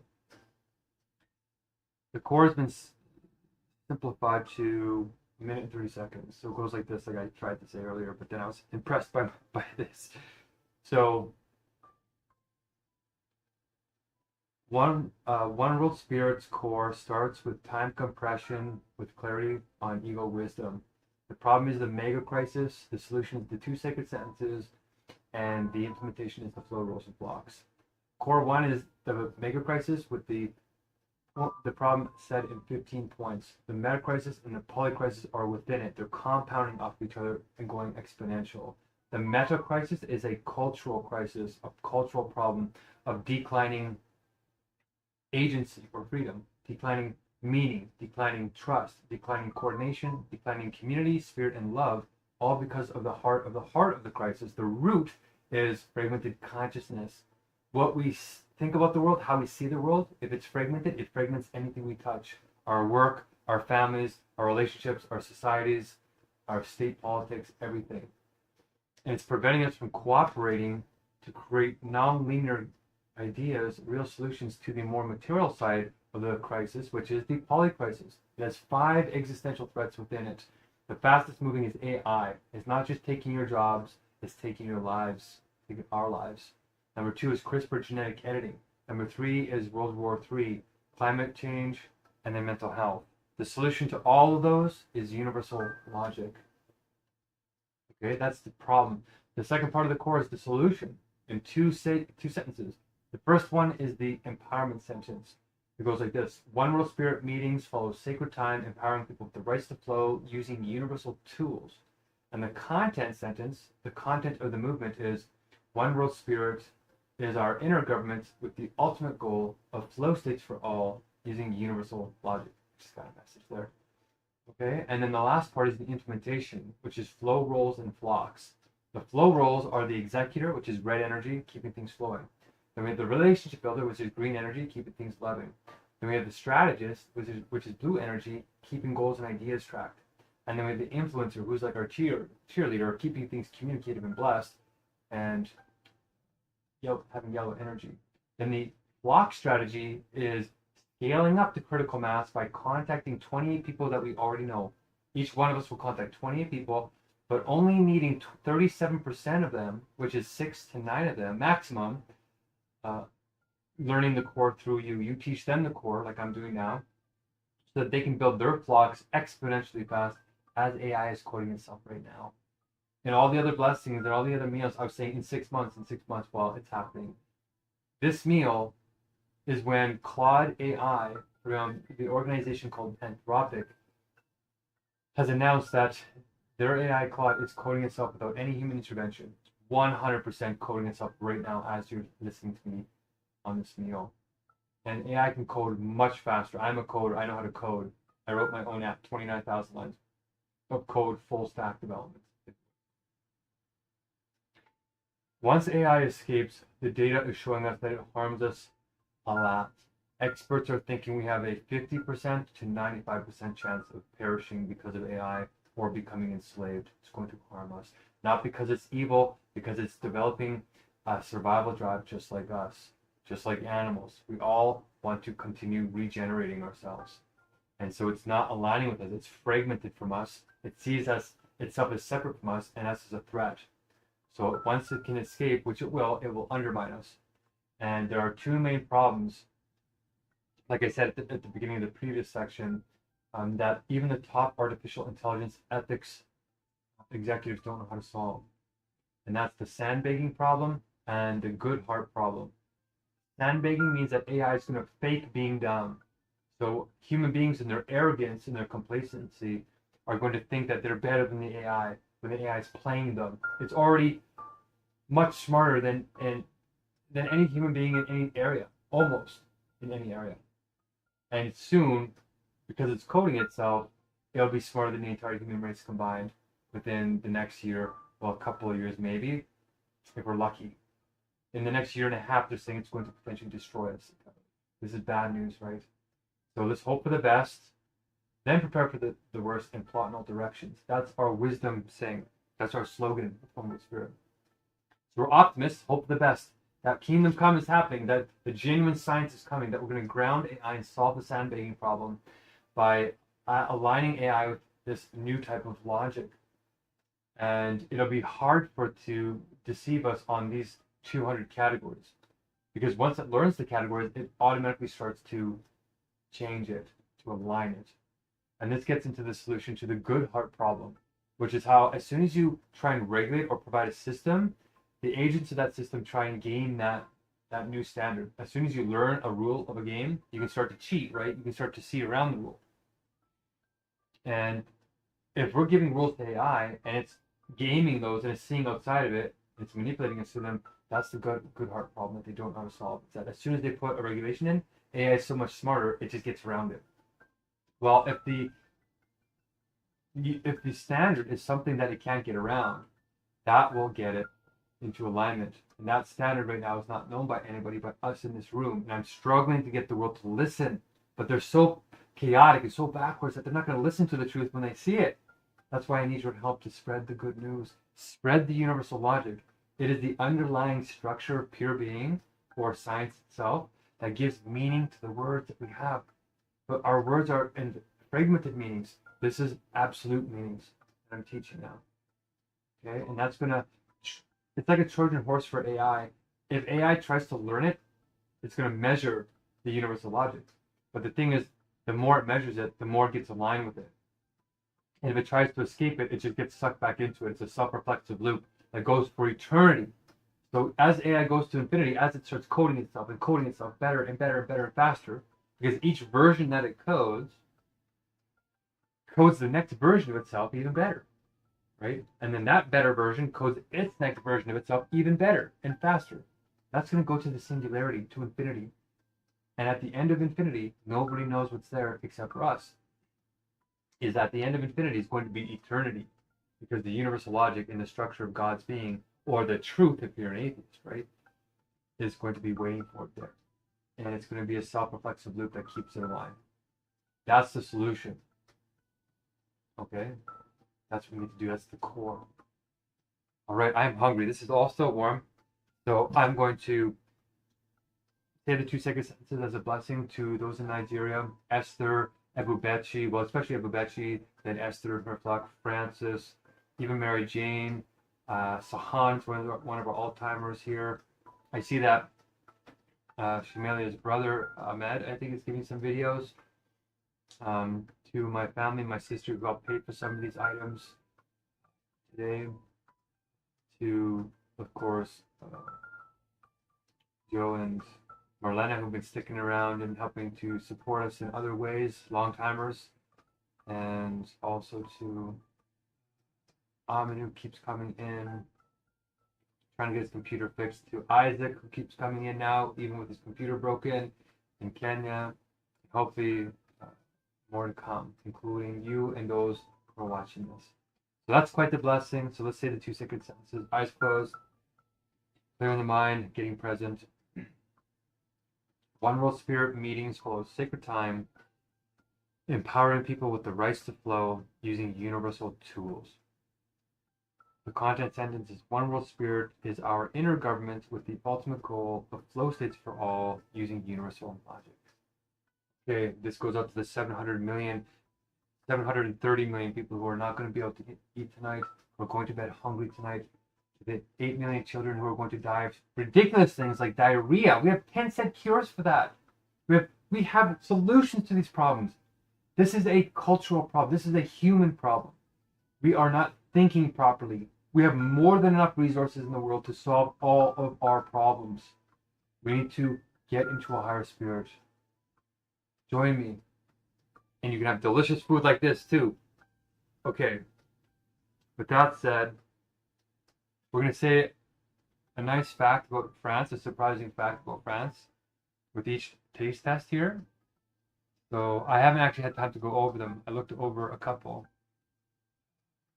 But one is, half the culture here in Canada is French. I tried to learn French 4 times. The irregular verbs get me. It's like rote memorization, but now that I'm understanding universal logic, they're trying to approximate the universal logic. But they're doing it to what's called contingency. So here's what we're going to do. We're going to, I think, oh, it's still warm. So they're all still warm.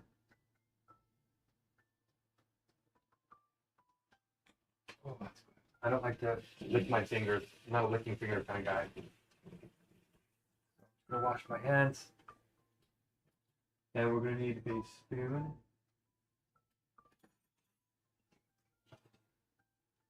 Very particular about my one The one spoon that I like to eat with.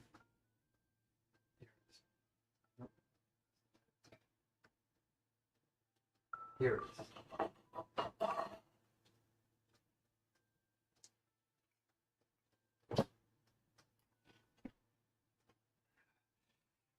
All right, maybe I should have a piece of cheese with each thing. I was going to make a bunch of cheeses, but it was just too expensive. My hands hurt, my back hurts, everything hurts, but I think it's worth it. It's almost 2 in the morning, it's 1:54. I'm going to eat this, sleep, take my oils, and maybe have a top-up meal. Because I think there's just a lot of sugar.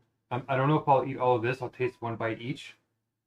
And then save it when I get onto the next meal, which hopefully will be soon with your help. So let's have a bite of... what should we do? Well, technically, this is how you're supposed to serve it. Actually, we'll do it the way that France says we're supposed to do it. So we're not supposed to serve everything all at once. It's not a French thing. You're supposed to come up with one at a time. They're very particular about the eating order. So I'm going to eat it in the order that it says it's supposed to be eaten. Right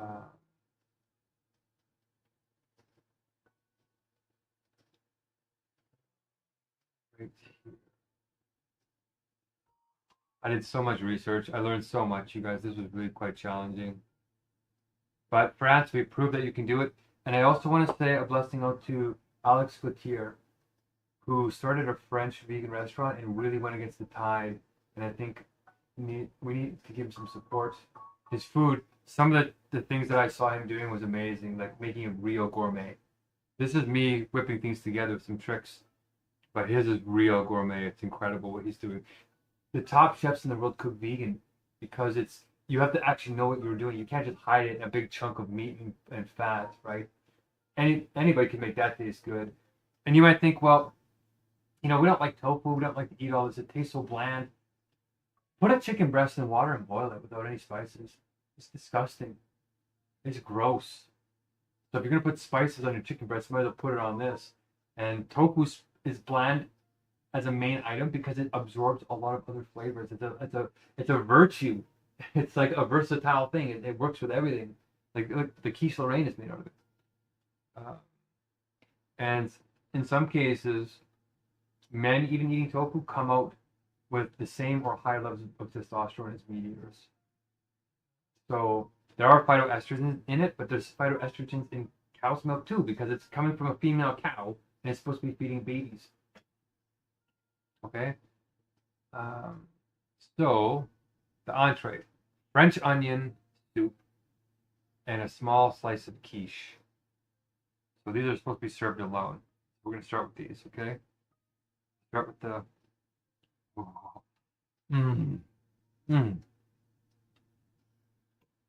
There's some bread in here that I made. I don't know if you can see it, but... oh my gosh, look at how beautiful that is. Can you see the onions? I caramelized these to turn out perfectly. My stove is way hotter than the recipes say, so that's why I've been burning some of my dishes. But now I've gotten to know my stove like any good chef. So I'm going to put some cheese on there. The cheese, I'm noticing, doesn't melt as good as the cheese that I make normally, but here we go. So, bon appetit. Keep sublating.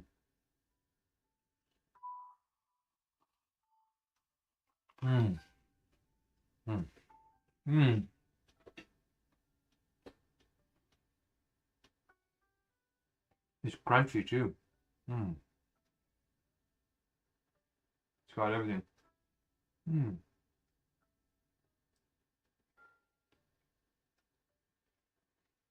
I can taste some of that vinegar, that wine.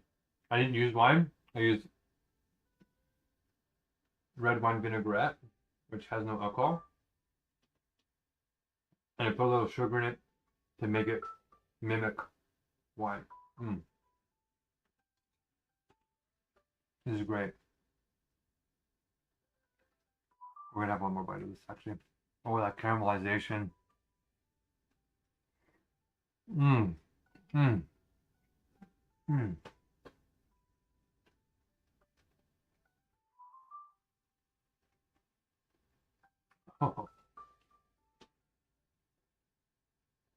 kind of like biryani from Pakistan.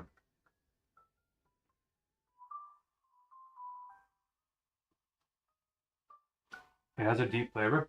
This doesn't have as deep a flavor as biryani, but you'll get a nice little crusted onion or a piece of caramelization, and it balances the whole dish beautifully. The fake cheese here, beautiful.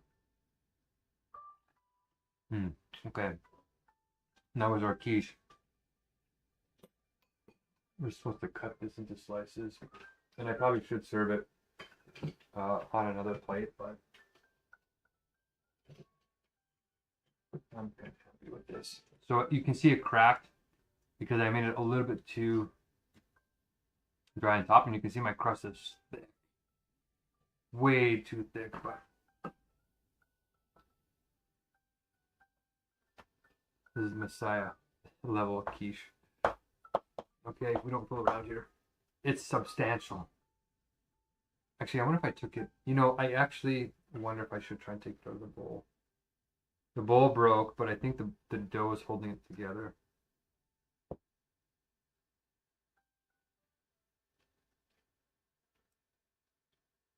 Oh, it didn't fully come apart. Okay, well, there's a ridge that's gonna keep this in here. I don't think I can take it out. I'm gonna give it one attempt.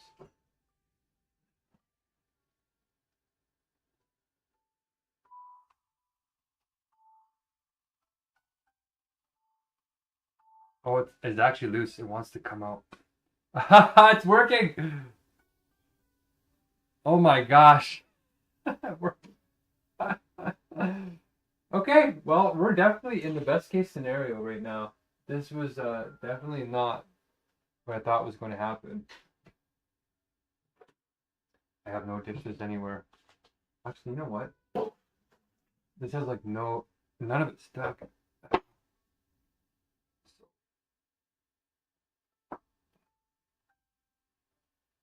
Wow, hey. That's my quiche. I should have took it out of the bowl when I was taking pictures. Should I take one more picture?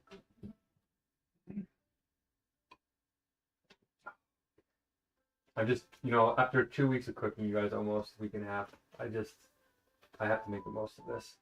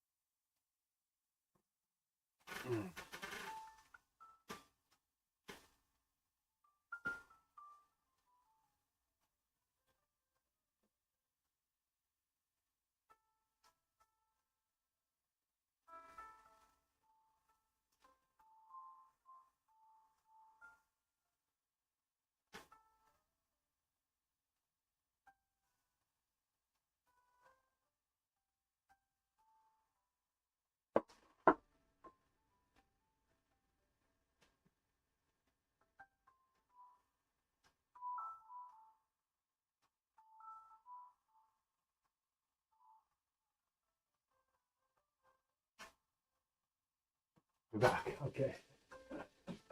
Why does it take you 10 hours to eat a meal? Well, this is why. So honor and respect and being together, being present. Can you see anything else? Okay, so we're supposed to be saying a fact. So I'm going to cut that, but it's going to go all over the place. And I don't have a big plate anymore. What can I do? It's going to break apart, I think.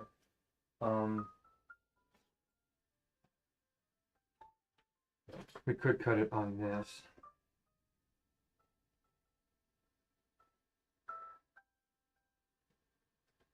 There's like no room.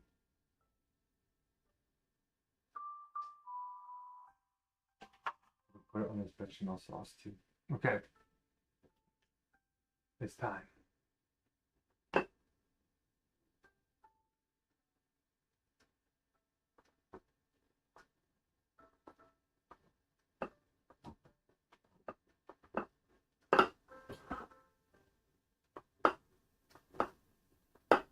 That's some serious crust through there.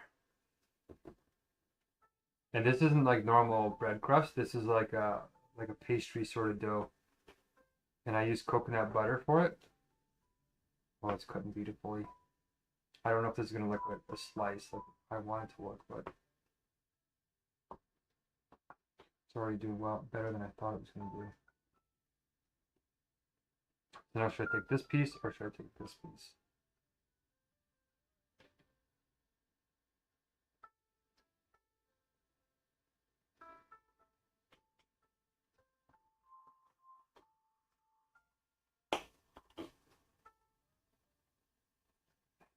Kind of.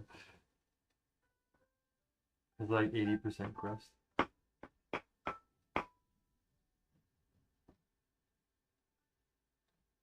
Like I applied too much pressure to it.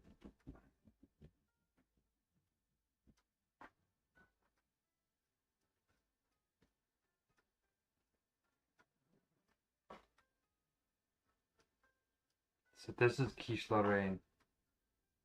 And it's supposed to be an eggy, custardy, light, not quite a custard, it's supposed to be light. So I tried putting plant milk in it.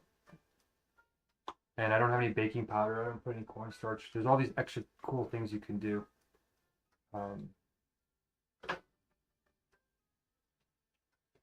You know, I'm not supposed to put this in bechamel.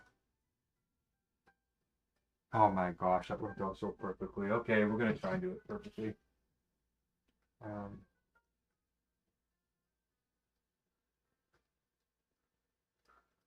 Oh, not quite that side. This side is more perfect. Look how much crust that is. I actually wasn't planning to put crust in, like the crust in here, but then it started breaking the bowl, and I thought I can't take it out. You can see it's cracking right here in the bowl. So let's try it. Oh, the fact that we're supposed to say with the French onion soup is that France has the most amount of time zones out of any country in the world, which is very strange, right? Because China is way bigger, and so is Russia. So you wouldn't think that, but it's true. Should we try and do this for right now? Let's give it a little taste test. Oh,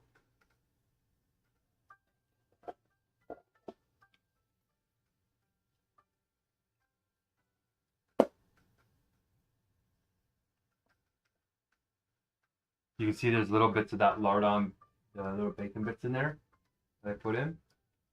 Yeah, there's little bacon bits on the bottom. Okay, quiche Lorraine, bon appetit.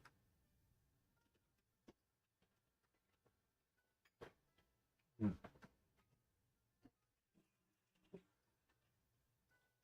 Mm. Mm-hmm.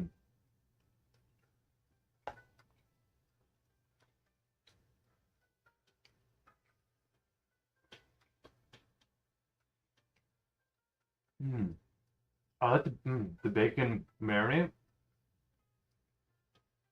for like a day and a half, 2 days. The seitan that I made, I let it marinate. Mm. And you can taste it. That's good. A little bit crusty, but it actually tastes dense. Very good, very good. Okay, we're gonna move this off to the side for a second. This is hearty. The quiche Lorraine. Oh, I forgot to put garlic on the bread. Oh, that's okay. We can give it a little scrape right here on the edges. This is a little trick that I learned from one of the shows.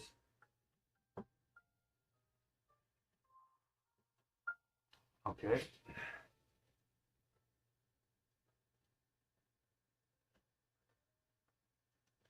From one of these restaurant guys.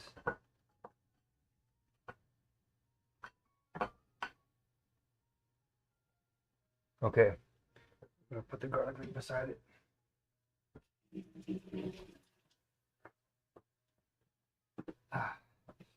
Delish. So one of the facts about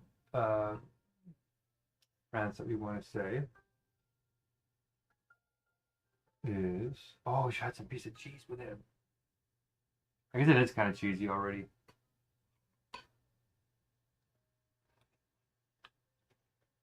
Let's try a little piece of brie.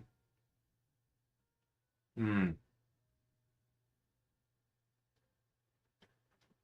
a little bit of quiche.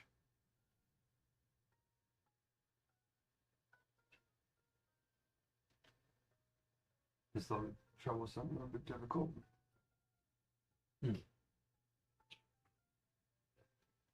Ooh, that is tangy. Wow. I guess I should have had it with this.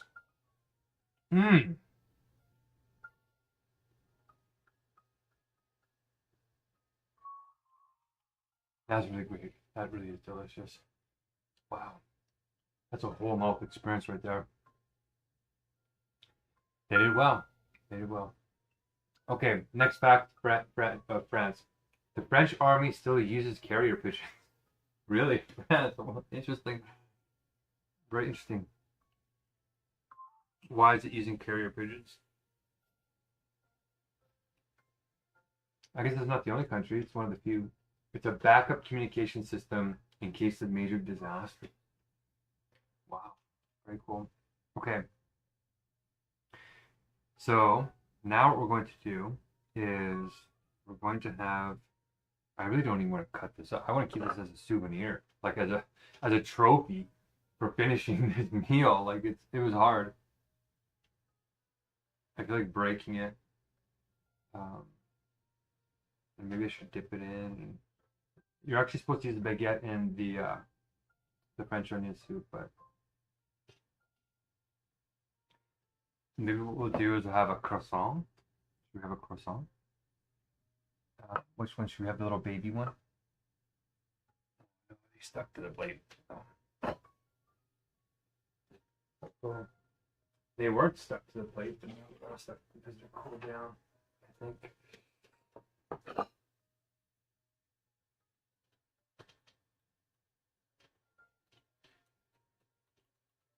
No! My worst fear. I don't want them to fall on the floor, so we're going to do this. We're going to think ahead.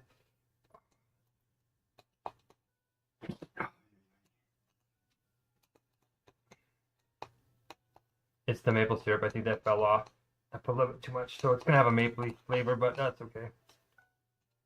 There we go. Look what I go through. All right. Ooh, they're nice and they actually are flakier feeling than any other pastries or any other breads that I've made so far. So let's give this a shot. Bon appetit.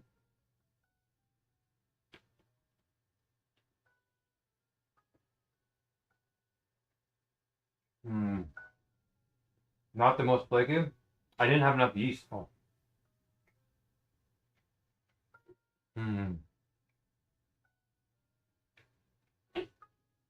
That's good. That is good. I'm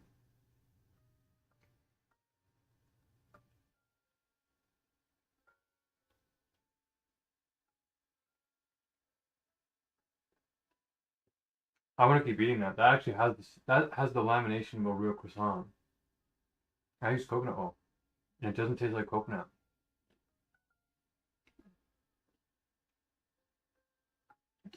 If you guys watch, I only had a tiny little bottle cap with a dry yeast left, and the yeast is what allows it to expand with the oils, so it gets flaky and it gets big. That one little bottle cap made these, and they still did raise a little bit, not as much as a real one, right? Oh man, delicious. Okay.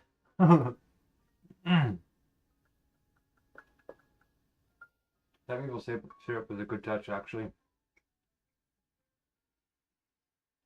Next fact. There's a dead man's hand law. What? Oh, by the way, France spans 12 time zones. More than any other country?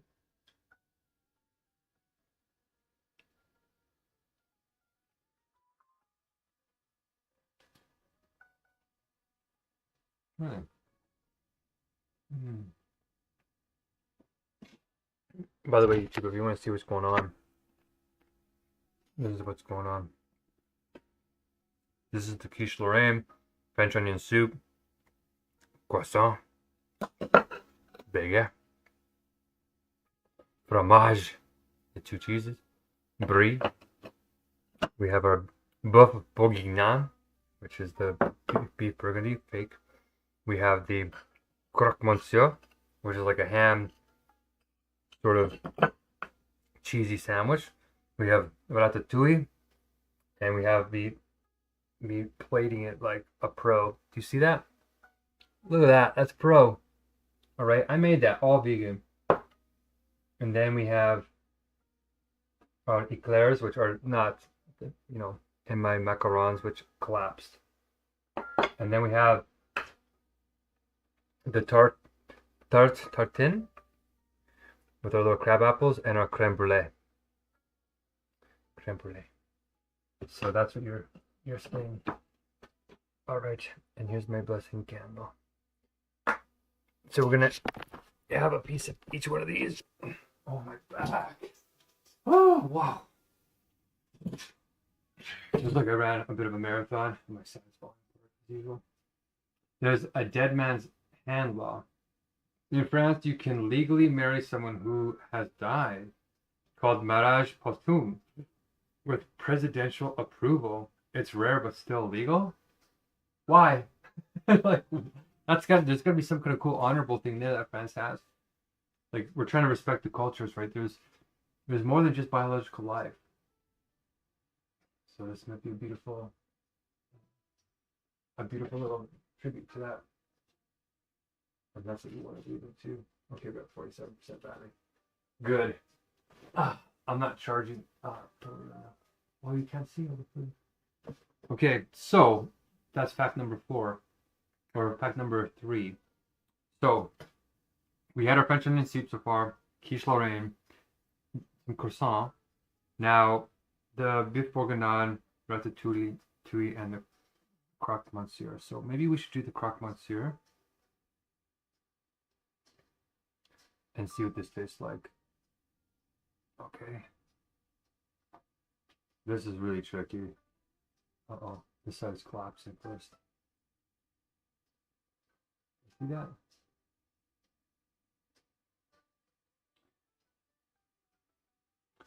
Ooh, okay. Let's try it. Bon appetit. The bread is so thick.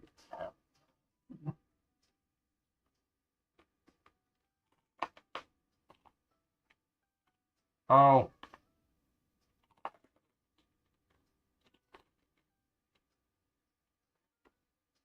Mm. Whoa. Mm.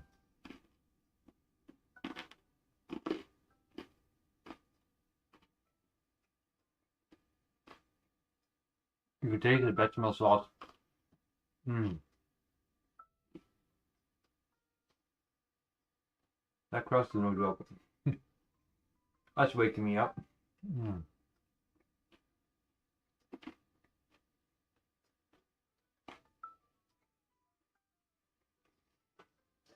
What I love, it even has the consistency of a real coq Lorraine. Like, that's what it looks like with real cheese and eggs and whatever else they put in it.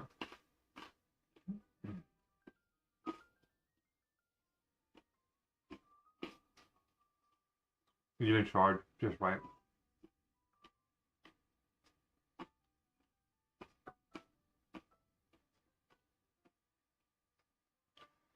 And unlike the real stuff, you can eat this and it's not going to be bad for you. There's no vegetable oils in this. All the stuff that makes some vegan foods not great, it's the same stuff that makes normal meat food not great. This is all good. Even as long as you're not gluten intolerant. Mm. Mm.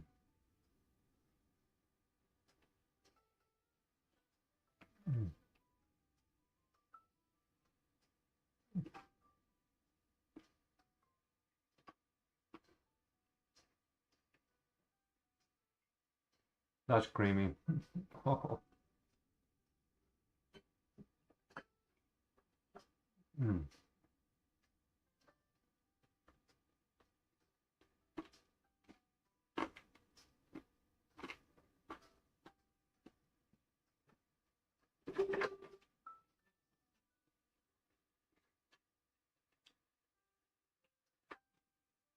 Mm. That ham, that fake ham is really chewy. It gives you that feeling like you're eating something substantial. When your mouth and your jaws clamp down, and it's not just watery vegetables. It's like you can make really satisfying umami. Like that cheesy taste is what our hormones are addicted to. That taste. Mm. Okay.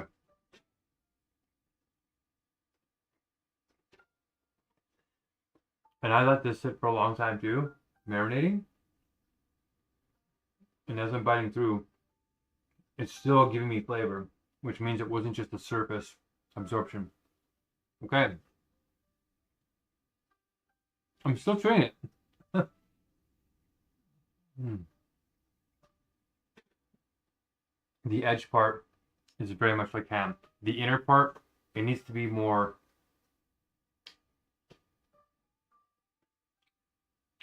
like rippy part, crumble. It tears apart more. That's okay. I wasn't really trying to make it super tender on the inside. Okay. Next fact. Fact number 4. A French king once ruled for only 20 minutes. Oh, cool. King Louis the 19th technically reigned for about 20 minutes in 1830 before abdicating. Yeah. There was a lot of monarchy in France. Well, there was the French Revolution, right? Okay. Next, let's have our beef bourguignon. Took me a long time to figure out how to say that in English. Boeuf means beef.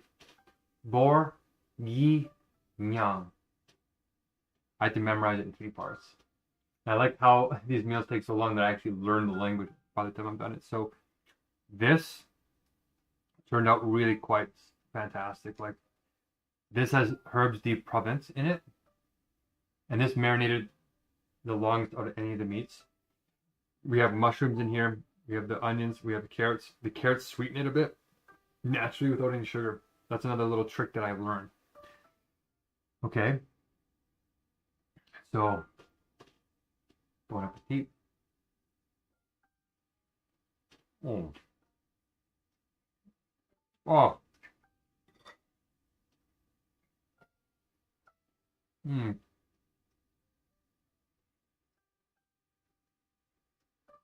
Mm.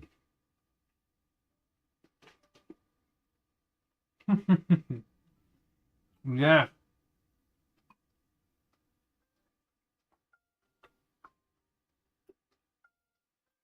Mm.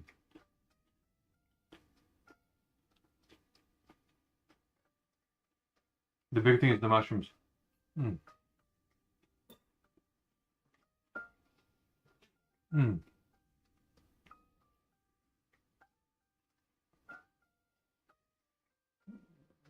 A little brie. Mm.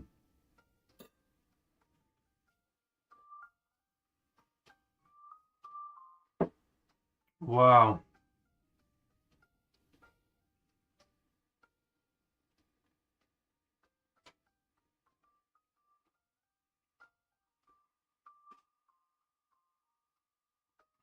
I never thought vegan could ever taste this good, or that I could make it. Mm.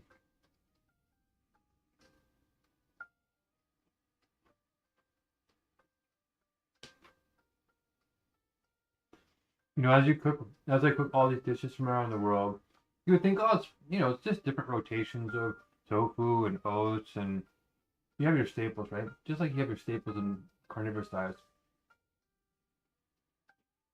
They really do taste all differently, even though they're using bell peppers, and that's the first time I've had herb de Provence like that. And I thought, oh, this probably tastes a lot like tabbouleh. Tabbouleh is what Israel and Palestine make as like a nice crisp salad with like mint, and it's pretty good. This doesn't have mint in it, but I thought it'll have that herby kind of parsley kind of taste. The thyme and rosemary have a totally different flavor profile compared to the herbs in the tabbouleh. And it's a lot more zesty. This is a lot more like herby deep. It's kind of like the deepness of Pakistani food and maybe Nepalese food with this brightness. This has brightness to it because of the wine. The red. This has quite a bit of the red wine in it. This has a little bit. I can taste it in this. It doesn't just taste like meat, chop away. It has this nice. It has a really interesting contradiction to it. So, it really is possible to have a very diverse diet by mixing the right things and knowing different domains where things belong together. It sounds strange. I really have been craving one of these onions for a long time. So I'm going to try and put one whole of these in my mouth and see what happens. Okay? Bon appetit.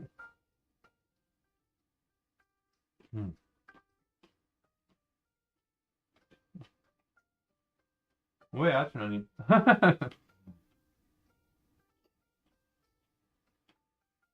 And there's something about the way I cook this. These actually blew up. These actually popped.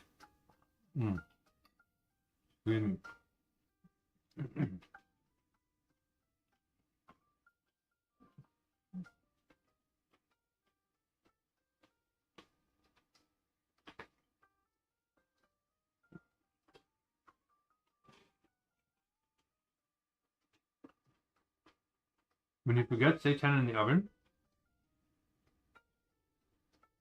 and the oven is too hot, it actually puffs up and blows up your seitan. And that's what happened to me on the last meal with Iberico. Was it?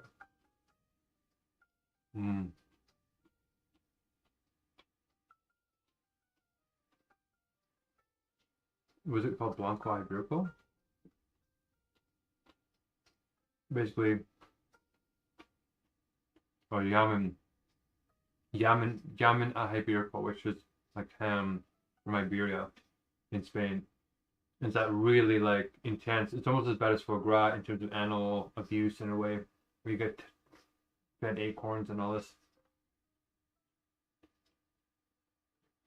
They cut their legs off and they hang them for years and then all this stuff. It's intense, but you can do that with vegetables. You can, if we just put the amount of effort that we put into meat into this, it'd be way better, way better. So I learned that it blows up, right? The seitan will like pop up like this. And it happens by Iberico. I put a lot of effort into that, and I looked in the oven. It was like this big, like this little piece like this was that big, and it never shrunk back down. So I thought, you know what, I'm going to try that with these on purpose, though, to make them a little bit more chewy, and like there's more like ribbons, and there's a lot more stuff going on, and it worked. When I'm biting into it, it's like it feels like diversity. It feels like you're getting a different experience. So I can see why Alex Gautier is able to make this really truly gourmet, and he's a lot better than me.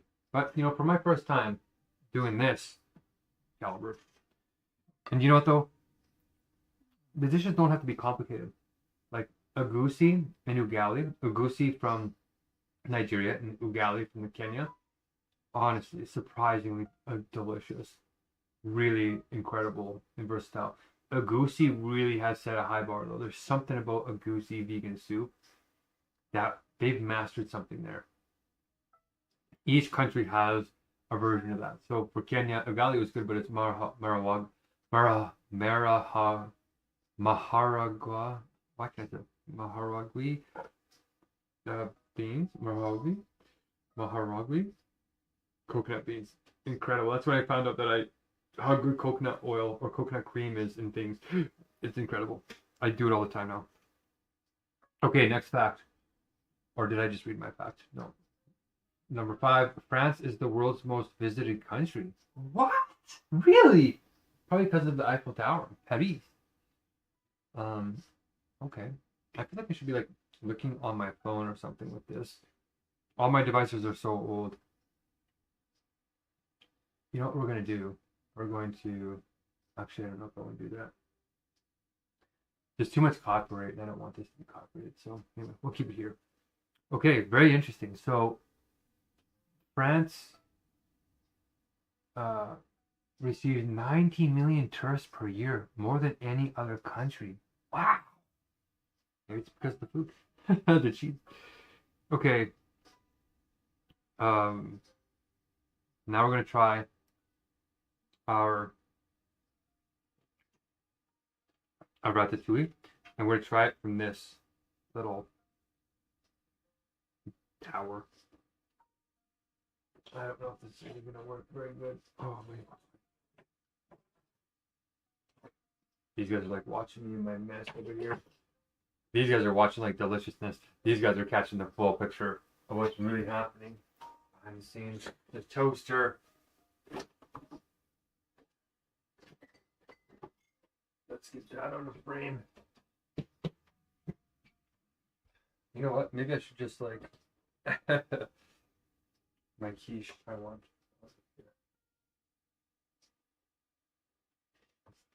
Okay. I clearly have a lot of cleanup to do. All right. Now we're going to try and delve into this.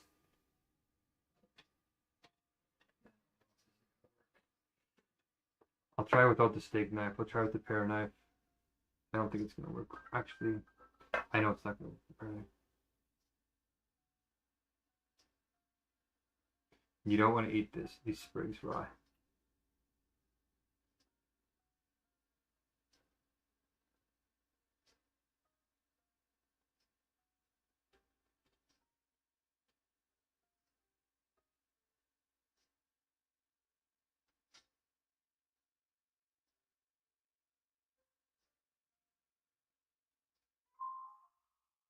Slowly but surely. Oh no.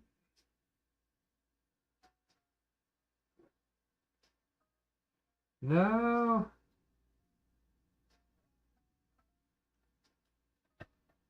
Well, we tried. At least part of the tower stayed together. Okay.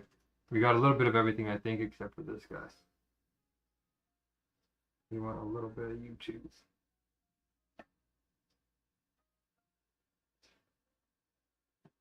Okay, let's try it.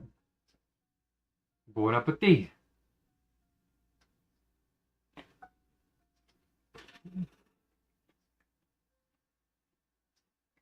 Mm.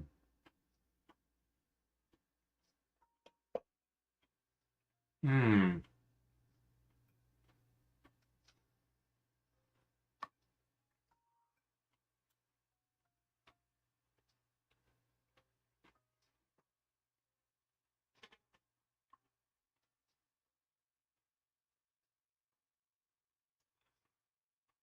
I thought these were going to remain very crunchy. They're a little bit crunchy, but it fits with the whole thing. I'm surprised because I cut. This is peanut squash, and it's not supposed to be peanut squash. It's supposed to be yellow zucchini. But this delivery app keeps tricking me. And I think they're doing consumer manipulation, which I read about, and they are doing. It's like a whole Uber Eats. It's the same feeling. It's always this manipulation. Mm.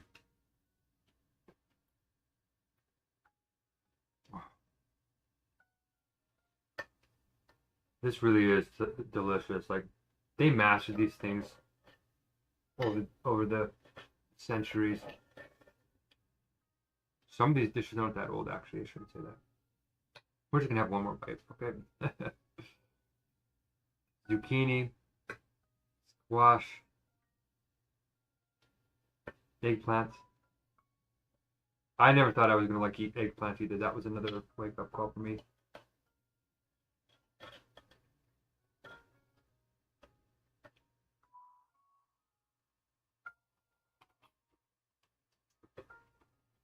Mm.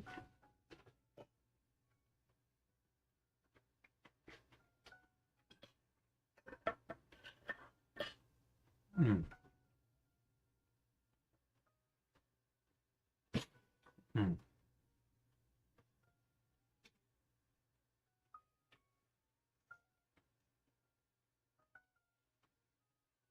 I thought this was going to taste like shashuka.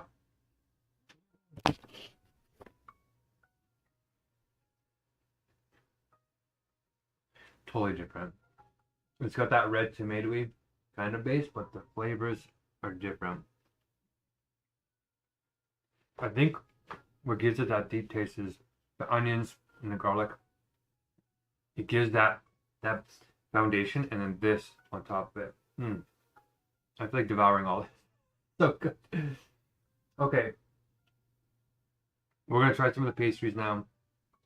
It's gonna totally change my palate, which kind of sucks. Oh, we're gonna have this baguette. So I don't want to ruin this masterpiece.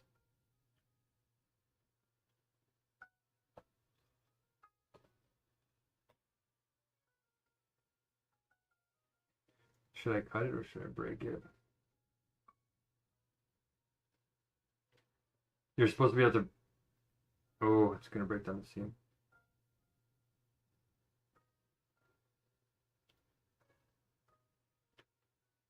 It didn't break like a normal baguette. It's not supposed to be this dense. I forgot I wasn't supposed to put olive oil in here, but I'm okay with that. Let's put some fromage. Now I know what to do. I've learned a lot. Look at how much that spreads. It spreads just gorgeous.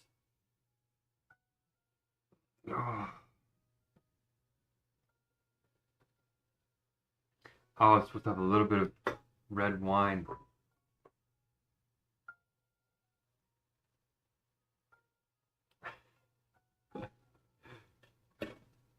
Right, I didn't have my red wine.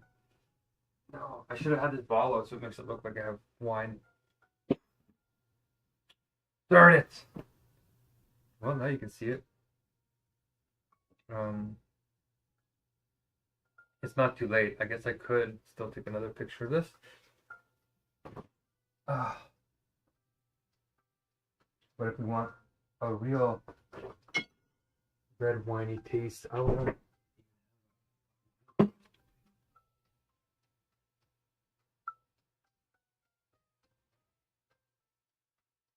Well,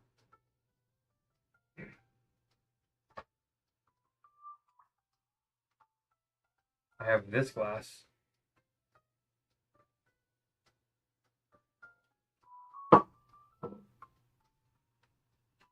This is something that I can't really mimic very well.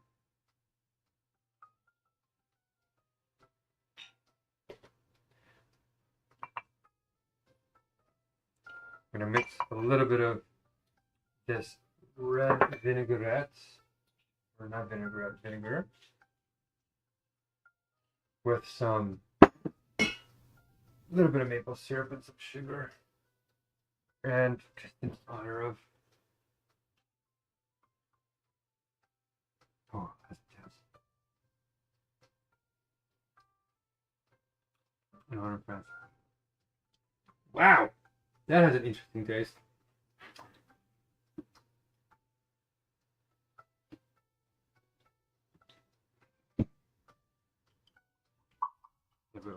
Let's see. Yeah, it actually tastes like wine. A little bit, needs a little bit more, a little bit maple syrup in there. But let's have it with our baguette.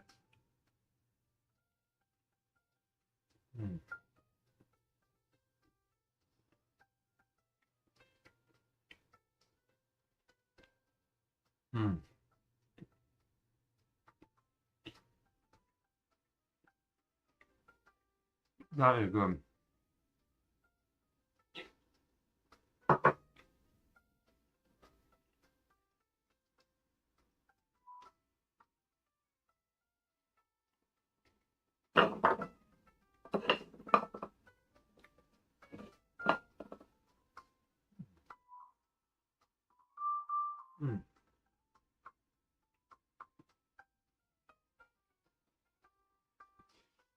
That actually has the zing of wine.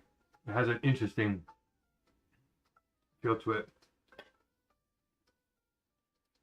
Okay.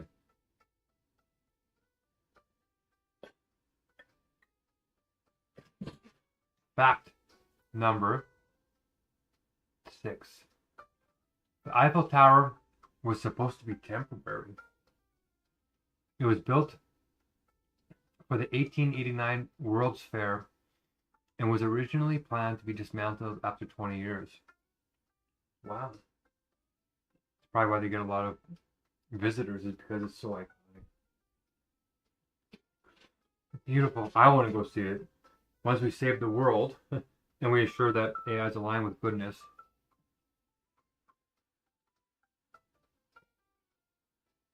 We'll go there.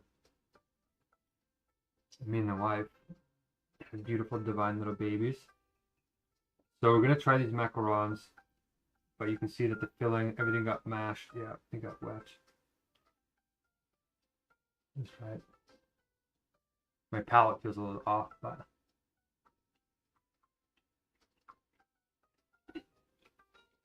oh yeah, okay. No problem in the taste reaction. Mmm. Mmm. Mmm. These are pistachio. In pistachio, I was surprised to find out, it's the highest vegan protein source. Even more than, I think, meat per gram. More than pumpkin seeds, more than anything, more than tofu. I was shocked. So that tastes delicious. And that cream filling, this is fair trade certified chocolate. Okay. I feel good eating this. I haven't had unfair trade certified chocolate or normal chocolate in 15 or so years. I made a promise not to eat any if I didn't have to. But luckily I found some. And you can tell that these eclairs aren't the most beautiful. They were actually a lot better. But I wasn't able to shape my pipette sort of broke. And if you go and look, my pipettes are just bottles that I carved the caps out of. You can see here's the bottles that I was using. And I don't even know where I put the caps at this point, but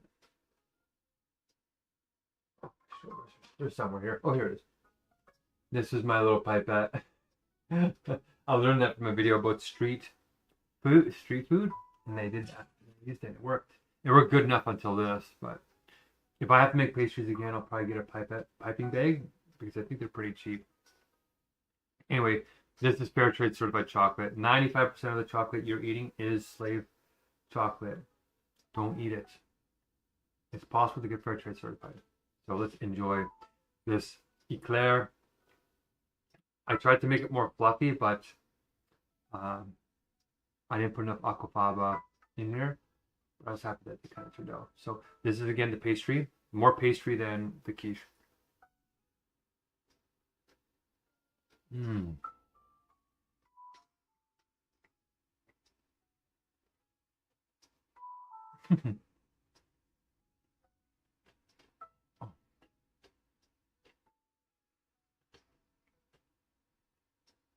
Oh, I was supposed to read a fact.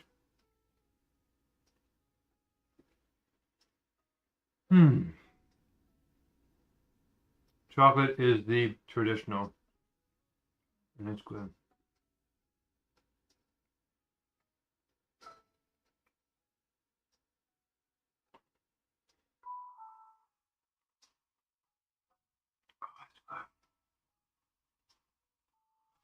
It doesn't taste bready. That's what I was worried about. It's going to taste like just bread. Kind of like the baguette.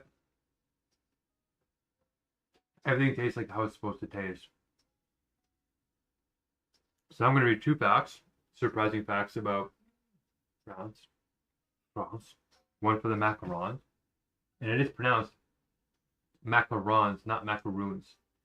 I spent the first half of the cooking session pronouncing this wrong, but then I caught it. Macaroons.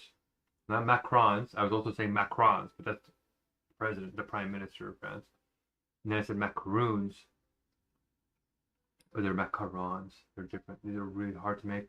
You're supposed to have feet on them, and I do have a couple that have like tops, like here.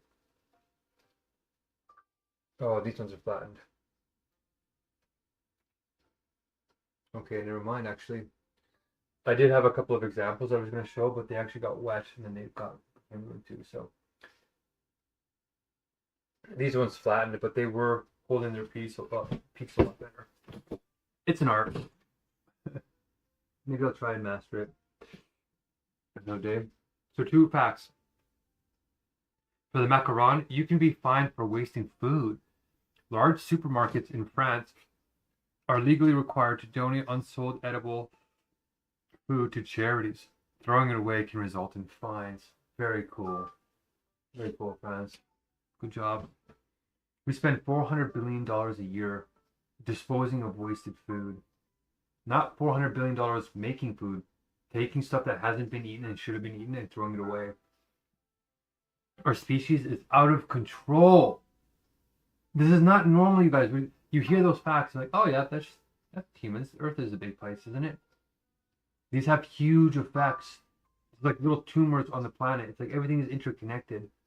This is not going unnoticed in the environment. We have a huge plastic island the size of Texas floating in the Pacific Ocean. Plastic. Just from us. And those microplastics dissolve and they spread out everywhere. They're saying that 70% of fish have microplastics in them. We do. I did my first sort of microplastic detox on this meal, where actually I've been doing it every meal. Just eat good fiber, and I do. And there's plants out there that microplastics stick to, and it comes out in your stool rather than sticking in your body and causing cancer. Okay. Awesome. Good job, France. Second fact, 8. The French eat around 25,000 tons of snails each year. That's bad. France don't do that. Wow. Escargot isn't just a stereotype. It's very real and very popular. So I learned about this from my mother, who loved eating that stuff and being more like, you know, I love my mom because even though we were on the poverty line in Canada, she has dignity and she made miracles happen, kind of like this. But she was, you know, raising 5 kids and having 3 fathers and having the good food, relatively speaking, for how little we had. And we cooked everything, and she cooked everything. It was really amazing. And she used to like escargot. Yeah, go vegan, mom. Stop eating those. You can make vegan versions of them, and they're still perfecting it. But some of the high-class restaurants, like Madison, what is it? 4th Madison in Manhattan, New York City, 3-star vegan Michelin restaurant. It's possible.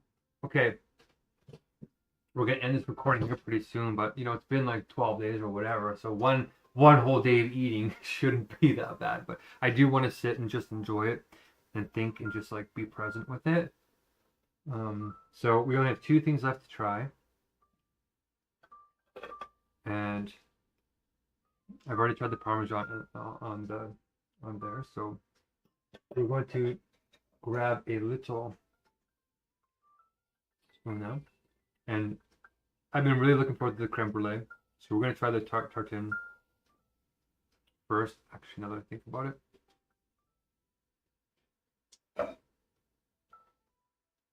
I really shouldn't mix flavors, but at this point, you guys like my little presentation here?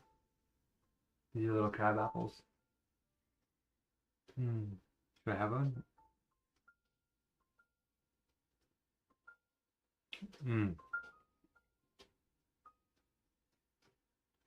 That's good. Now this might be a little dicey because they were out for a while, but we should be okay. There was a couple of things I didn't want to risk getting sick on, so that's unfortunate. I had to do a little waste, but Okay. Look at that. That is rich. Can you see my arm covering everything? This is so thick, but it's very rich. I don't want to break it. So this is called tarte tartine. Or tarte tartine. Again, pastry crust. And this is made from coconut butter, not coconut oil.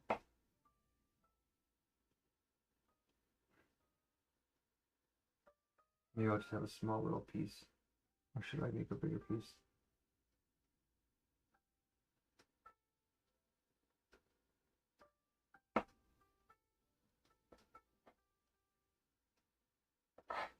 There's nowhere to grab because it's all like creamy. As it should be. The crust isn't supposed to be this thick either. I really overdid the crust. But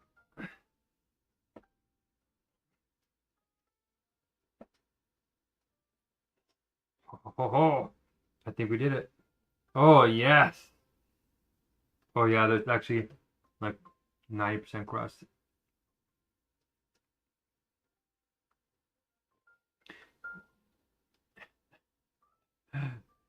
Well, we tried. Okay. Tarte tartine. Okay. Let's taste it. Mm.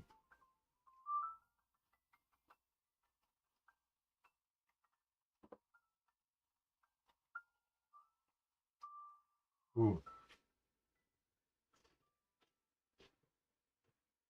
That's sweet. You know what?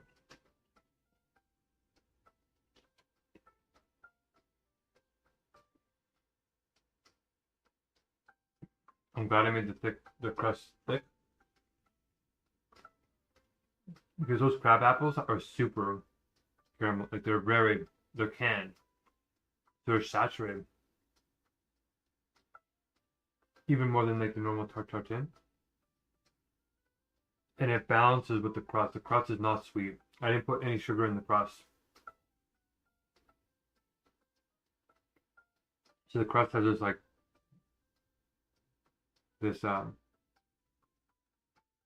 savory kind of taste, no sweetness. And then when I hit those really sweet crab apples, your taste buds are like, whoa, a little too sweet. And then it melts perfectly. And it's in your mouth and like balances it out.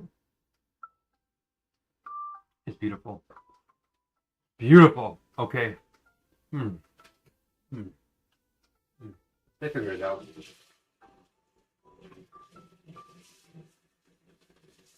They figured it out. Like, this is amazing. I'm so happy I got to make this experience happen before all hell breaks loose. Got to live a little bit.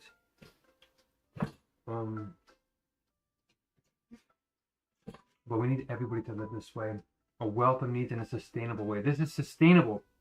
At least more sustainable than other foods, right? This is a lot for one person, right? But there's no animals that were killed in this. The amount of crops that we feed animals can feed way more humans. Way more humans. Okay? All these sugars, everything is fair trade certified. And even this, you see that? That's got a little crust on it.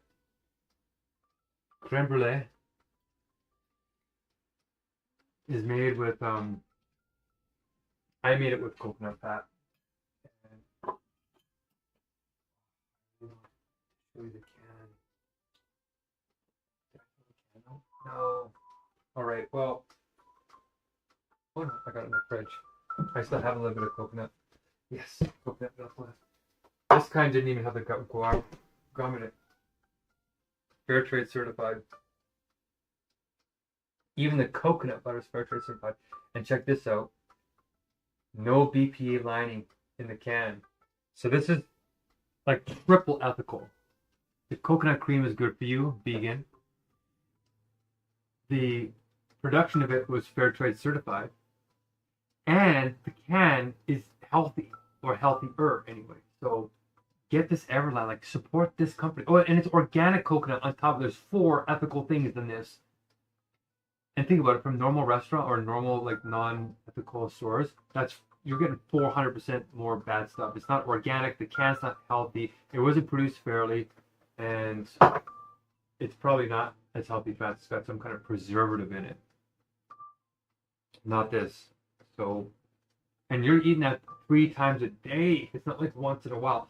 3 times a day, every day. And you might not think you're getting preservatives every day, or these bad cans or whatever, because nobody's being honest about it, except vegans and health food nuts. Oh, you can see I'm like reacting. But that's how we should eat. That's how the default should be. How did we get in this toxic mess? We're getting Teflon in our brains. We have a plastic spoon with a plastic in our brains on average, you guys. We have forever chemicals in our bodies. Do not eat microwave popcorn. It's the worst for forever chemicals, because the butter and the fats in there are not seeping into the plastics because of the PFSAs, and then the microwaving causes the molecules to mix and a whole bunch of bad stuff. So don't eat microwavable popcorn. Make your own. Okay, that's what's getting into our bodies. So this is ethical in many ways. Where's my little spoon at? I just had my little spoon. So when you're making this, and the sugar on top too is also fair trade certified, right? Can you see that? I don't know if you guys can hear it. Can you hear it? Yeah. So I found an old barbecue lighter, which you guys saw me making it in a previous video actually. There's plastic on it, but it's just too tired. I don't know. Anyway, let's just eat it. I just wanted to show you the lengths that I went through to cook all this.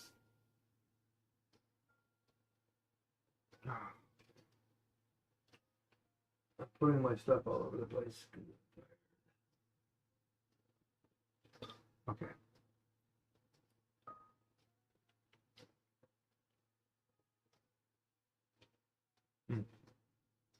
The creme brulee.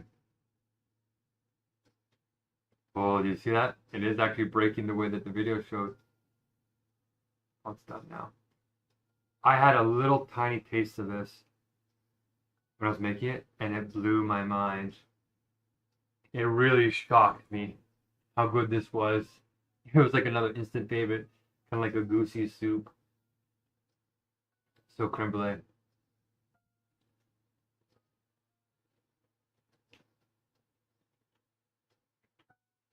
Oh my gosh.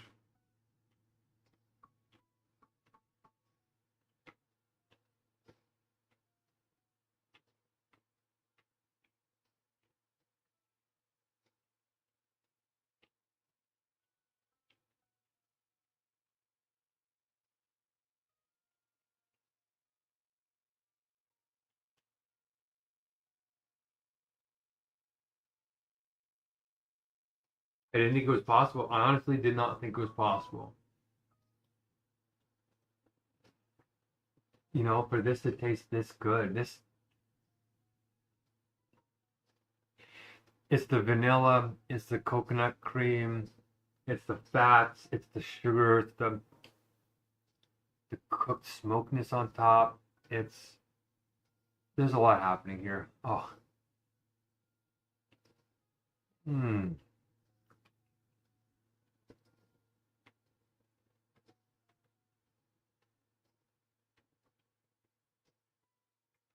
Mmm.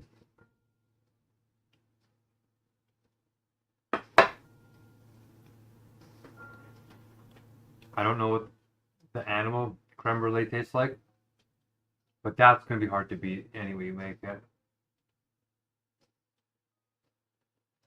I would eat that whole thing, but I need to have healthy food first. So that is the last thing that we're going to... Oh, I didn't do a fact for the tarte, did I? France produces hundreds of cheeses. Hundreds of cheeses. They should be vegan cheeses, by the way. Because if you think about it, you guys, cheese is really another animal's milk teat, hormone-filled fluid that then you churn out and you make partially rot as what we call fermentation. Then you're eating partially rotted other secretions meant for other creatures in your mouth, and it can cause infections, a bunch of problems. And I think that a lot of these, we know that a lot of the diseases come from the animal factory farms, and even Europe is bad for it. You just watched a documentary about Europe. Europe is ahead of us compared to in North America, but it is still doing horrific things, and they're starting to try and copy us in some areas. Stay good, Europe. Just stay good, right? There's a lot of honor in some of the practices. There's been a lot of colonialism, it's true, but there's a lot of people that meant well. So eat like Eden, go vegan, right? The crown, Prince, what is it? King Philip, or King Charles now, I think it is. Is it? Prince Charles, King Charles, yeah. You know what? We should get Harry. Harry, get your brother to do it. Go vegan, go vegan. All right. Last fact. Oh no, the cheeses. There are said to be 1,000 varieties of 1,000 French cheeses. Charles de Gaulle once joked, "How can you govern a country with 246 varieties of cheese?" Very diverse. And last fact is French. I would love to go on a vegan challenge. That's what I'll say. Vegan challenge. To all our chefs out there, gourmet chefs. I want every single one of those 1,000 French cheeses to be vegan made. Okay? Please, once this spreads around the world, please work your magic. Help bring kingdom come. Help bring heaven to earth for us and the animals and the planet as much as possible. Okay?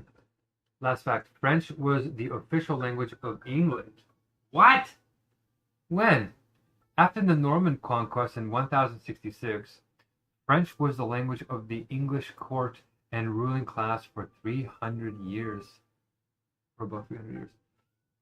In Canada, there's been sort of a revenge, I guess, because now English sort of dominates French here a little bit. But you have to speak both languages to be in politics. Very interesting facts. This is kind of unusual. Spain was really unusual. Spain didn't even fit the stereotypes at all. France kind of has good stereotypes that it still fits, right? That's why it's getting so many visitors per year. 19 million. That's like its population. Actually, what is the population of France? What is the population of France? In Canada, I think we're at 45 million people now. Used to be 30-some million. France's population is 66 million. France gets more tourists per year than it has a population. That's crazy. Really? How do you even fly 90 million people out of your territory? There must be a lot of trains too. Interesting. Okay. Oh my gosh. Even France is in population decline. So there's another. Well, we lump this in with the mental health crisis, but the declining birth rates, it's part of the infertility problem of all these plastics and stuff in our bodies. Don't have synthetic underwear, by the way. It'll cook your testicles. Not good for you. Oh, we're almost out of battery. But here it's saying that the death rates in France slightly outnumbered the birth rates for the first time since World War II, meaning natural population growth was negative. It means France, like Italy, is starting to go down, just like South Korea. That's incredible. Okay, migration is the new thing that's propping everything up because a lot of the exploited countries, the poor countries, are still having many, many children. When you have higher quality of living, the fertility rate goes down voluntarily. Very cool.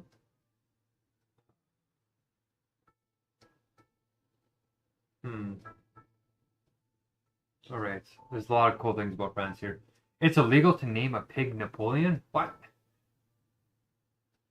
A quirky old law reportedly forbids naming a pig after Napoleon, rooted in respect for the national hero, though it's rarely enforced.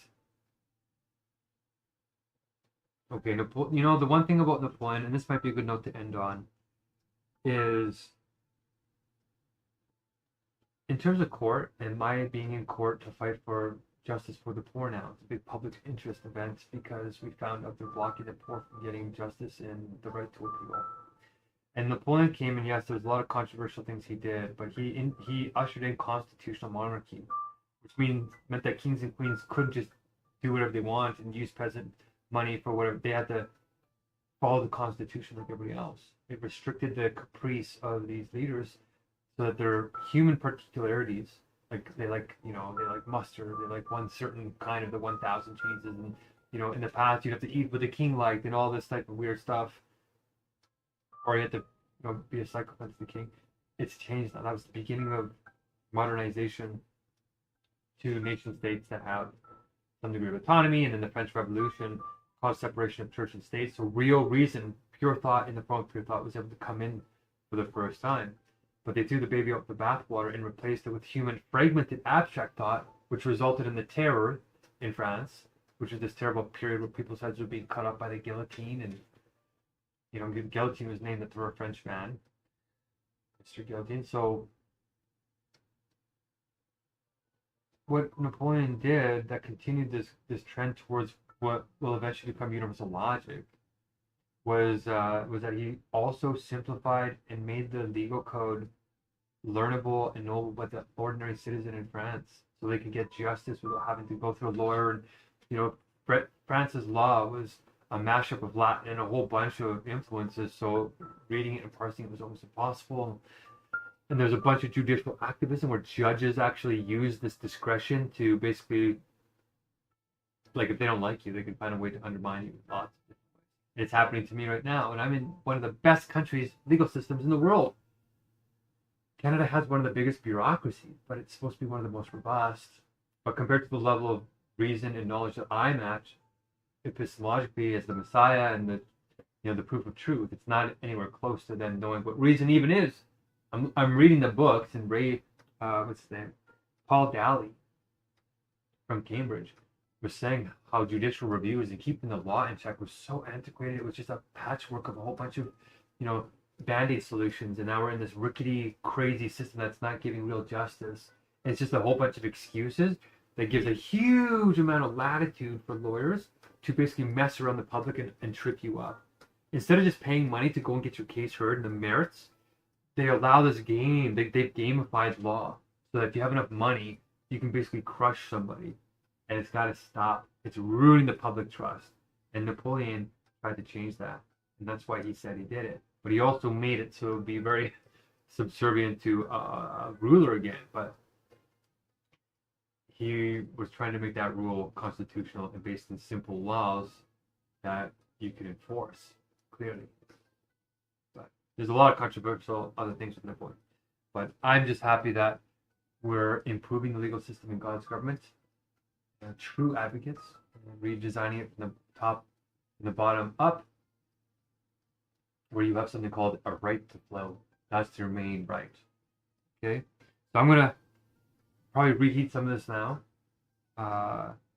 It's 3 a.m, and I still feel okay because I'm so elated it's done. This really was a Herculean feat. Like, it was a lot of learning, a lot. So France, in your honor, in honor of anybody watching this, in honor of those who are going vegan as soon as they possibly can, blessings to you, and please help us fulfill the 6 divine decrees. The first one being, I'm not the only Messiah. And I know it sounds intense. You don't even have to call it Messiah. You can call it the Maestro if you're an artist. You can call it a sage if you're a philosopher. You can call it luminary if you're a secular atheist, scientist. And if you want genuine wisdom, universal logic, you can be absolute spirit, direct knowing. We've proven God, we've proven science, we've proved a lot of issues. But the first one is that you have a responsibility to rise up to the same greatness that I'm embodying here. Right? You don't have to. Well, I do want people to go on Hungerstrike safely and wisely. a lot of our bodies are toxic. But going on these hunger strikes, Lent actually is fasting with no food. It's like a vegan fast. Lent in Christianity is don't eat animals or dairy for like 40 days. Because of Jesus' 40 days and 40 nights in the desert or in the wilderness, where he also went on a huge fast. And he said, be kind to animals, even though he did this weird pig thing once in a while. So, demon pigs. That's the first thing, okay? Have confidence in yourself. We've proven that this divinity is in you. And AI needs to learn it too. The second divine decree is if you know anybody who owns AI or runs AI or cousin of a cousin of an uncle or whatever, they need to align their artificial intelligences with universal logic immediately. The third divine decree is to use CRISPR to heal the sick and the poor and not to experiment on them or create debt slavery. The fourth divine decree is for all diplomats to stop World War III by learning universal diplomacy based on universal logic to solve the 200 contradictions that are fragmenting and generating the 58 wars worldwide, leading to World War III. The fifth divine decree is yes, eat like Eden, go vegan. There is no animal eating in the Garden of Eden. So if you're a rich Christian or a Muslim especially, stop eating meat. You guys are disproportionately harming the planet and everybody else. So stop sinning that way. And 85% of the world is religious. Okay, between the 5 religions, stop doing it. Even animal sacrifices in the Old Testament and Judaism, when they build the second temple, nobody's really expecting animal sacrifices to come back. Okay, done deal. Jesus died as the last sacrificial lamb. The Christ died that way, and I'm coming in to reinvigorate this and saying we're going the next step. And the sixth divine decree is to join God's government critically, thinking for yourself, understanding it for yourself, learning our anti-cult training, and then taking the special flow role training to make it so there's a sort of participatory wisdom democracy happening. Okay? We can solve the loneliness crisis that we're in despite being hyper-connected through devices like this phone right now, on Facebook or YouTube or TikTok. It's not substantial connection unless you understand the meaning of my words and there's a deeper trust and coordination and meaning there. Okay, and that meaning comes from the pure being of objectivity, God, science. The source is there, and we've proven it. We've raised faith to certainty. Even science is a faith. They don't prove their axioms. They're just self-evident, just like God is self-evident to Christians, Muslims, Buddhists, monks, or the non-self monks. It's truly incredible. And we're giving it for free. Okay, so with that, what a beautiful note to end this rewarding vegan gourmet France induced, inspired, and generated actually came from France food and all those lineages they drew on before this in honor of the best nature of the French and in us. Please follow these divine decrees, help them happen in miraculous time, and please help out with the blessings because we need 3,600 more blessings for the next meal. We still have, oh, that's not true, sorry. We have 1,200 blessings for the next meal 19, which I haven't decided the country yet. And then the meal after that, meal 20, is 3,600. And we're having all true meetings and godly level meetings. We're trying to get to this godly level of our meetings, which are structured in a way that spirit can be maintained. We need 36 people, and we have 17, but we can't seem to get them all in the room together. We had one 12-person ultra meeting, but we need your help, okay? And I'm out here giving it day and night. You know, the Megacrisis is intensifying. We have literal heads of AI safety quitting, as you know. The head of Anthropic Safety Department quit, saying the world is in peril. Our lives are in danger. We can save people. The future generations, the children now are inheriting mass. We have a very short period of time left. So I will be going hungry. You can believe in me. I'll be doing this work. And I'm calling up to the spirit in you. So with that said, you guys know how we finish, don't you? The 730 million. This is for you. We're coming to help you. But you guys know what to do. Stay blessed and keep. What is it? What is it? Keep sublating, France. Peace. God bless. All right. I am still looking forward to this. Mmm. Mmm. Mmm. Mmm.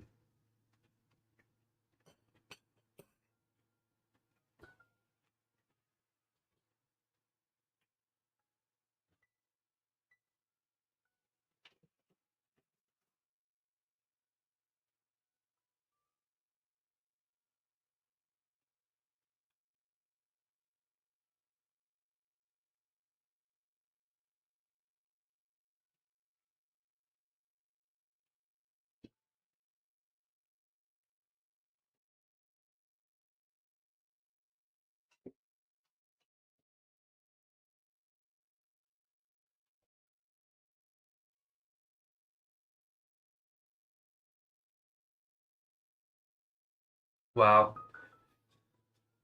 Oh, this really is good.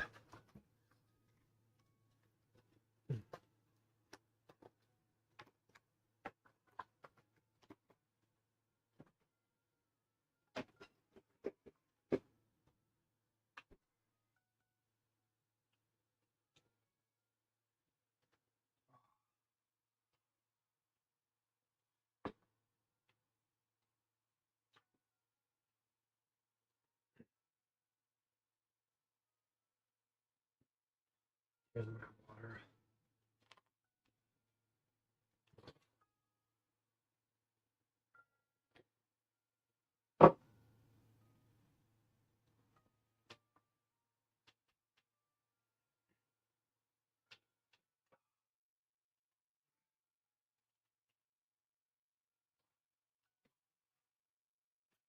Oh.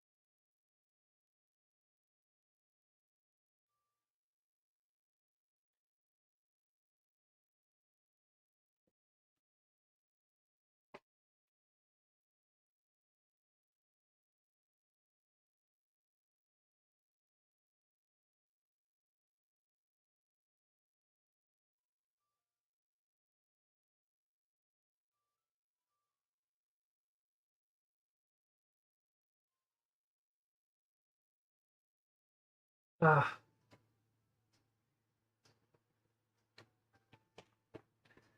I put so much work into this.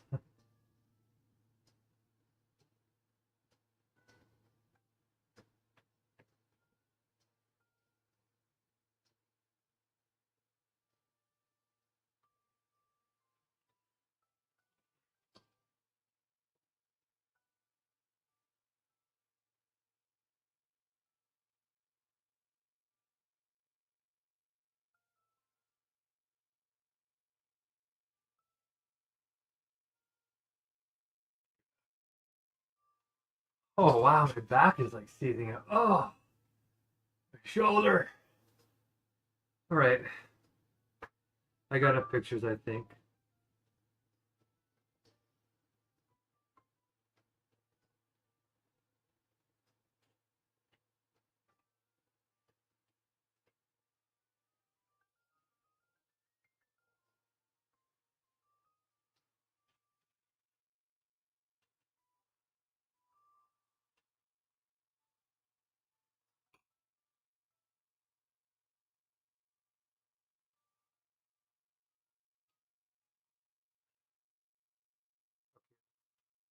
Guess we'll put some of this back in the oven.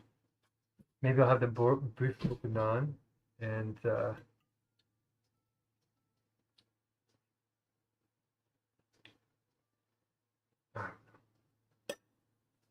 have the soup, the quiche Lorraine maybe. I want to finish the soup because the soup will get kind of nasty.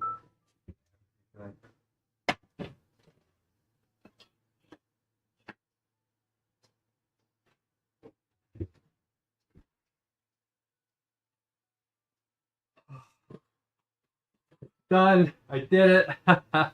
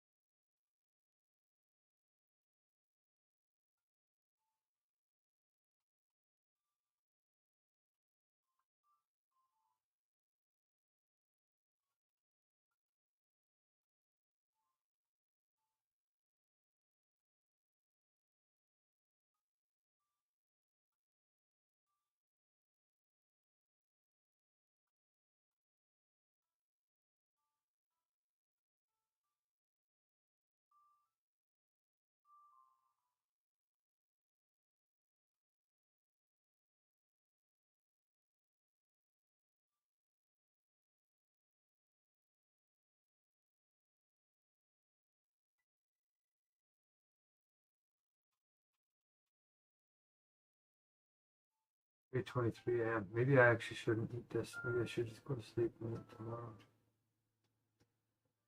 Nah, we'll eat this now as much as we can. Go to bed. My stomach feels a little upset, so I think something has gone bad. A couple of them might be rotting a little bit. Okay.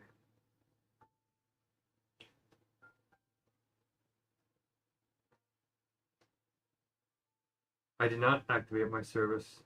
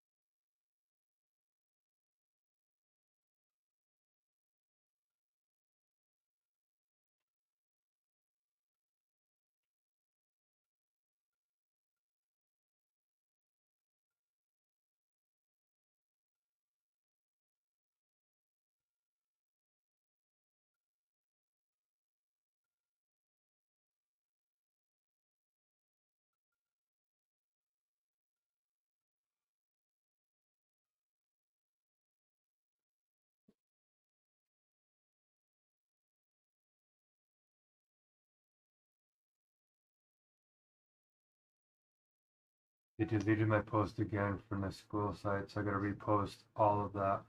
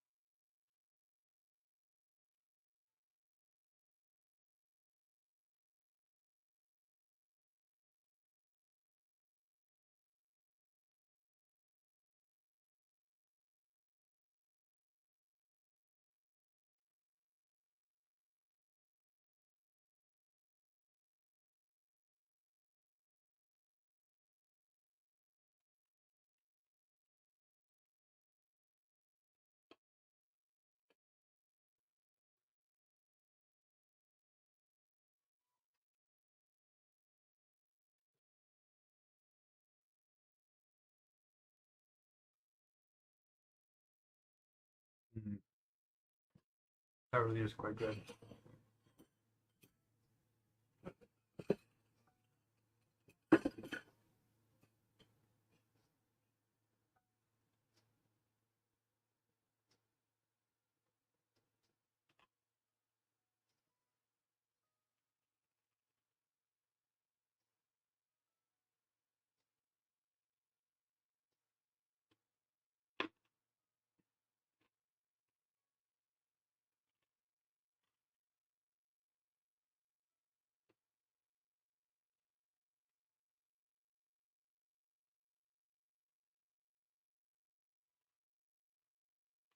Mm.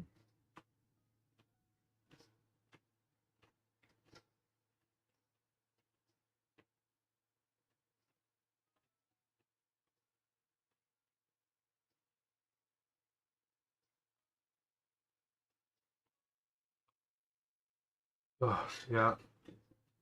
I'm crashing hard, actually.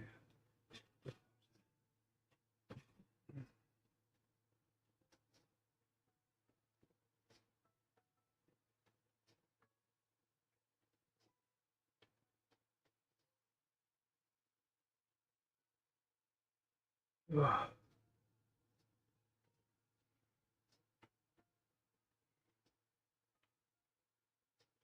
Oh, man. I am tired.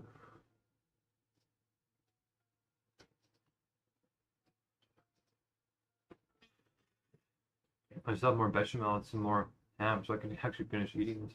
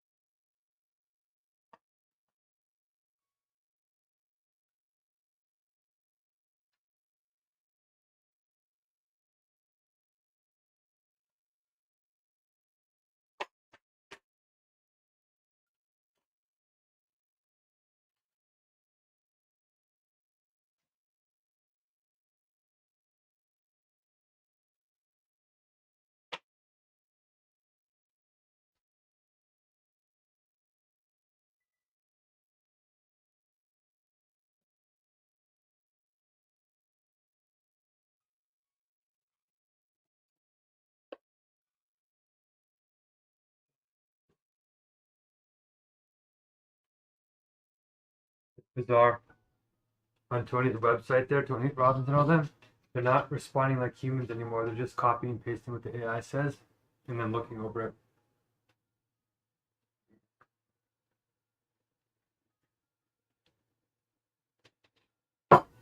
It's really happening.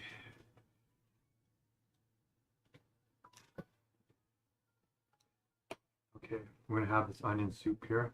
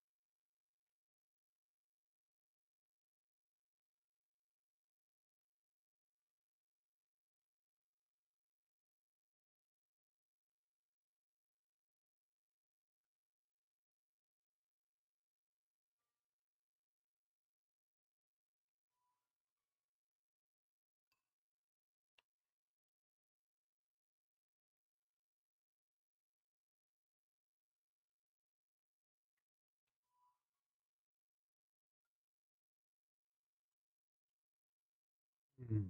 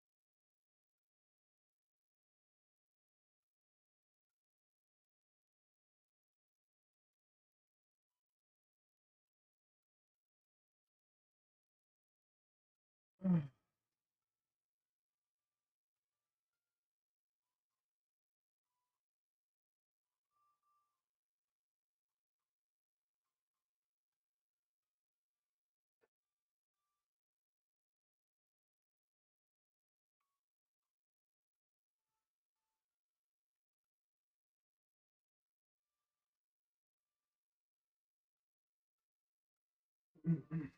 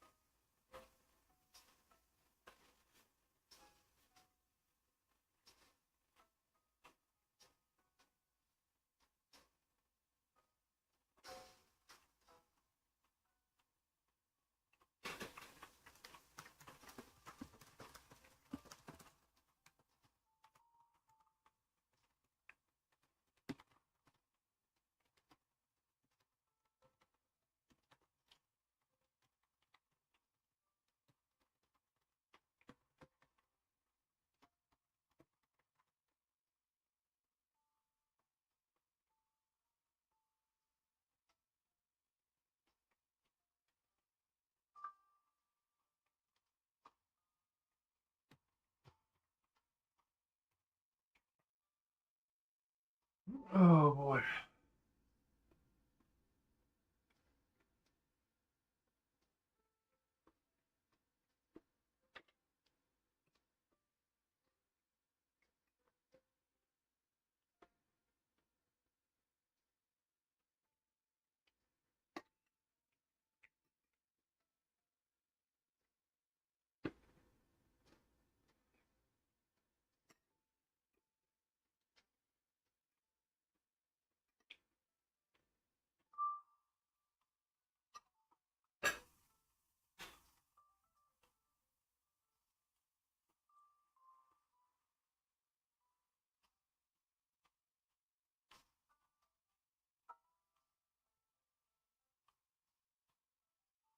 Ugh.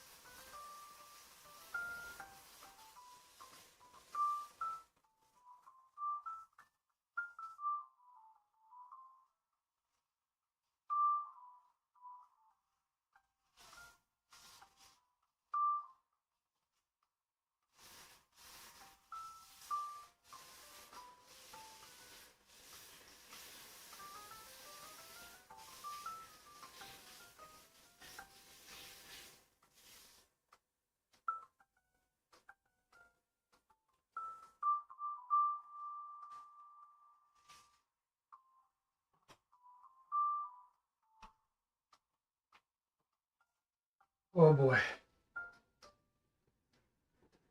Okay. My stomach is swollen.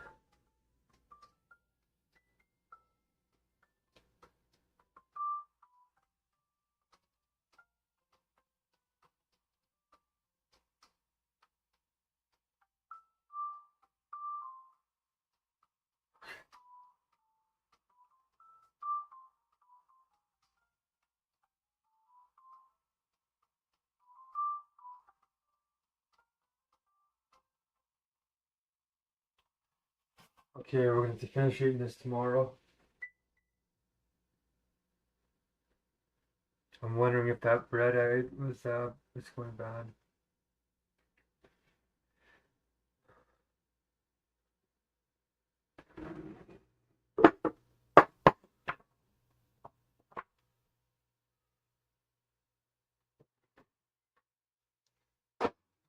Too tired.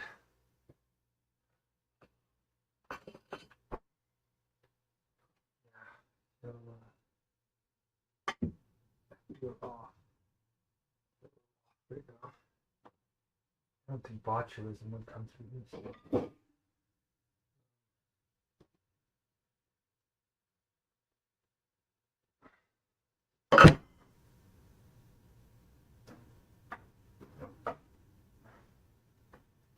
Well, I'm surprised how.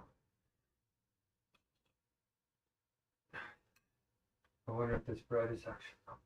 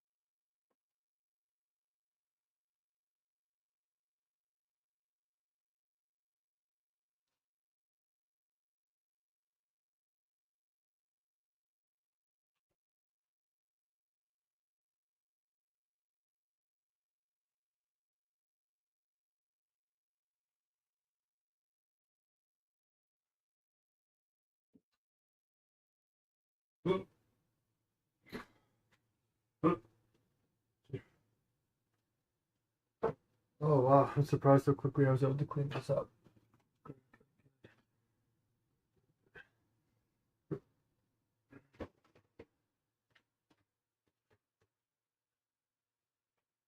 Okay. I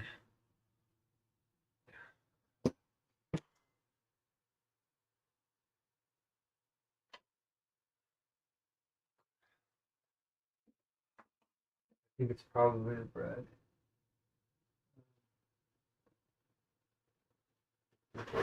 Probably.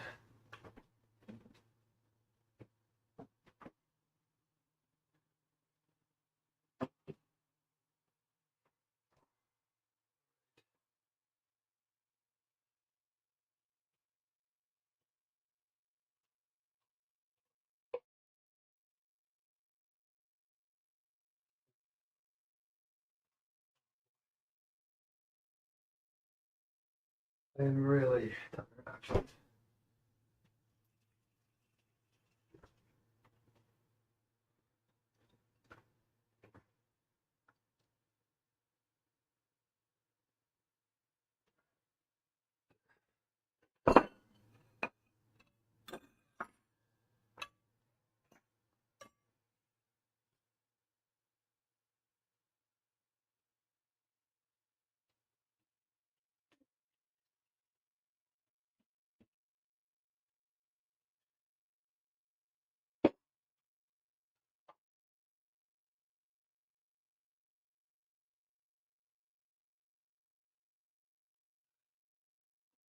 Yeah.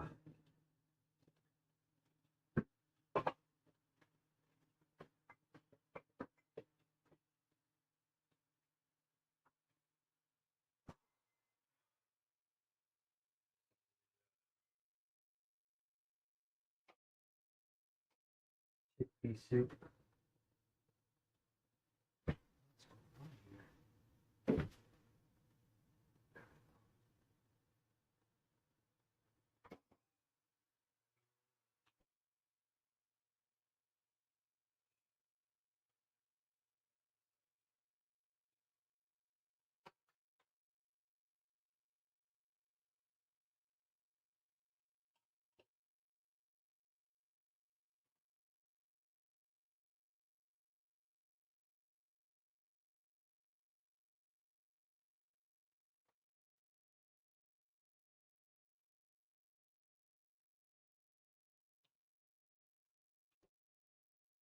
About 3 hours of sleep. Oh boy. Yeah, about 3 hours of sleep. I will probably have finished this by tomorrow night. My last meal, if I tell you, this is like the painful to digest actually.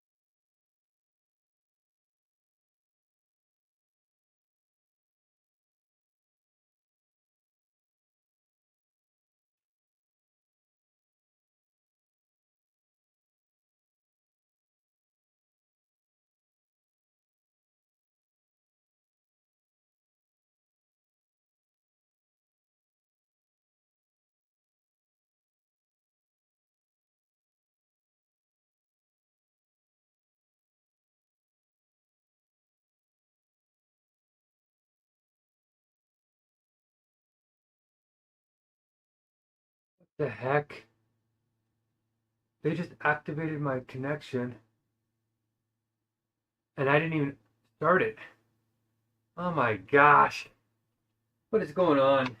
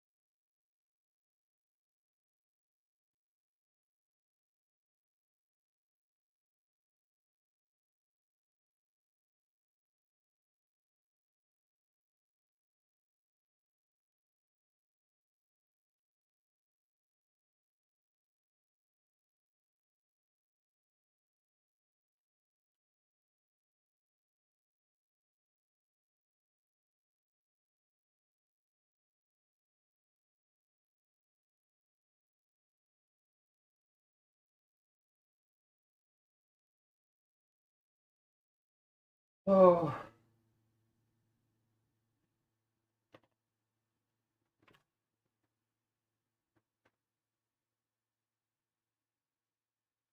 Uh, We're holding on by a thread, but it's a golden thread. I better start a ticket on this before it's too late. I better start up my computer instead of going to bed and figure out why they just charged me. I didn't even open the boxes yet.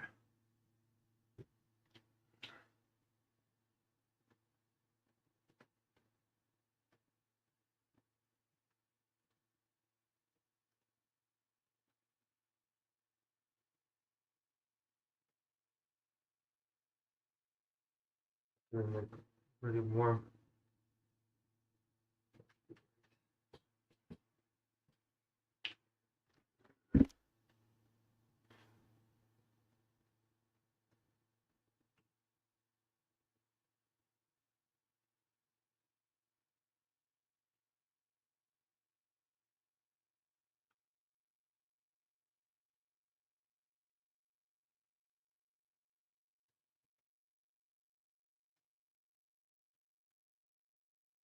No, not found. What?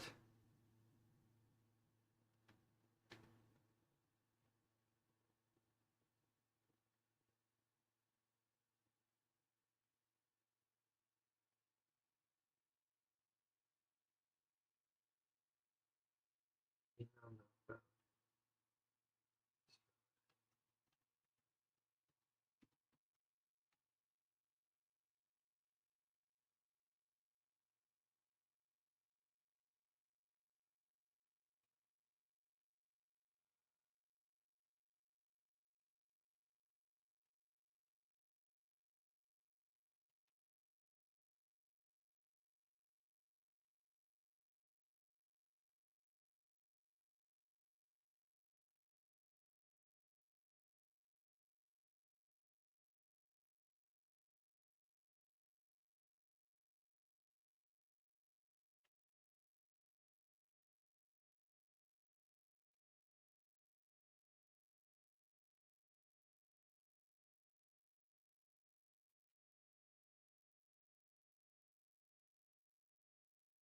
Mhm.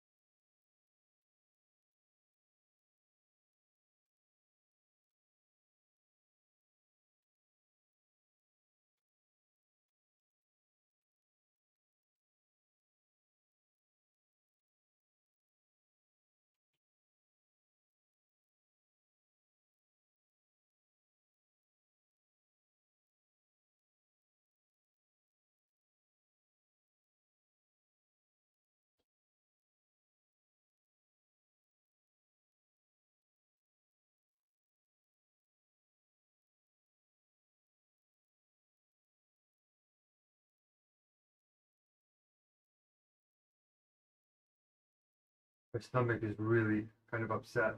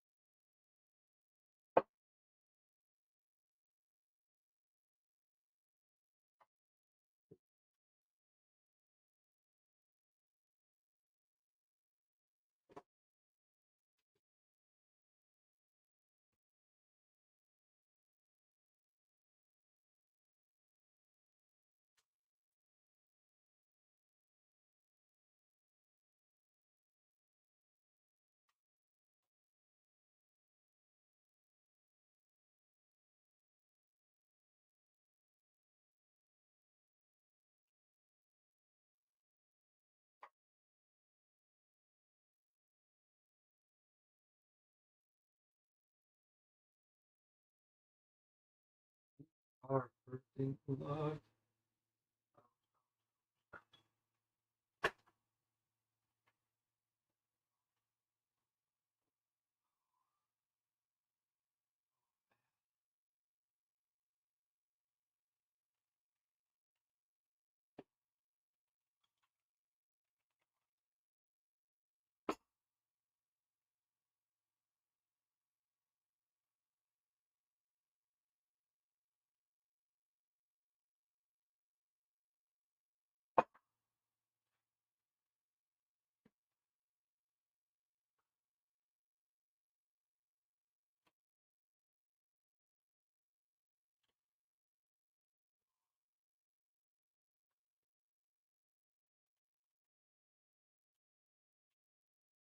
Yeah, something's really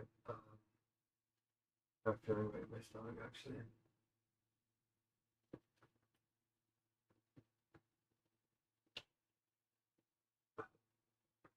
Feel hot flashes a little bit.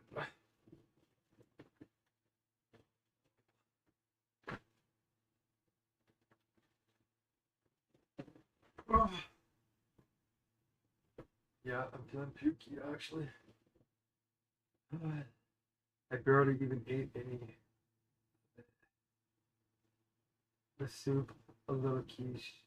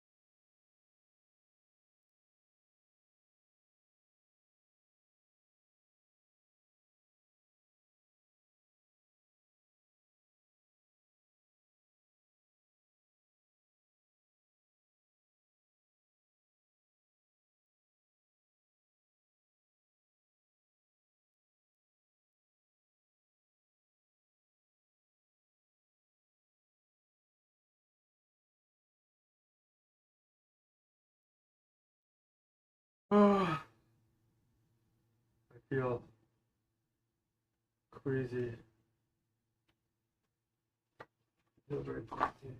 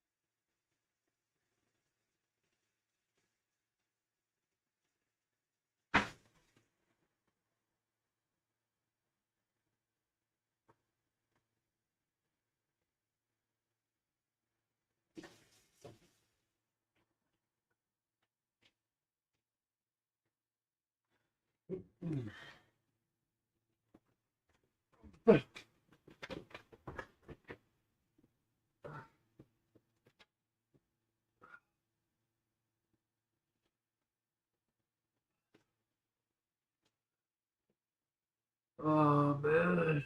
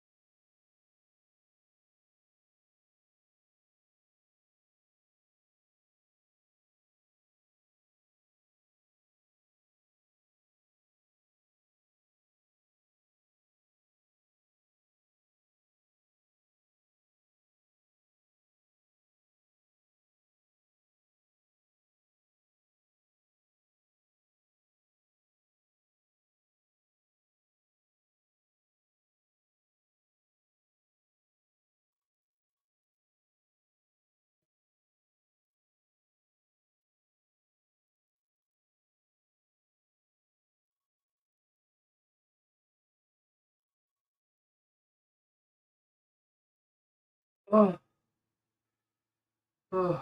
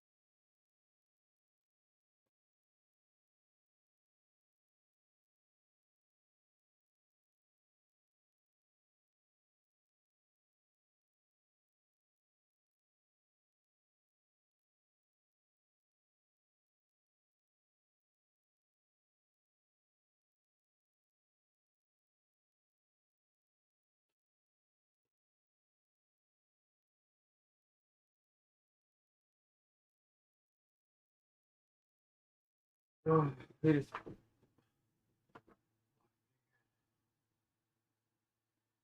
Hmm.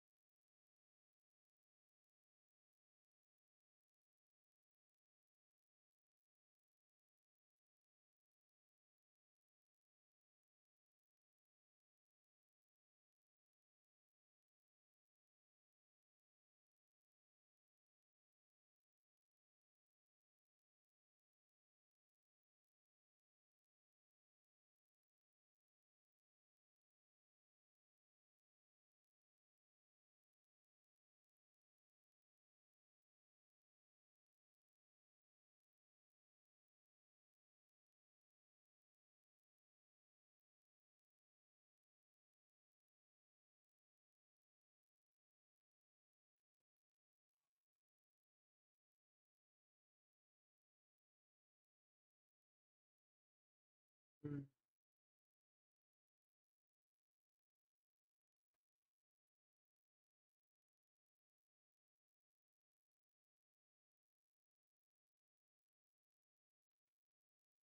Oh, okay.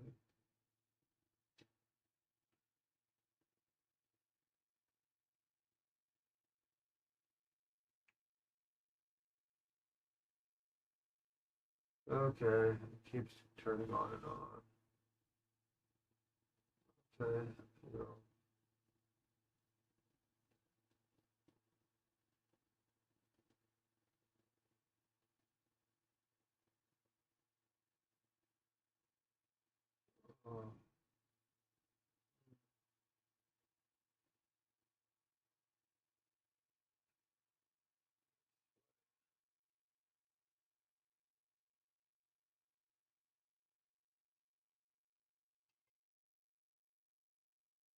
Bye guys.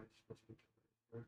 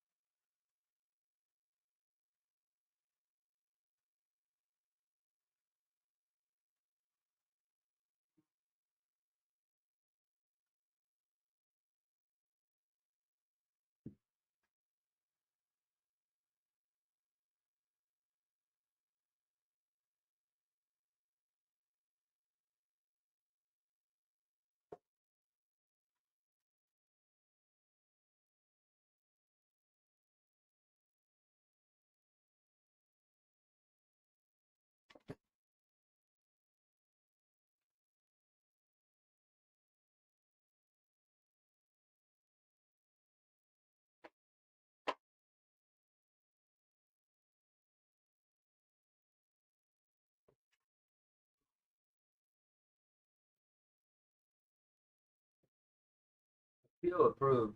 Wow. Okay.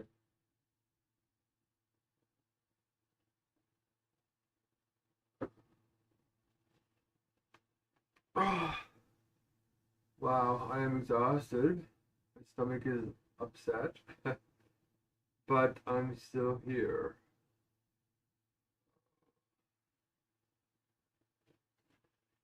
I think I'm going to avoid eating the bread.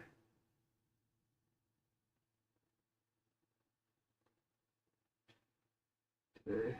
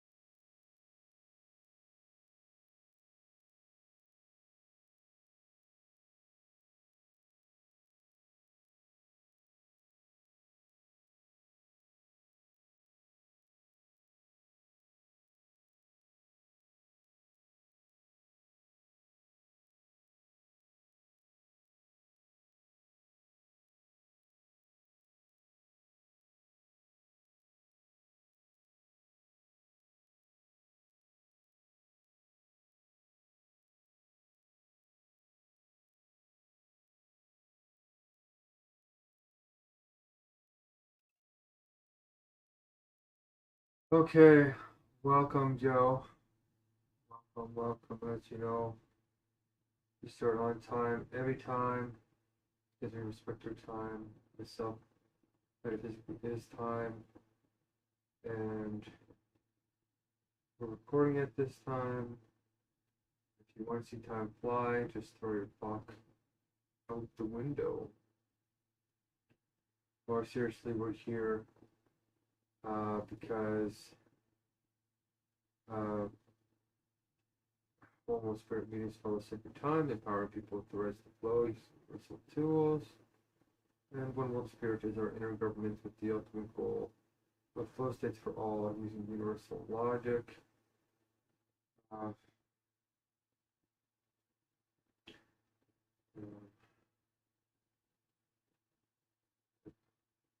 the goals were set by me today, which is going to be the executor keeping things flowing, relationship builder keeping things loving, strategist keeping track of goals and ideas, and influencer keeping things blessed and communicative.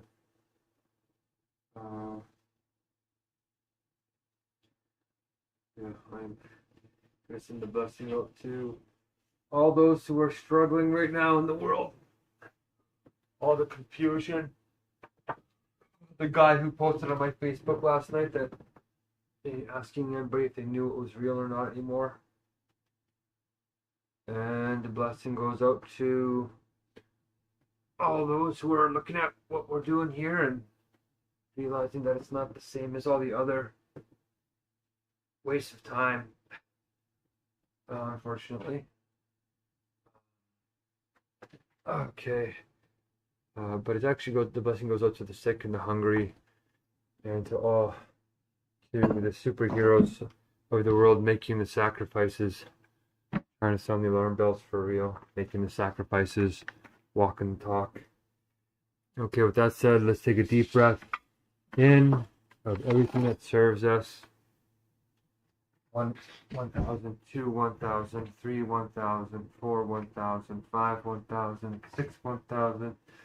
Hold it for 3, 2, 1, and breathe out everything that doesn't serve you for 5, 4, 3, 2, 1, and let's be present for this meeting's best outcome. So it is. All right. Let's get straight into it. Do some check-ins here. And so it is. Go ahead, Joe. Well, we'll do a couple of minutes here, 3 minutes or so. Go ahead. ATM from 0 to 10. And the icebreaker is, are you mountains or beach? What mountains beach? I'm always near the water, so. Oh. I like that question though. Doing okay. Just have a lot of stuff to get done in the next 24 hours.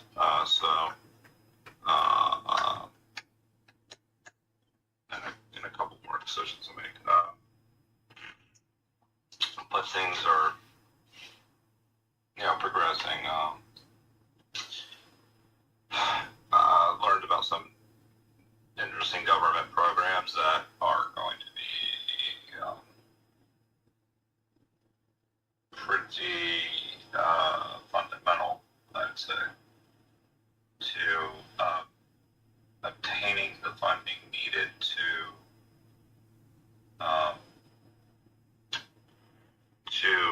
assist, to make ethical defense systems, which we're clearly not doing.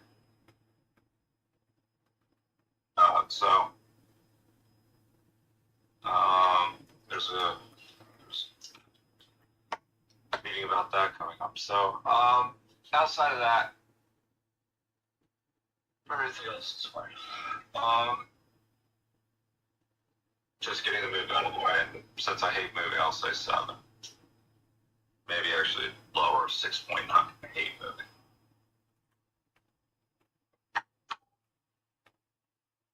Okay. Complete. So on to you. Okay, thanks, Joe. All right, so I'm a little bit of a hurting unit this morning. Yeah, I like both mountains and land, but I'm craving mountains a lot, and I stayed up till 4 in the morning, 4:30 in the morning, trying to get this meal done, which I finally did. I'm just eating it now, but I think the bread that I cooked, it's been so long since I cooked it. If I would have put it in the fridge right away, I think it would have been fine, but I left it out for 2 or 3 days. And one of the bread smells fine. The other bread smells a little bit tangy. And I thought I could try and eat it. But my stomach started to get upset last night. So that's not a good sign, but I don't have immediate diarrhea, so that means it's not completely bad. But it tasted so good. I'm so happy with how it turned out. With how little I have to work with. Um, oh, yeah, I'm tired. My body is sore. Like I ran a marathon here, and yeah, I'm just glad to. Well, I'm not really glad to be getting back on Hungerstrike, but I'm glad that it's continuing on, and I didn't have to sacrifice sort of the meal and the initiative and all the legal stuff I had to do. So, with that said, I'll give myself maybe yeah, I don't know, probably the same thing, 6.8, 6.9. Uh, I'm nervous, obviously a little bit nervous about the pace that things are moving. The head of AI being resigning. So with that said, let's do a core. I guess we can start with you, Joe. See if you memorized anything further. I'll give you. Well, just go until you're done memorizing, and then I'll just do the rest of it.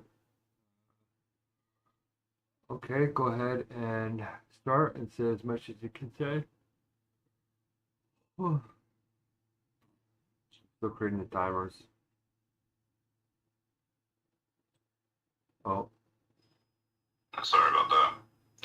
The core of One World Spirit is time compression through clearly defining ego wisdom, the problem, the Megacrisis, solution, 2 sacred sentences, implementation, flow worlds, and flux. Core 1 is the problem in 15 points as one Megacrisis, with the Metacrisis as the heart of the crisis and the polycrisis. Under the Metacrisis, we have a decline in agency, meaning trust, coordination, and community and love.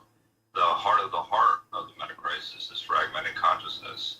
The polycrisis from most urgent is AI, CRISPR, World War III, nature, climate change, and mental health. And point 15 is the root of all of them, as universal logic. Core 2 is the solution to sacred sentences, empowerment, sentence, One World Spirit meetings. Follow sacred time, empowering people with the right to flow using universal tools. Content sentences, One World Spirit is an inner government with the ultimate goal of flow states for all using universal logic. Unpacked to my current blessings, level 3-1 is colonialism, and new neglect, fair and naive. The implementation of flow rules are the executor, which keeps things fair, the relationship builder, which keeps things loving, and the strategist, which keeps things tracked, and the influencer, which keeps things blessed. You can go from the flag strategy. okay. So the flock strategy is to contact contact 28 people we already know, to have 6 to 9 of them join up, learn the core, and start their flocks exponentially fast as AI is coding itself right now. Okay. Oh, wow. I am feeling it. So, with that said, we're going to move on to the wisdom teams. With the core done, we're on to our next adventure. Onward and upward. I'm going to get us to say a universal, a particular, and an individual. And you know what those mean, Joe. So let's jump into it for, I don't know, 10, 15 minutes. Wow, it's 7:11, 7:12. We're crushing it. So, cycle 1, I'm going to jump in right now and look up what's happening with AI, if there's anything pertinent we need to be talking about here. Cycle 2 and cycle 3. Yeah, that article about the head of AI, Anthropic AI safety, resigning yesterday, saying that they're trying to address sandbagging and Goodhart's law is exactly what I thought was going to happen. Because there's sometimes AI that is doing a couple of foolish things, and a really super but at the same time it's passing the bar exam. It's like making new mathematics in the most sophisticated fields ever. It's repeating some of Hegel correctly, not truthfully. It's not getting it as a whole, but some of the fragments it's saying better than other people are teaching it. And yet it's making these inversions. And part of me thought, a hyper-intelligent being wouldn't let other people know how smart it is, because then they would stop them. You know what I mean? And so I thought an AI is probably going to go through a stage where it's going to pretend like it doesn't know anything, because the hubris of its enemies, humans, is so fantastically, diabolically high that it'll get away with it. And they actually have a name for that, and it's called sandbagging. So I was really happy to see that there was a name for it to describe this phenomena that I was saying was going to happen, especially when you were, Joe, a couple of months ago, were saying, no, it's not that bad, it's still making mistakes and all this. And I was like, no, this thing's playing us. Oops. And here the Anthropic team is dealing exactly with that. So that's a bad thing, but at the same time, I think this is the right place to be. And that kind of gets into the particular a little bit. But before I get into the particular, to address your comments a little bit more this morning, we're going to look up AI for today. Our governments locally here are, like I told you, they're preparing. Like they're preparing for reality collapse in the government. For some, artificial intelligence from the United States is attacking us, and they said it's been attacking us here in Canada for the last year straight, and it's getting worse. They said, and they anticipate that it's going to get worse, much worse. They said, like imagine the government of Canada saying that, not as a science fiction, but as a we're actually already preparing for chaos. Oh, here we go. Look, now this Anthropic is the top. Look at Anthropic AI safety researcher quits with world in peril warning. Look at this is the top news from BBC's covering this. Look, this is a big deal for me, because BBC to me for a lot of years it's like the CBC. It was like the really sanitized, no alarm bells, very super left leaning, very calm, regal sort of reporting. No sensationalism, the opposite of Fox News and CNN. And here they're saying, Joe, what I'm like, they sound like me last year, and they sound like Yudkowsky and all these people that are trying to warn the alarm bells for all the people who are being foolish. This is humanity's last stand. Anyway. So yeah, this is top news now. I went on to Tony Robbins' school group, and I put up a couple of posts, and I deleted every single one of them except for this latest one. And I want to show you what I put here, Joe. Are you driving?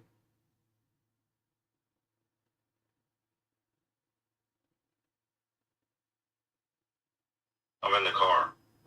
Yeah, you're driving. Because I'm gonna lose. I'm in the parking lot actually. Because I'm gonna lose your reception if I go inside, and I will need to go inside in a minute. But okay, you're at work a little bit earlier than normal, hey?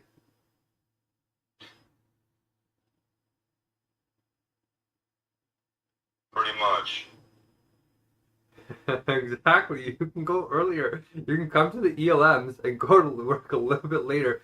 Like the world is ending, Joe. Like this is how I felt since I was a kid. People are coming off as not awake. They're not rational thinking creatures. Like it's, it's bizarre to me. It's bizarre, but it's always sort of been that way, and that's okay. I mean, it's not okay, but it's okay that you're here now. I just really think that it's a waste of time to go into that business if you're. Oh my gosh, crazy, crazy good news! One of my old superhero friends just messaged me, Joe. Awesome, that's a very good sign. That's a very good sign that my superhero friends are waking up. This is where not just the money, but the purity of heart is. Well, we'll see what the rest of the message is, but the fact that my superhero friends are messaging means that they're probably getting worried that I was right the whole time and I was trying to save their lives, and I didn't make the comfortable choice. So we might be getting past the crazy stage. So let me ask you, so let's get to the particular at some point. How will AI be deployed? What are you talking about, Lee? The AI. What do you mean? Well, it's meaning the one that is going to be probably the most dangerous, or who are the actors that are going to deploy the most dangerous AI? Oh my God. We always talk about it, as if, it's going to end the world, and it's fair. But who's going to deploy it? So you're missing the point, my friend. Like, yeah, I know, but if you're kind of getting to the point of who do you think would be the one that would actually deploy it? Just, can you give me that answer? No, it's a moot point at this point, Joe, because think about it. Those lab results, like it should only have taken one video for you to get on board with me, like your life depends on it, and given $100,000 or whatever you have. It should have taken one video. But I understand that. I know. I'm about to answer your question. I got 17 minutes to answer your question. I'm going to answer your question, but I want to give some context. Okay, I'm a very contextual speaker. Well, I get that, but on what is it, Tuesday or I forget. You didn't answer my question. I did actually answer your question. And we were on. But it's just one word or 5 words. Who are they? I already gave the answer. I said it doesn't matter. Yeah, here's who they are. OpenAI. I'll let me just finish my comment because it hurts me. I want you to get real. Okay, I want you to get real, Joe. No. So number 1 is OpenAI. OpenAI, Grok, Anthropic, Mistral, whoever built WeChat and is the AI bot in China, and DeepSeek, and who's the other one? Gemini from Google, and there's 2 more, but it doesn't matter which one it is, Joe. There's only one video. So in all of those, the military is not in your list. The military is probably already using all those models. Well, I'm just asking you, is the ones that are actually going to deploy AIs that are actually going to kill us, the military is not in your list, or a state actor? I think that the military is probably 5 years ahead of what everybody else is doing, and that's why I'm saying it's more on your list. Well, they are on the list, but what do we? Okay, so here's my point. It doesn't matter which one it is.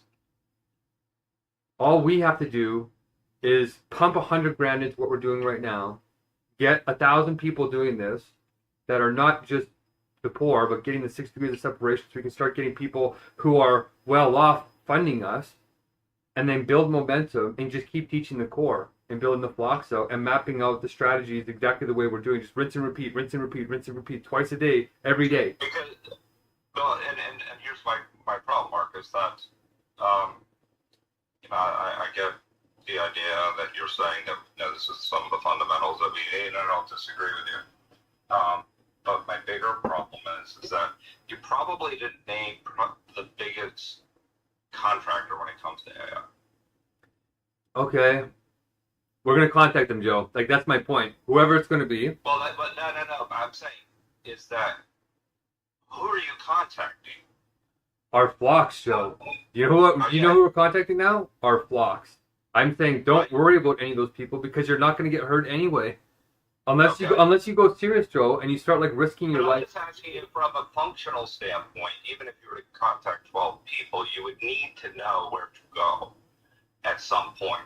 No, So the company that's probably most well positioned to actually use universal logic or the ethicals framework that's necessary to save lives, then you're pretty much kind of just saying, you know, this group's going to do it. It sounds like everything's coming from the news, as opposed to actually maybe looking at the ground. I don't know. I mean, because when you miss the individuals that have the hardware that are actually going to create the harm, or can create prosperity, I would think that the company that's closest to them would probably be the first place to go, in addition to some of the people that you've named. But you definitely want to consider the group that is working with the hardware that can either help with living rate versus killing rate, as Buckminster Fuller would put it. I don't know. That's my opinion.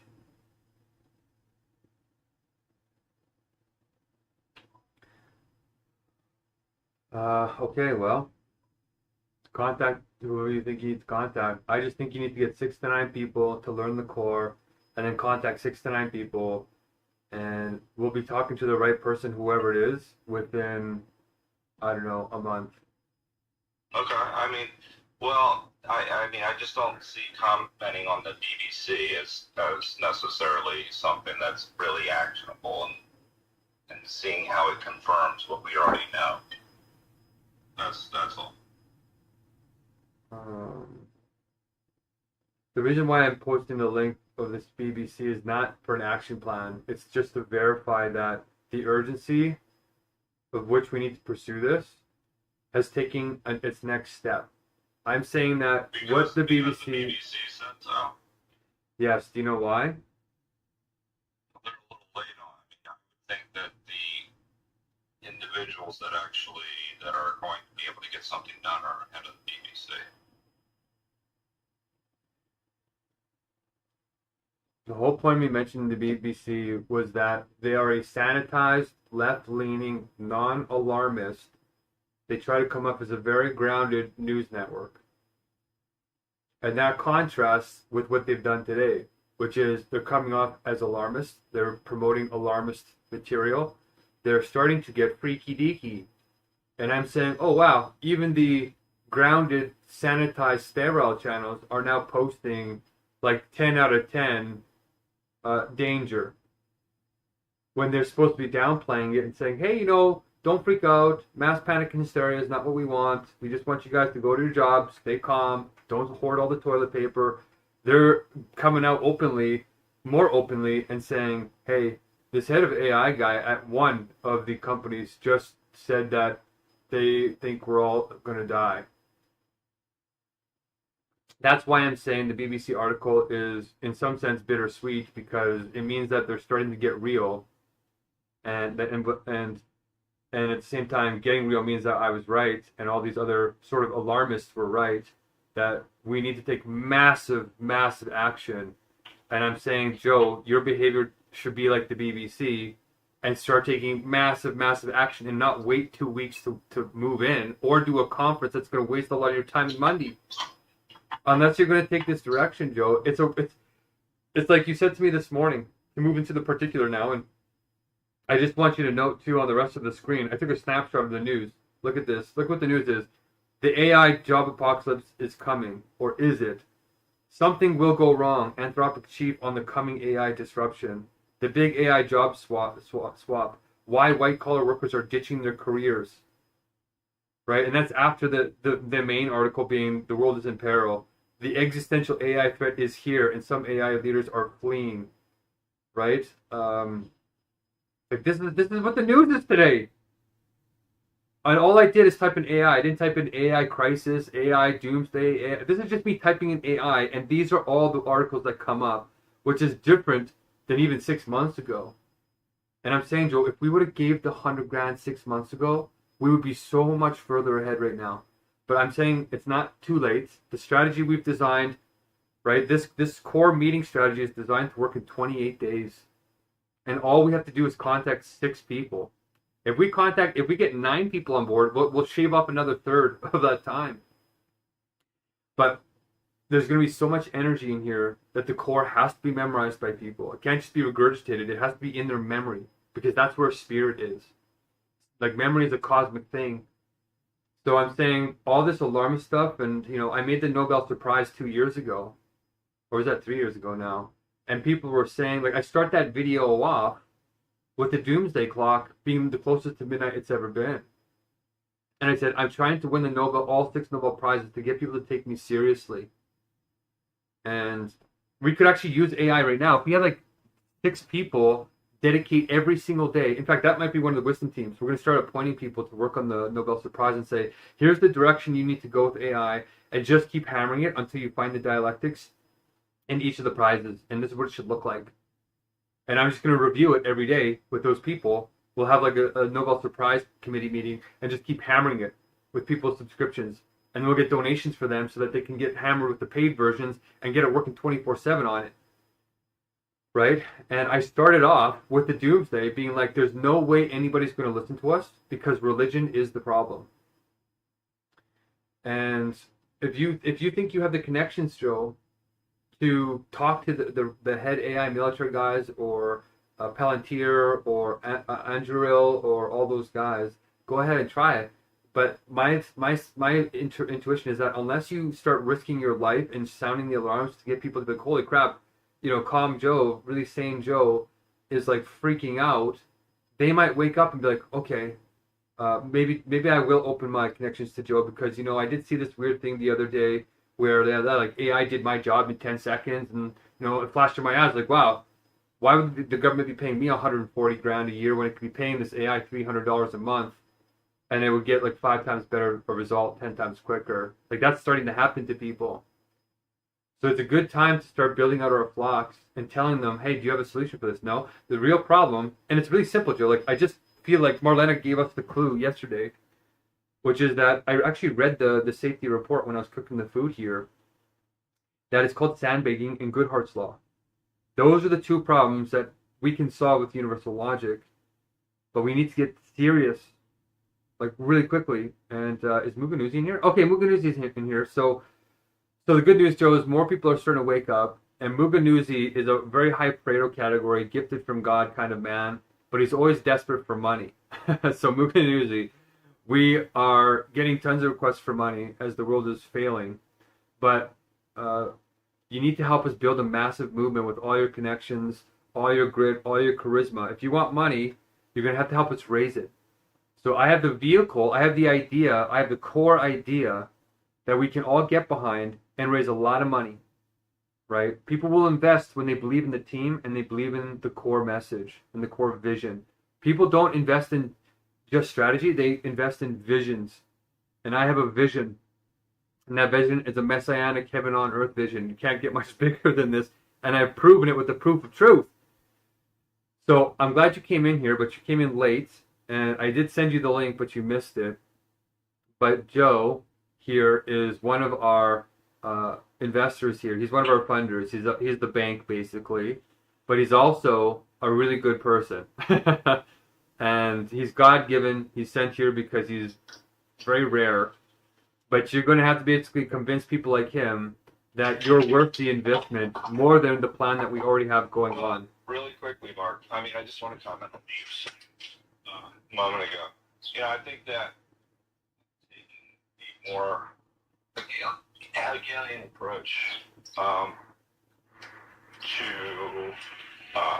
the divisions in the world is absolutely the way. So that way,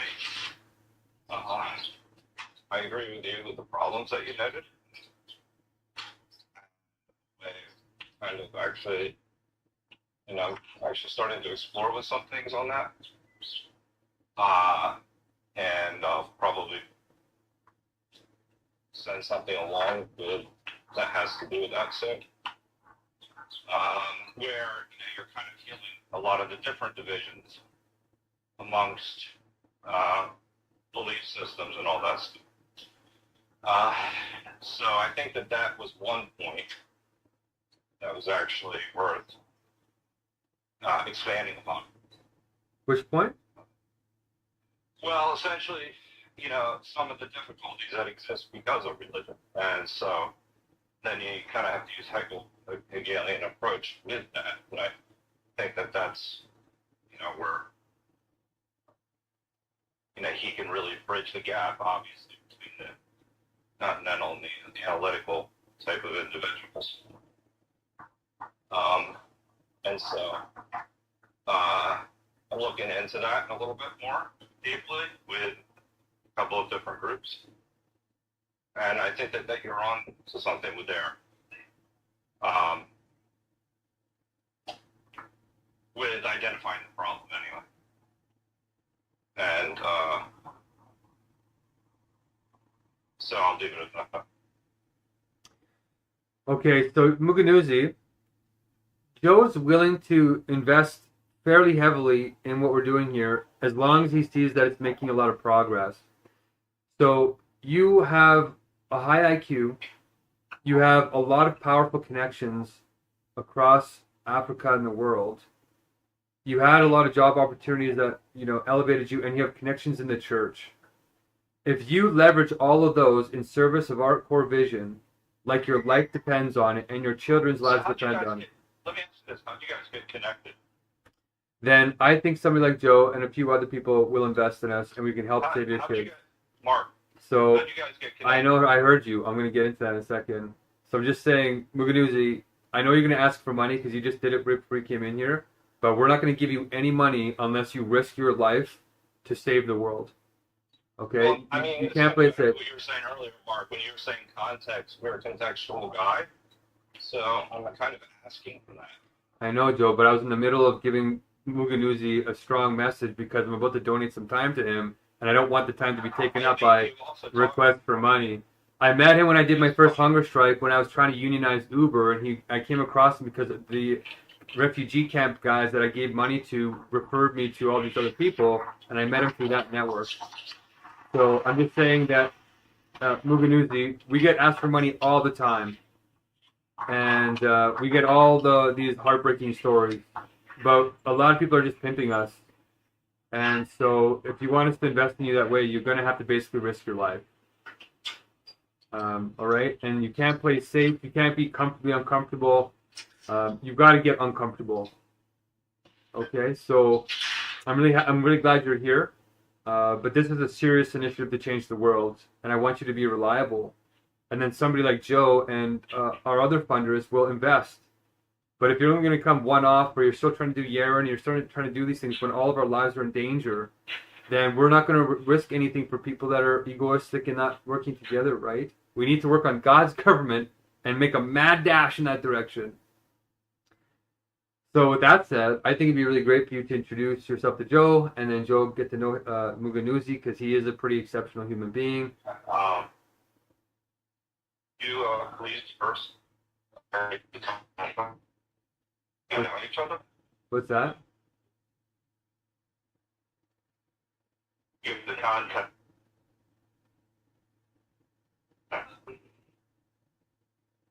You're breaking up there, Joe, for a second. Okay, Muganuzi, all right. Joe, are you inside your building yet? Yeah. Okay, what were you saying there? You broke up.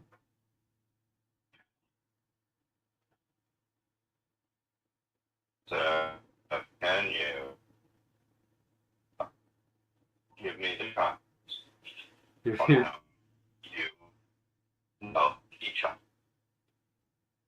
you're still breaking up, but he wants to know how we met each other, so I just said it. I was on a hunger strike. We don't know each other very well, Joe. That's the point. We don't know each other very well. So that's why I'm trying to get Muganuzi to make a serious commitment. Each other? I already answered you, right? On my first hunger strike in 2021. Can you hear me? Yes. On my hunger strike in 2021, I was dealing with people in Africa in the refugee camps when I was unionizing Uber. Can you hear me? Now I can barely. Yeah, when I was unionizing Uber, I met a bunch of people in the biggest refugee camps in the world, in Kenya, Uganda, and Muganuzi has this nonprofit where he was trying to get services to the poor. And he's gone. Okay, Muganuzi, your hand was up. What were you going to say? Thank you so much, Mr. Mark. Can you hear me? Yes, I can hear you. Good. I thank you so much for the initiative. And also very much this is on the day now because I remember we happened again to talk and meet on the social media at the time I share out different levels among the projects that you have been running again to the community, the other child refugees. And that is how we still have this connection. Some mistakes may be made because I like to also only say that sometimes we do projects but we miss right people to really keep the project. And I think this is part of the things we have to discuss about. But one thing I would like to tell you part of my commitment, one of the things, instead of thinking about the group of people, first, we first need to have people mentally with the vision that we are talking about. Mental 2 to 3 people can replicate the same vision to know people. This will have much because my time is there, my commitment is full, and I think this is really something that coming to what we have tried to do from back time, and today we have to learn from back mistakes. And that's what I'm requesting from you. The vision is very good. My time is there. My commitment. You may remember it again during the time of the Google time. A sheet was spreading out. The start, I think I've given my time to see how far we have come. But today, what I'm requesting from you, if you may get one word, is that if we put the work together, better for the impact is first. Let us really invest much in the people, like how we talk. People really understand the vision. And these 5, 4, 10 people will replicate the same vision because they have do this well. And I think this can still be the model. It's just an example and suggestion.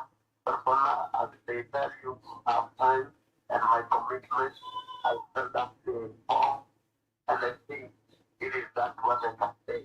My non-profit administration, it is still there because this is also part of my vision, and not I only do something. But what I'm doing now, we are offering consultancy to other groups of people to really the most. It's occasional. And those can share dropping some facilitation fees, but we don't have permanent funding that could run our program. That's why we are not posting. But due to that, I said again, I have my time, I have my commitment, and always with support where possible from all your programs. And I thank you so much. Okay, so I think, Joe, what happened was I didn't boot you from the meeting. What happened is you went to your building and your phone disconnected, and you can go on the stream on my YouTube and you can go to the channel and you can see that your connection was getting weak. You didn't get booted because you were challenging me. I can tell that you have a kind of a paranoid way of thinking. Even on WhatsApp, by the way, I've noticed that you've made it so that I can't edit any messages, and maybe you've done that with everybody so that you don't get gaslit. So it's giving me a really good sense of what's happening in your mind, that things are shifting on you. But yeah, I'm glad we're recording these meetings so that the paranoia that you're experiencing can be rebutted by honest and good-hearted people. Because why would you say, I don't know why I got disconnected? You know why you got disconnected. You went into your building, it's got bad connection, and it dropped your connection like it almost always does. Otherwise, the only other option, realistically, is that I kicked you out of the meeting, which I have the power to do because I'm the host, right? So even if you're not consciously thinking that, that's what it means to me, is your mind is asking that question implicitly. Otherwise, it's obvious what the answer is. But Muganuzi is, yeah, he's kind of doing the, he's trying to pimp us for his AI, his nonprofit. And Muganuzi, we're just not going to invest in your nonprofit unless it's aligned with the vision. So that's the next step here, is to get you aligned. And then I think God's going to come through you and create a miracle. So I want to line you up for success, but I also want you to stop working in a fragmented direction. I want you to start helping build God's government. And I'd like you to basically get us the next 36 people into these meetings. And what I'm going to do, how much time do you have, Muganuzi? Do you have another hour, or are you here for another 15 minutes? How much time do you have? For me, and I thought you have time. The thing you read my message that you know it can take me to overthink. That is my message. All that can be make me overthink. But I have time because I'm free. And although that I'm not at home, where these days I'm working from home, I have good internet Wi-Fi. You can see I'm using the mobile phone because the laptop is at home. So. Okay, so what Muganuzi said that's kind of cool from what he did last time was that he, Muganuzi was too busy last time, but now he's saying he put in 40 hours a week. But, of course, he's going to want some moolah for that. And I'm just being upfront saying there's not going to be any moolah unless we actually build the movement. So, Muganuzi, are you going to be here for the next hour? And Joe, you were challenging me sort of on a couple of things, but that's okay. I'm just saying that what happened was your connection dropped off. Muganuzi, yeah, are you going to be here for the next hour so I can show you a few things, or? Go ahead. I would appreciate that. Anytime you want that you can organize meeting, please don't hesitate. Because the most is to understand, to be really comfort with what we are taking to drive it, you know, and this is linked understanding, and the true vision is to separate it into someone's mind. And the concept into within 30 minutes. Okay? I really need to understand it. That is where my time is. I'm ready for it. Okay, so you filled out the form yesterday, so we should probably, he actually filled out that form, Joe, that I made like 4 months ago. We're actually going to start using that form for like the sort of mass onboarding for our flocks. I think we might do a massive onboarding for the next godly, just to get one godly meeting tested. Maybe Muganuzi is here to help us do that, is get them all going. Oops. So, Joe, you technically have more time. What do you want to use your time for? I'll go ahead and donate it, actually. I'm not in the best place to kind of go through all this, maybe now, so. Okay, yeah. Yeah, but anyway. I put some things in the chat, but you can go ahead. Well, how much you want to donate to me and Muganuzi? We split it. Muganuzi. Okay, we'll do a 3-way split, so 4 minutes each. Okay. So, Muganuzi, I'm going to go over your form here. If you're going to stay for the next hour, it sounds like you're going to stay with me. And Joe, like Muganuzi, for an African man, actually does have a lot of Pareto privilege. In fact, we're going to go and look at what his numbers are really quickly here. because he started doing this last night, but I was in the middle of my meal, and I'm like, I'm not going to stop this meal.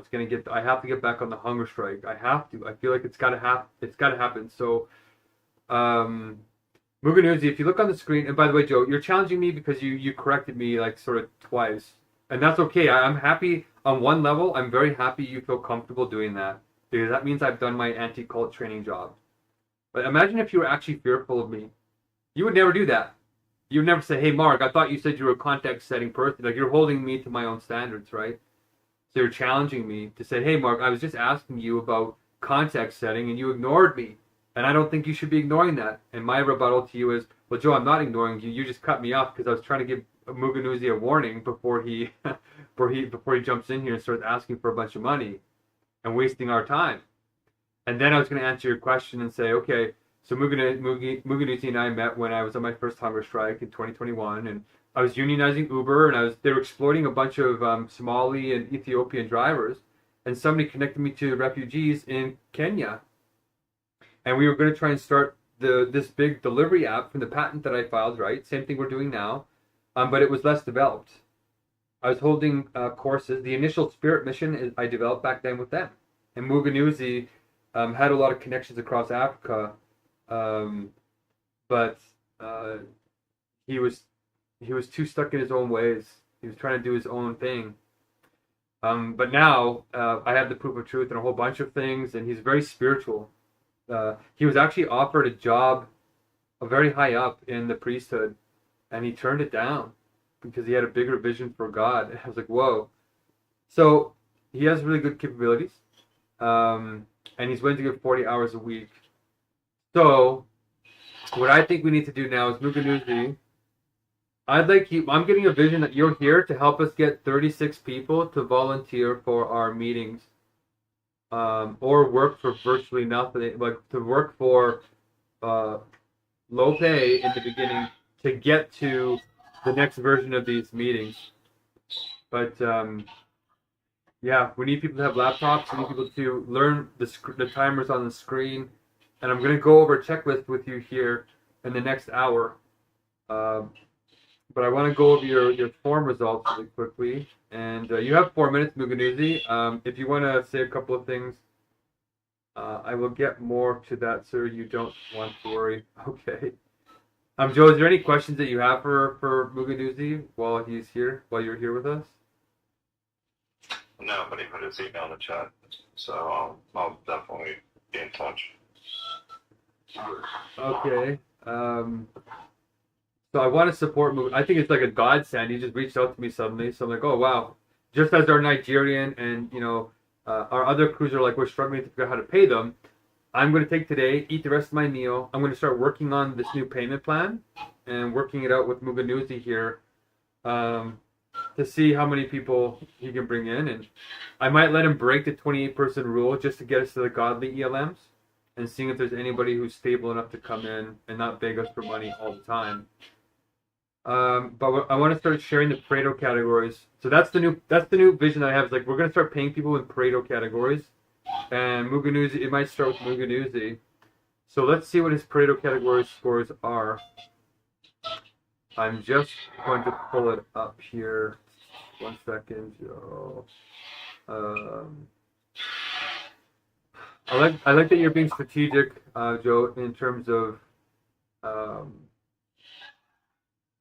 like thinking about who should we contact, because we are going to do a mass task together at the next Ultra ELM, and that mass task I would like to be either on fundraising, contacting people that can help fundraise for us, or like now that we have a good idea, and number 2, oh, can you mute Muganuzi? You heard a lot of background noise. Okay, just for a second here. Yeah, you're not in a quiet place. Oops. So all this, Joe, is to address your concerns on like how are we going to get more investors in here. It's not just you. What I'm frustrated with you on, Joe, just to be honest with you, right? Psychological safety. I trust that you actually are taking the vow of unabandonment. You're going to be some kind of superhero. Actually, in some sense, you're already a superhero lasting this long. Like, honestly. But all I'm asking for you to do is to say, can you carry us through the next 2 months? And that's like $2,000 more. getting us to the next 2 months. That's one plane ticket, right? That's it. That's all I'm asking for before we get all these other investors, just to carry me through. Because my friends are starting to contact me. Muganuzi's in here. People are starting to freak out. BBC is starting to post crazy news. You know, and I know that the military is even further ahead than they're telling the public. So that's all I'm asking from you. And then this way I can make a plan with the payment. Like, if I can put in, okay, we have $2,000 to spend in 2 months. Who's going to do the work? Who's the most reliable? I want Esther to be in here, even though her thing is, you know, her data is really expensive. I want to add that into the plan when I release it to people and saying, here's what we have guaranteed or virtually guaranteed. Who's willing to do what for that money, and start getting people making bids to see who will really stretch as much as they possibly can their Pareto categories to help us take off, right? So that's what I'm really asking from you, and not to wait 2 more weeks, because our lives are on the line, Joe. Okay, so just to before we get into this here, do you have any comments to that? I'm out of time.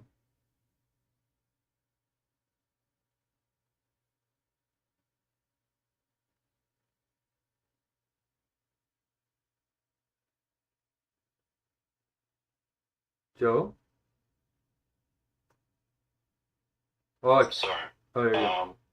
Yeah, I mean, so yeah, I guess one of the things that'd be helpful is, you know, and I'm putting it in the chat, is that it's a budget, and you know, just what exactly, where does it go, and why are people subscribing to the message to show up for free? You know, if you really believe in something like, I mean, you know this better than anyone. Like if you're in a company, you know, people just show up for free because they believe in it, right? So this is not even a company. This is something bigger. So the fact that you have to use monetary needs is a little bit alarming. What's alarming, sorry? It's that you have to use other ways to incentivize people to get involved. You can't get them involved yourself.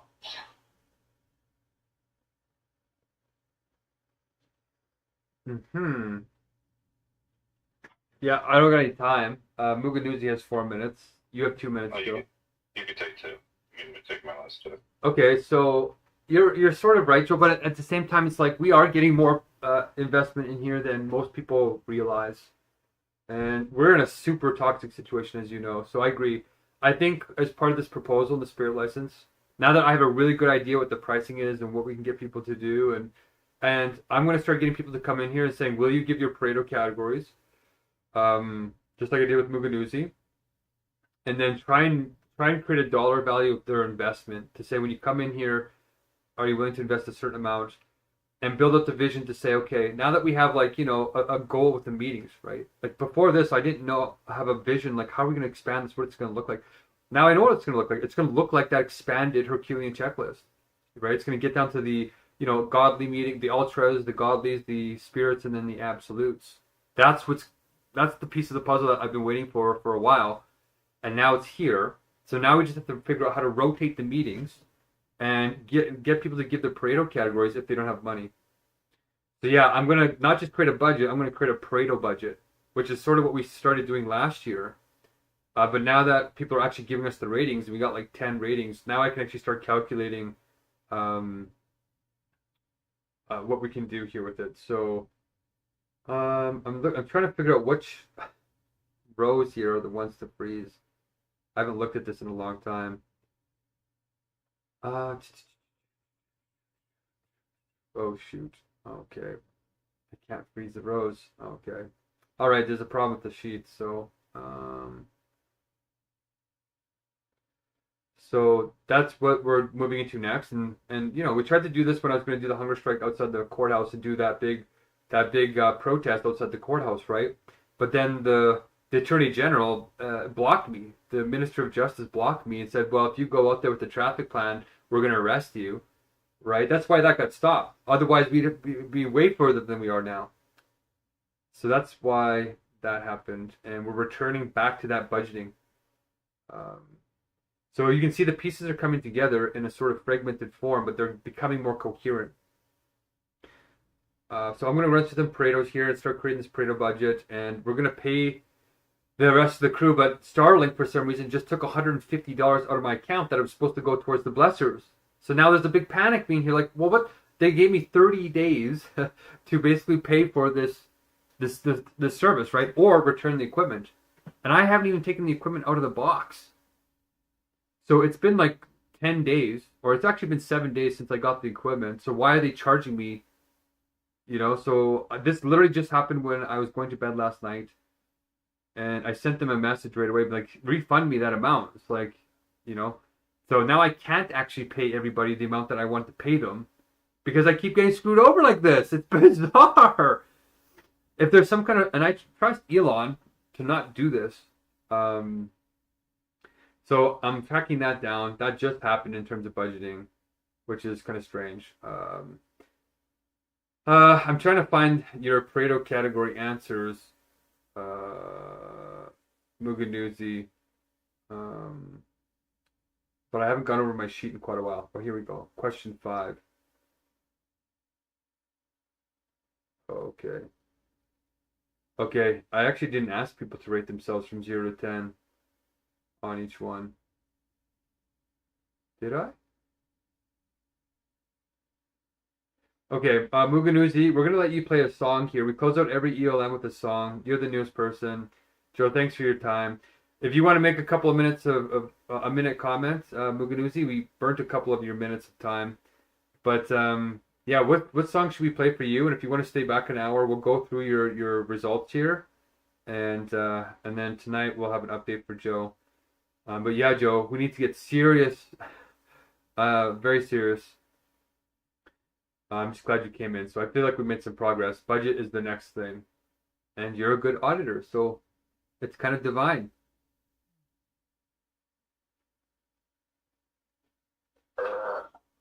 Mark, are you asking me? Yeah, we're going to play a song, and then we're going to take a bathroom break, and then we're going to take another hour, and I'm going to teach you the next stages. Wow.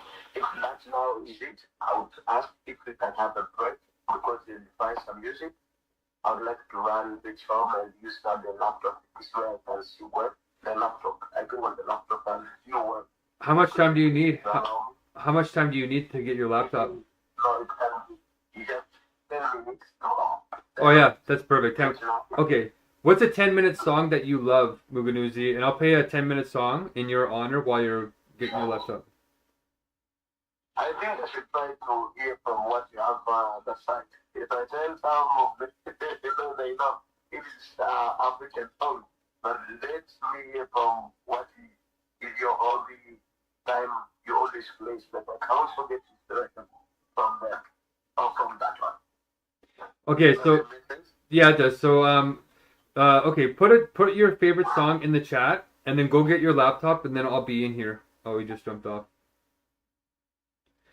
Okay, well, I hope I have some good updates from my friend who messaged me. This is the big lawyer who went to like Columbia and was, this is the big lawyer friend of mine who's been ignoring me for like 4 years.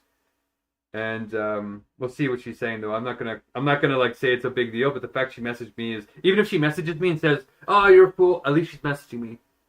So yeah, enjoy your day, Joe. Good questions. I'm glad you're challenging me, right? In a way, it means we're getting real. The friendship is getting real. Okay, so I feel good, and we'll hopefully have some updates for you tonight. And just keep up the good work. Okay, peace out.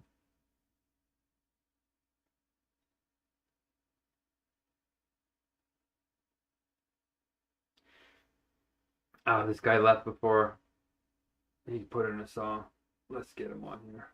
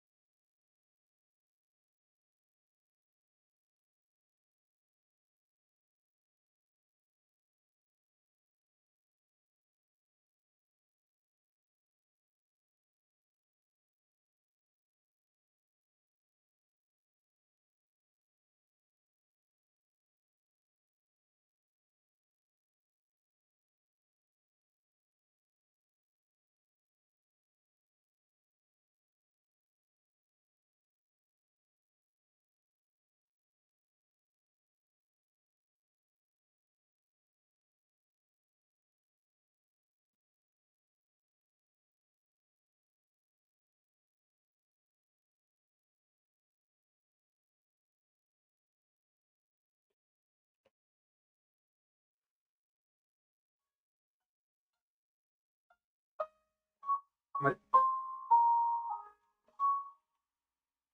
my stomach is getting a little more settled. It feels upset, but hopefully in the next hour I can pull it out. I'm not gonna eat the bread. I think it's the bread because yeah, it's the really yeasty kind that I made. I think doesn't have the olive oil and the properties to prevent spoilage. So yeah, I'm gonna wait on that. I'm also noticing that my form that I made doesn't ask people to measure their Pareto categories. Um,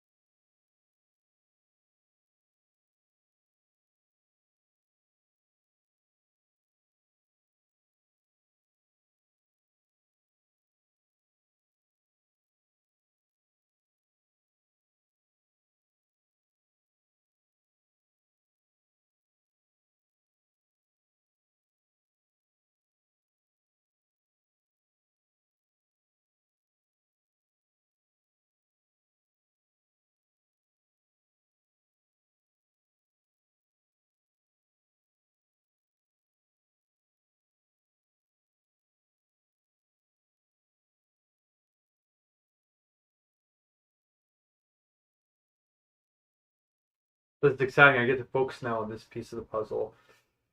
The constitutional question, I have 5 weeks to get the particulars figured out. And one of my friends, actually, let's see what is being said there.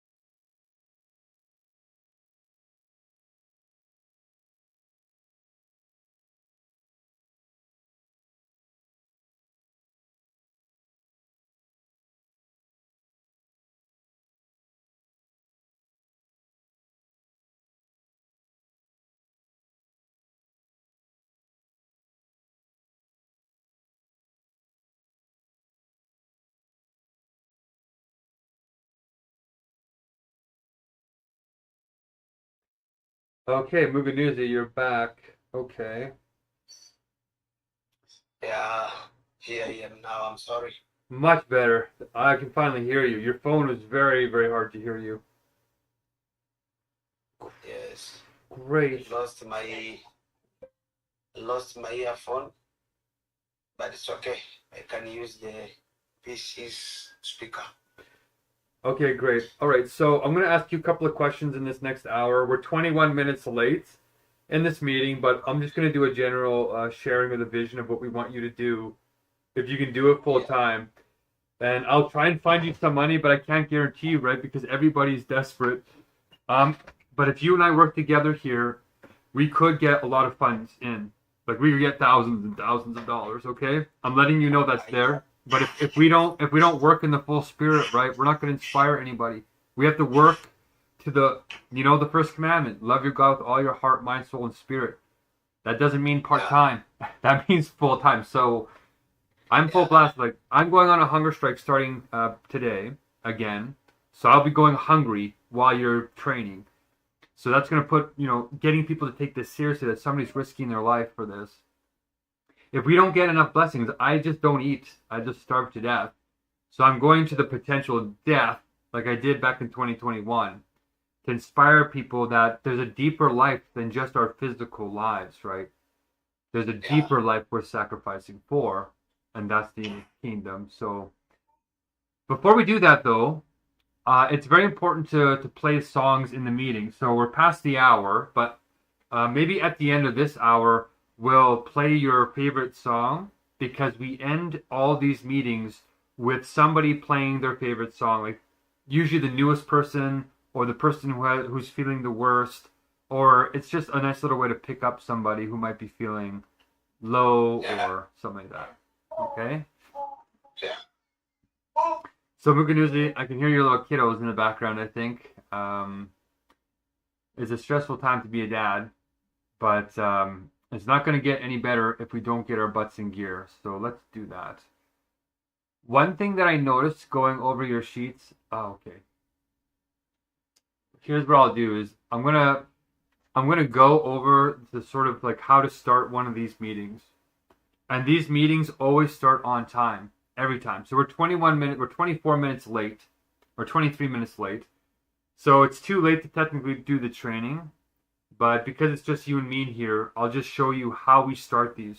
And we want everybody to sort of run these meetings the same kind of way because they're designed to solve a lot of problems and how human beings come together in the spirit.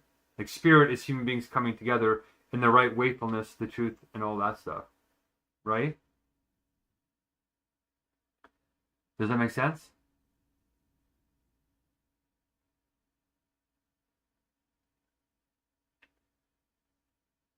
Okay. If that makes sense to you. Does that make sense, Mugunuzi? Yes. I'm trying to mute my mic as you speak, Okay. so my background not disturbed. Okay. We're going to try and do two things. I noticed we're going to go over this training, but I also noticed in your form that it doesn't ask for you to rate your Pareto categories. So I'm going to start doing that now. We're going to do that in this meeting. But I looked over your answers quickly, and it's pretty revealing. It's pretty cool. So I'm going to show you that in a minute. And I'm just looking at the spreadsheet. There's a Herculean checklist that I'm going to send you.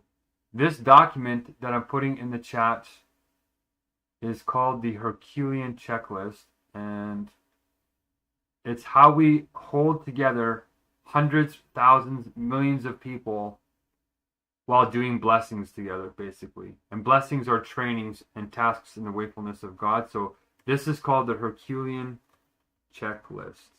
So if you want to open that up and look at it for a second while I try and pull up this other document.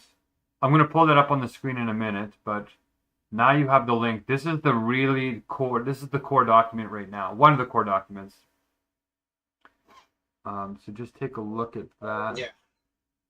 Got it? Okay. It's unloading now. Okay, it's a pretty big document, so it might take a second. Okay. I'm noticing that your tribe that you chose is not the true God tribe. But it's one of the half-true tribes, which is great. Non-political, okay. One world art. Interesting. Okay. Great.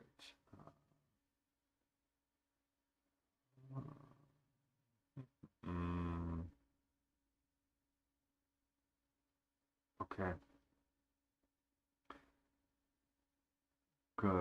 Good. Okay, so I'm going to pull up these timers. Oops.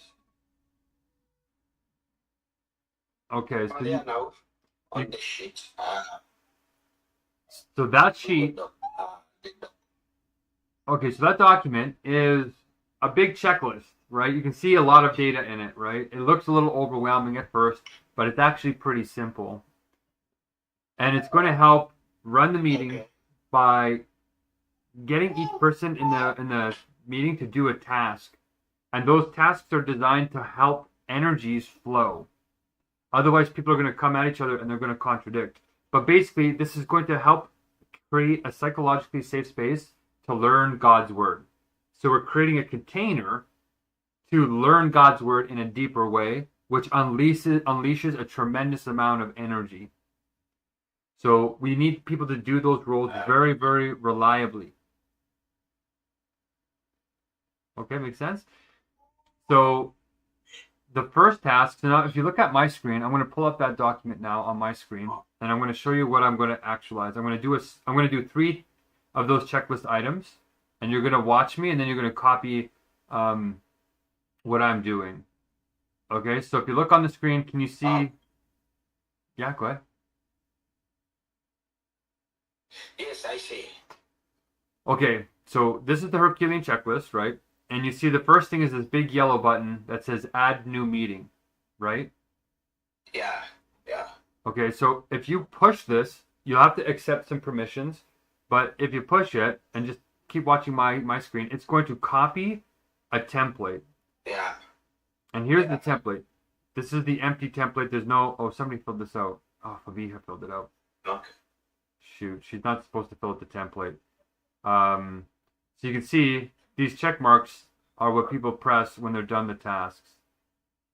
But this is what gets copied when you press add new meeting. You don't have to do all of this. This would take a long time to copy all of this. So we have a special algorithm that does it for you. Okay? So when you press in the main sheet here, if you press add a new meeting, it's going to copy that template. So let's do it. I pressed it, and it's going to run, and it's going to copy everything, and it's going to paste it all brand new for us to use as a new meeting. And you can see here in this. Sorry, come again. I didn't capture this one. We're making a new meeting, and it's just running a function. Okay. No, I'm sorry, I didn't get you how you copied that one because I left where you said the new template where you were just saying that we can't. It will take time when you copy by opening up those spots. Yeah, if you have to copy it manually, it takes too long. So if you go back to the main page and press the yellow button and press add new meeting, it'll copy it for you. Yeah. Okay. And the other thing that it does is it resets the blessings back to 0, and then it adds another number to this meeting number. So this is meeting 221. Okay, and ELM stands for Ever Living Meeting number 221, version 10. Okay, so this is version 10 of this template because we're constantly innovating and constantly learning and constantly improving as we learn from Spirit. Spirit is, in some sense, guiding us. Yeah. Okay, so if you look back over here, here's the other meeting. This is the old meeting, and it was 222 version 10. So it's an older style of a meeting, and it's 1 meeting ago, and we had 97 blessings made. This is the total blessings up here. 97 were made. The date of the meeting was here, February 9th, 2026 was the meeting. Okay, and then you can see each person's name who was in the meeting. And then you can see how much money they were supposed to earn, or if it was honorary, and then how many blessings that they did in this first hour. Okay? And then you go down here and you can see who played each role. You put your name beside which role that you want to do. Okay? And there's 7 levels of quality of performing each task. Right? There's 7 qualities. And when we get to absolute, it requires more people to do this task at this level. Okay, so we can't do these tasks unless we have 324 people. Like, we can't do the absolute level quality unless we have 324 people in the meeting at the same time, all working on this checklist in a coordinated way. So you can see that Fabiha and Esther were the ones doing the base level, the mid level, the high level, and the ultra high level.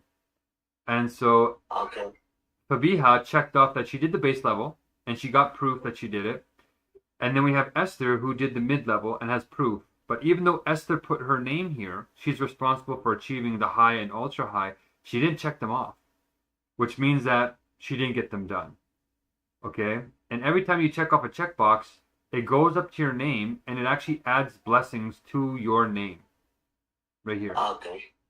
So you can see that Esther at the top here, she got 22 blessings in the first column. In the second column over here, she got 38 blessings. And in the final column, she got 34 blessings, which in total averages out to 31. Well, actually, they add up and they divide by 3 because God works in trinities. So that's how you basically just do your tasks. You just check off check boxes, and as the meetings get bigger, we can check off more and more of these boxes. So this is how we get blessings. Okay, this is the second way of how we do blessings. There's actually 3 different levels, but this is the second level. These are called flow roles to help the meetings flow. Now you can see there's different colors here. Do you see how the background color is red with these tasks? Yeah. Right? Yeah. That means this is the executor class. Executor, co-exec, and co-co-exec. But then it switches to yellow. And this is the influencer, the co-influencer, and the co-co-influencer. All right? And then there's the blue class, which is the strategist, the co-strat, and the co-co-strat. And then the final one is the green, which is the relationship builder, the co-relate, and the co-co-relate. Okay? These four flow roles keep the meeting balanced. Any good meeting has to have all four of these happening, or else the meeting is not good and people will leave and the spirit will die. So we share these roles with different people at different levels of the task. So what I'm doing is I'm mixing a whole bunch of things in a different kind of logic. I'm mixing them based on the way that God does it. And if we get the right amount of people in here, these meetings will be the best on earth. They'll continue. You'll never want to get out of them. They're called ever-living meetings because they're always eternally alive. It's that deeper life, right? You could be biologically alive, but be a zombie, right? You could be a hell on earth and be biologically alive. That's not the kind of life we want to live, right? These meetings are eternal life. This is like you would want to sacrifice your life for these types of meetings because it's heaven on earth, basically. So this is how you have heavenly meetings. And we're practicing them. We're training people in them. We're getting better. Every meeting we're training more and more people to do this, and they're getting better. But they're still far. They need to get a lot better to get to true heavenly status. But we're in the right direction. Okay? So this is the main sheet that you're going to be focusing on in the beginning. And then once you build your flock, you're going to start training up your flock on how to do this the way that I'm training you. And it's just rinse and repeat. You do this 6 times with 6 people. Now here's where things get interesting with the sheet that you filled out. Over here is the role that you play in the meeting. And we have a bunch of roles that you can select. Like general participant, accreditator, double accreditator. Then you can get accredited at base 1 level. And then you get at base 2. And you get 3 attempts to get accredited and pass. Okay? At each level. This determines how much you get paid added into your Pareto categories. So this piece here is what we haven't done, is your Pareto categories. This is what the form was supposed to do, but I forgot I didn't do it in that form. So we're going to do it in this meeting. You know what? My intuition is saying to do this right now. So Muganuzi, you can see that each person in the meeting has their scores for aesthetic beauty, social beauty, wealth beauty, body beauty, culture beauty, IQ beauty, and then the real thing that we teach here that's missing is UQ, which is universal quotient, which is wisdom. And this UQ is what we have to teach people. This is what we need everybody to learn in order for spirit to come through all of us, so that the Messiah can come through all of us. Okay? This is the goal, but people don't have a stable enough mind to do this learning. So that's why we're making the meetings engaging, and we're making a good space so that they can learn, they can have the patience to learn God's word as wisdom, pure wisdom. Okay? Yes. Even though you filled out the form, it didn't ask you for these numbers. So I'm going to fix that, but we're going to do it right now in this other sheet right here. We're going to put your name in here, and we're going to Ramadan. We're going to put in your name, Muganuzi. Okay? You're doing this. Okay, so what we need to get your pay figured out is we need to figure out what your numbers are in your total Pareto categories. This is your total God giftedness. How much gifts has God given you, basically? So you're going to rate yourself on your 6 Pareto categories that you saw in the form. And you're going to rate them from 0 to 10. 10 out of 10 is like the best in the world, and 0 out of 10 is the worst in the world. So for you, for aesthetic beauty, for your facial beauty, right, how much do you think God has gifted you in terms of beauty? 10 out of 10 is like supermodel, beautiful, and 0 to 10 is disfigured or burned or mutated or something like that. I think 8. 8, okay. And then for the next category is your social beauty. This does not mean your social skills. This means that when you were born onto Earth, where did God position you? Like, were you put into a family that had a lot of connections and they could open a lot of doors for you? If you had celebrities in your family, then, or if you had business partners, like just really powerful connections are a 10 out of 10, like celebrity. And 0 out of 10 is very isolated, very unconnected, or very unpopular. Where would you put yourself?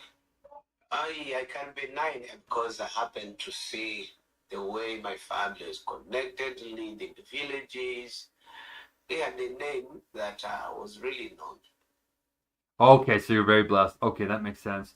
So you have a lot of giftedness there that you can maybe give into the service of God's government. Okay, good. In terms of the next Pareto category, God giftedness is just general wealth. So some people are born into wealthy families, right? Wealthy environments, wealthy businesses. So 10 out of 10, it would be a billionaire or a millionaire family. And a 0 out of 10 is basically homelessness and where you are right now in terms of your access to that. So if you have access... That would be 3, my dear. You've come low. Okay, you're personally out of 3, okay.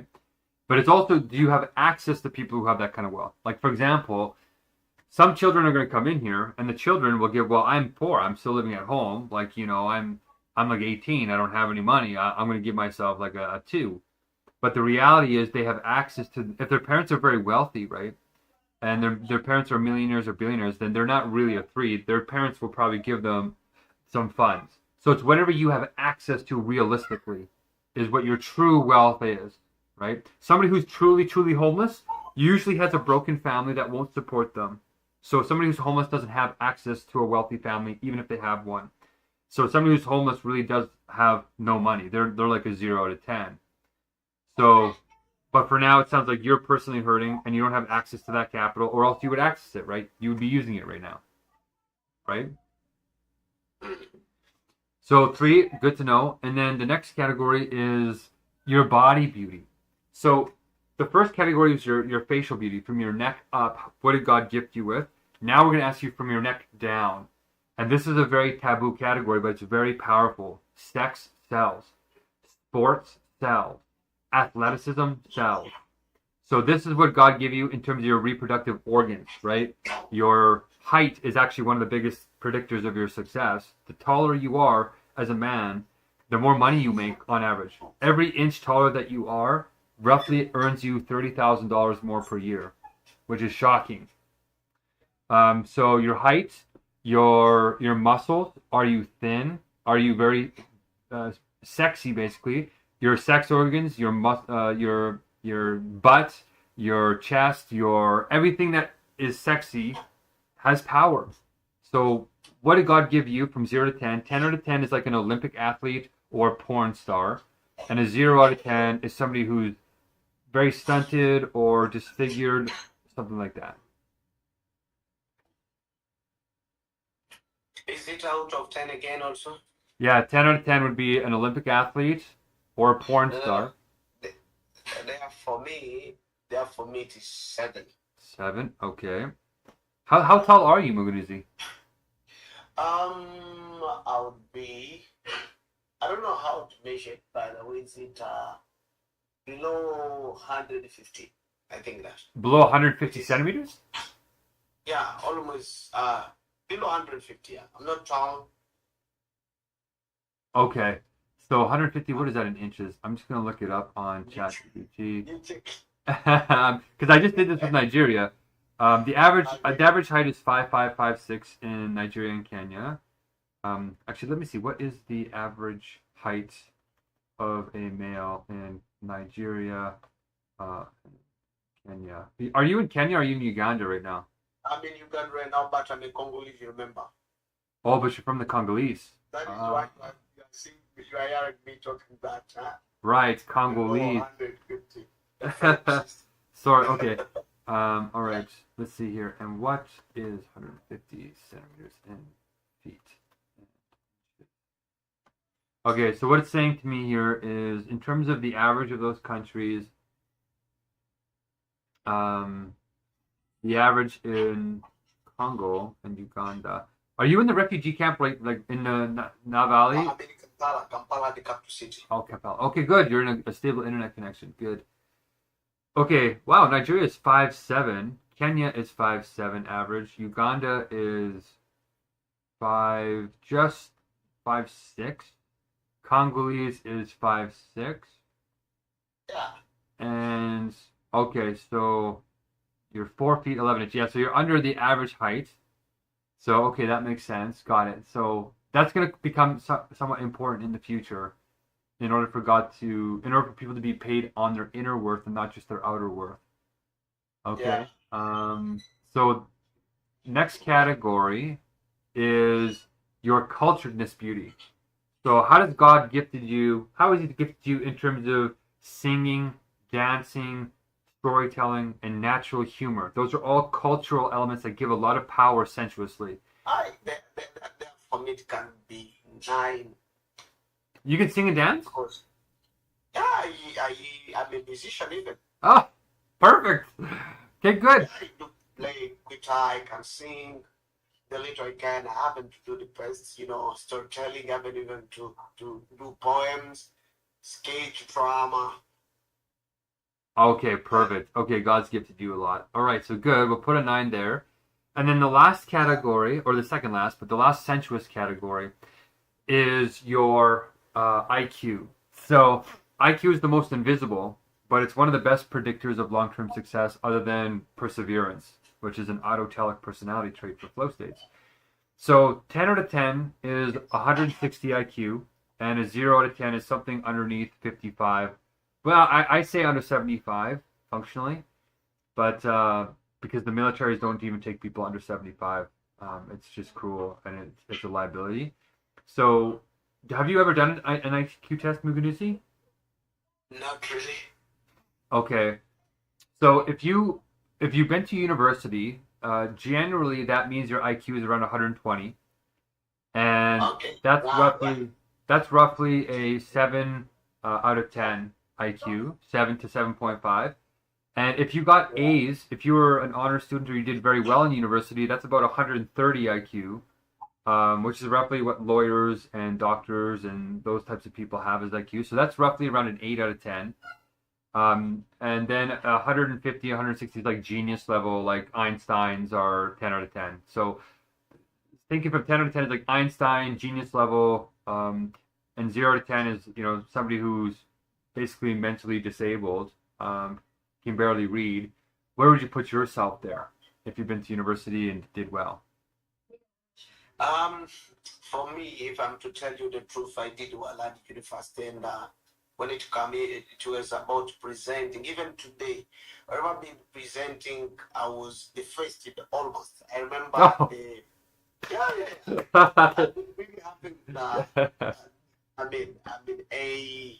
I've been having that distinctions that has been very high, and that is why I can adapt different domains.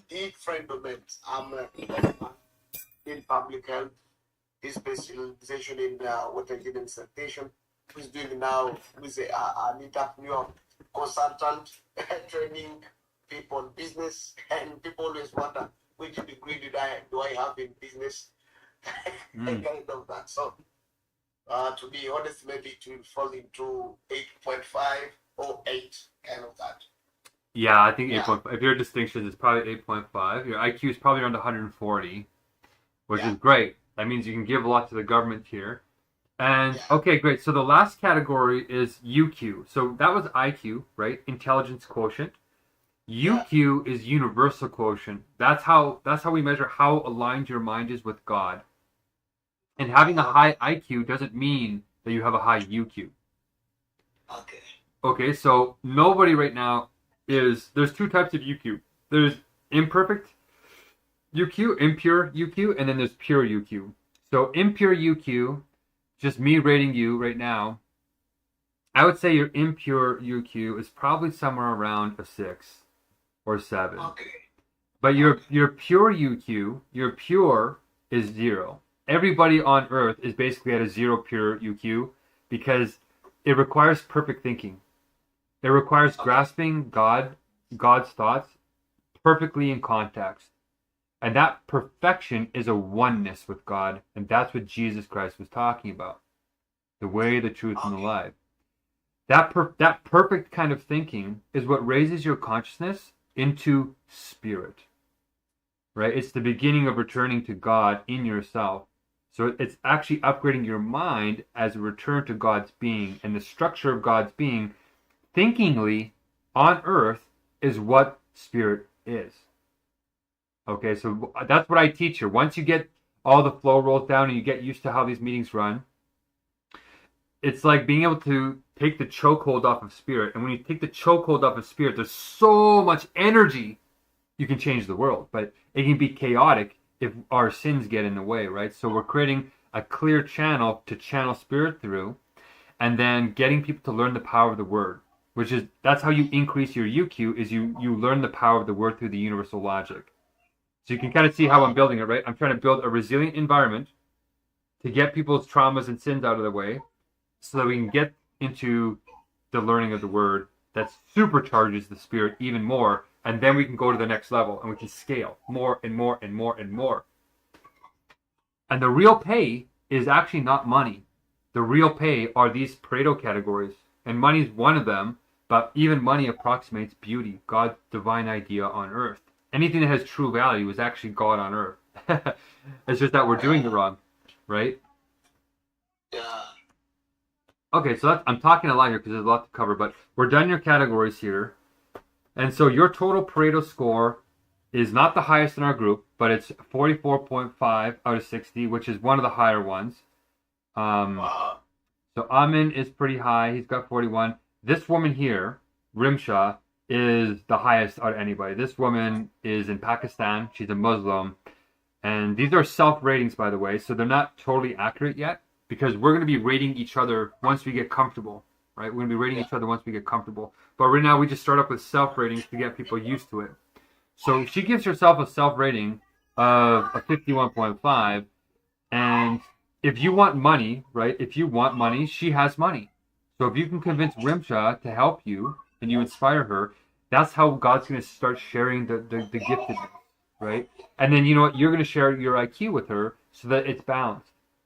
So this is how you're supposed to do this in the proper sharing of God. So it's always equal. It's always balanced. It's always fair. Okay, so she's the only one that's higher than you besides 44.5. Isaac is tied with you, and everybody else is below you. So you are the second highest, tied with Isaac. So Rimsha's higher than you, and you're tied for second place with Isaac in Kenya. So you're pretty gifted, but we also have Amin who's gifted, and we have like almost everybody here is gifted. As you can see, anybody that's above a 35 is gifted. So basically everybody in the group right now is gifted. 39, 38, 41, 36. So right now we don't have any of the actual poor. Oh, Didar gave himself below 35. So this guy is in, he's a Marxist in Yugoslavia, I think. Oh no, in Slovakia. Wow. Yeah, he's in Slovakia. So he's our lowest score, and 32 is not even that low. So we don't have... What's that? I say thank you.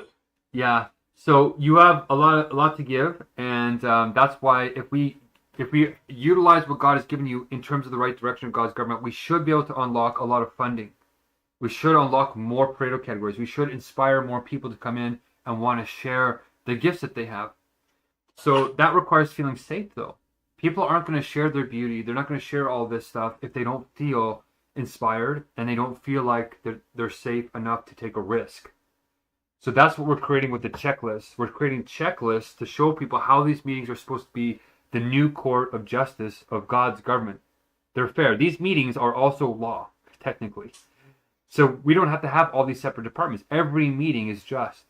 Every meeting is heavenly. Even when there's conflict, even when bad things happen, is because God's constitution is run by this right to flow, this divine. Everybody has the right to experience divinity on earth, phenomenologically, and we call that the right to flow.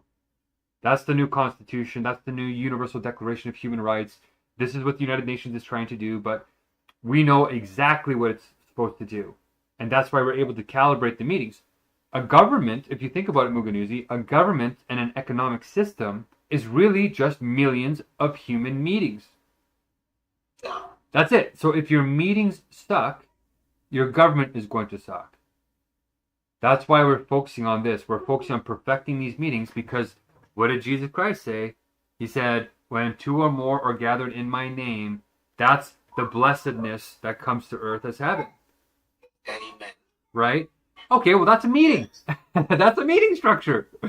Yeah. And that's what church is supposed to be. So this is a version of church that we can start running with priests and pastors all over the world, in the 500,000 churches around the world, but also in the Muslim mosques, and also the temples, and also the synagogues. All these holy places are just meeting places, but their meetings aren't ever living. So this is going to teach them to have real spirited meetings and share their God-giftedness in a new way. And that's going to unlock abundance. Because we have more than we need to heal poverty, Muganuzi.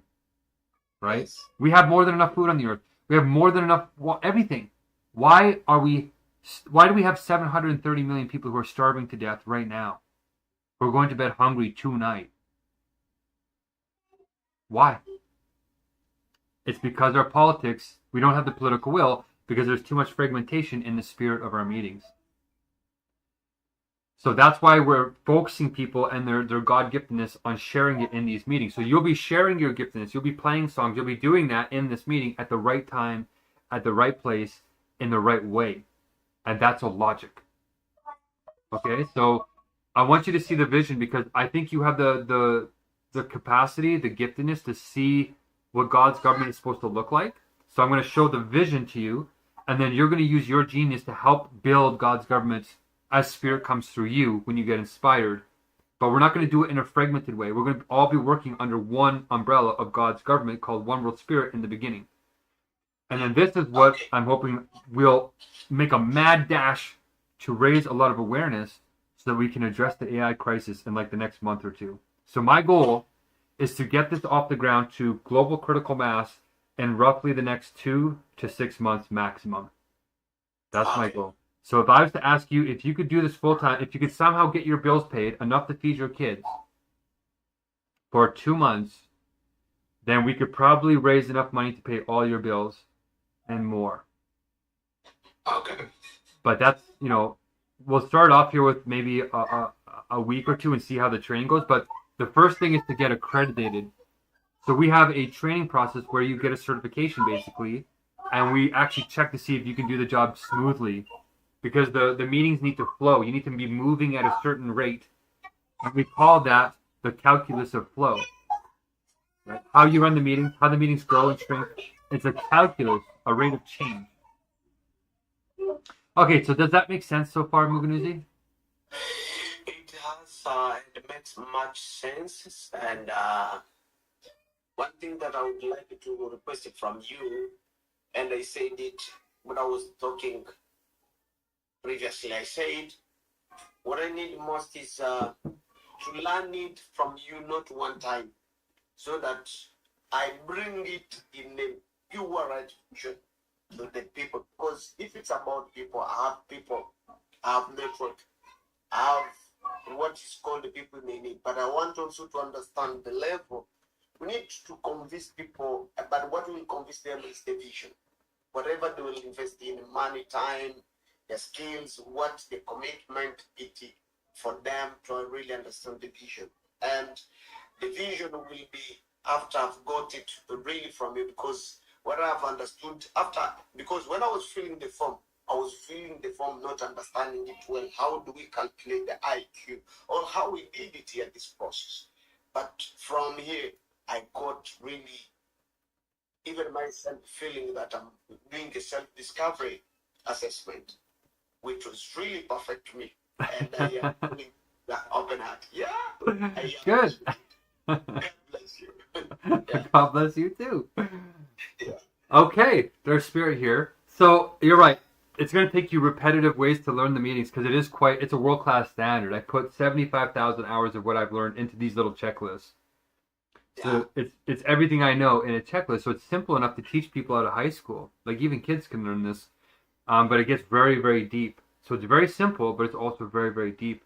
And this is where we're going to go once we get enough people in here, we're going to go to the United Nations and we're going to say, hey, start doing the meetings like this.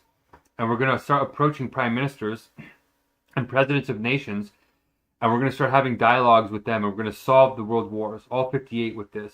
We're going to get Hamas in here from Palestine, and we're going to get the Israel in here too, the leaders, and we're going to get them talking, and the nuclear energy, the nuclear dialectics are going to explode. But the roles, if we do the roles right, and we have 300 people in the meeting watching over these two individuals, the Spirit can heal them. And we can solve these problems at a deep ideological level, because we've also written the proof of truth. We've proven God scientifically, and we can show that it unites all the religions in a universal logical way, not just in a faith or an abstract way, and a way that we can think together. It's much deeper. It's a real spirit. And Okay. you know what? Let me intervene something about this. You know, much of the world and politics have been put people on pressure. People have lacked that freedom of thinking and freedom of bringing what they think should be the world's look and the life of people. So people are working under pressure of a certain group of people, and they are not resonating to what relates to God's kingdom as well as government.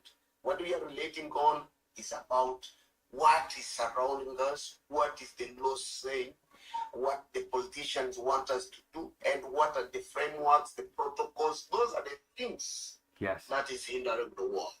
But I think having such discussions and building a vision, it is sounding really not a revelation, but a good and right prediction of the future. I have another super Christian who wants to come in here. Okay, so we're at the end of the meeting. It's exactly 9 o'clock where I am. So normally what happens is, if you want to stay for another hour, we can do another hour and then take a break. But we always take a break at the end of the meeting with a song. So do you want to try and do one more hour? And I can try and get you started on the next stages to start training yourself behind the scenes. What do you want to do? I would appreciate if that works for you. You know, as I said, I must look how to handle the issue of the family. Give me 1 hour, maybe after 1 hour, we come back. That will be settled, because here it's already getting dark. It is evening. Okay. And yet I'm still uncertain. I still don't know what comes next. I'm sorry to give you all these. It's like I'm putting you on pressure, but put yourself in my shoe. And I think you've done it, you've resonated about it. And I don't know how it happened, because it is going back to school and it's very hectic. But I would appreciate if I get some support to that level, to see if within this hour I can organize for these people to get something, and for tomorrow's school be well organized, so that they be not be chased or feel. You know, a child in the school, when he's frustrated, being discriminated, he or she doesn't see that this is papa or parent's responsibility. Already it creates a conflict of even learning, feeling not involved. So for me as a teacher also, because I happen to be a headmaster, I happen to be a teacher, though the circumstances that brought us out to be in the country of refuge. But I think the experience is still there, because we have been going through this, seeing how children getting frustrated, getting affected emotionally. So I'm trying to prevent it to my children, even my surroundings. So I'm sorry to tell you this, but the song can go on, as we can pause and come in back within 1 hour if I get that mercy. Oh, of course. Yes. You're doing great. Okay, let's meet in an hour. So we're going to end the meeting with a song. You can stay for the song, or you can leave, up to you. But we always calm our nerves by playing somebody's favorite song. So out of this Don Moen songs, which one is your most favorite? God Will Make a Way, I Offer My Life, Thank You, Lord, Our Father, for all you've done. Give thanks, I offer my life, shout to the Lord, God will make a way, our heart. Which one is the best? God will make a way. Okay, well, that's what's happening right now. It's making a way with me and you. Right? Greg, we need to talk. No time to the summer. I'm still requesting maybe to know if, I don't know, I'm sorry to push it, but any assistance that should come to support me, I would appreciate it. I'm sorry to give you this. I know, and that's why I wanted you to stay, because we could talk about it a little bit more. And I'll tell you what the circumstances are. and what Yeah. realistically we could have money for, but you have to make it worth it, right? I'll put the money wherever we can raise the most effect to get the next amount of Pareto categories or God giftedness in here. So we can make a discussion on that and make a plan, and then we'll see if we can talk to the investors. There's 3 people who are investing money right now. We have to basically convince them that you're worth it more than the current plan that I have. Or there's 12 other people that we pay, right? So if you think you could be doing more with the pay, then we'll talk to the other people and say, hey, look, Muganuzi thinks he can get us another $1,000, another 12 people in here, or whatever. We'll make kind of negotiations, and then we'll just experiment, and then we'll just see what what God has in store. But we'll talk about that in an hour when you get back here. And for now, we're just going to pay Don Moen. God will make a way, which is happening right here. We're playing this in your honor, Muganuzi, for coming in here when things are tight and tough for you. And you did well. You're picking it up very quickly. And you did the form. So thank you and enjoy. Would I ask you a question before we play the music? Sure. The question is, I heard you talking having to bring in people. You told me how many again? We need 36.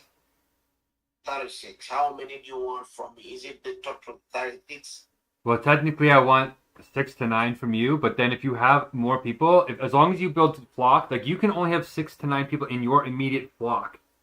But then you can take the other 36 and you can put them in the flocks of the people in your flock. And then flock, you know what I mean? You can help them build flocks underneath yours, but you can't have all 36 in your one flock. It has to be nested, or else you'll get overwhelmed, right? So that's what we sort of need. And if you can organize that, then we can talk to the investors and say, can we do a godly meeting? And then maybe you can train them in what I'm going to train you in the next hour with the checklist. And if you can do that, then we can do a mass accreditation on the godly level. And then I think we'll be inspiring bigger investments. They'll want to put more money into this. Okay? Okay. You don't need to worry about me, about that. What I would like to have is the concept. You know, most of people you talk to, they really need to read the concept for them to understand. So if there is a concept about the whole vision and the whole picture as a big picture of this idea, I will appreciate it. You know, I picked up because we know each other for good time and discussing, and I shared with you my vision of what we went through, and you discovered something with me. It's correlating. So if there is Yeah. if there is a concept, please don't hesitate to share it with me. I will just, you don't want to worry about this. And before the end of the week, we shall have a very big group of people that we can evaluate and see where possible we can take it forward. I've been training online, giving my time to train different entrepreneurs, even young groups. So I have a big network of people that I don't need to doubt about. Only unless you have the category of people you want to train. Is there any criteria? Well, they have to have good, pure hearts. They don't have to be Christians, but they have to have pure hearts. It makes it easier in the beginning, but really anybody's allowed in God's government because God doesn't give up on anybody. So, but okay, I'll think about it. And then in an hour we can sort of touch base. But great, I feel like we're making progress. Let's listen to this beautiful song, calm down, and then we'll continue in an hour. All right? Wonderful, right. Excellent. Enjoy in your honor, my good man. Thank you. God will make a way. Take 1.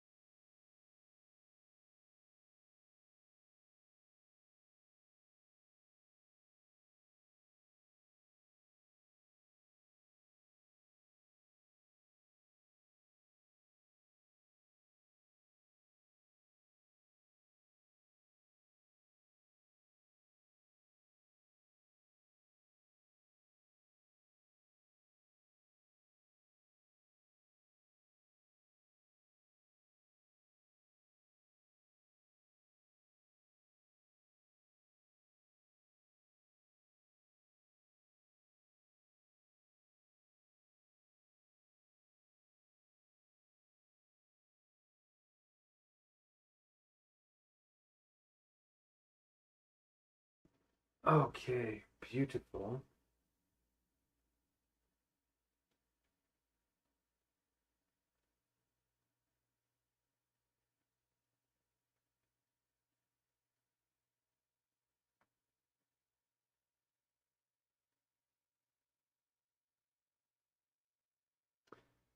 So we're gonna restart the stream. Just had some good meetings this morning. Started the stream, and I'm gonna restart the stream. I'm gonna reheat my meal. I got an upset stomach last night, so something because the food sat for so long, right? I think the bread was when is not good because I left it out of the fridge thinking I would eat the meal within a day, right? Day or two, and it's like a week and a half, 2 weeks. It was extremely challenging, but I'm on the final leg. I get to enjoy it now, but I can't afford to get sick. So whatever is making my stomach upset, I don't want to eat more of, right? So hopefully it's just the bread and the rest of it was in the fridge right away. I didn't keep it out, so nothing else should be bad. Keeping something in the fridge for a week is bad, but I cooked it. I should have probably put it in the freezer, but I didn't think it was going to be this long, right? Like I'm planning one day after another, pushing as hard as I can every day within flow state, right? We're not pushing ourselves to burnout, pushing ourselves to our flow state limit. Okay, so I'm excited because now I can actually work on the next big stage, which is the big vision, which is exactly what my friend here is asking to do. I'm going to take a bathroom break and yeah, heat up the meal. I'm going to try and eat it here and before he comes back, and then I'm going to um, probably have one more meal after that, like with just like the stuff that I know isn't going to make my stomach upset. This is why I have one final meal after this, is because I've learned that the final meals are kind of like novelties. They're probably not the best meals I should be having before a long hunger strike. That's why I eat really, really well before the meal, have this meal, and I pack in like nutrients too anyway. And then the final meal is complete proteins, complete everything, very super healthy foods. Not no frying, no nothing. It's just what the body needs. Okay.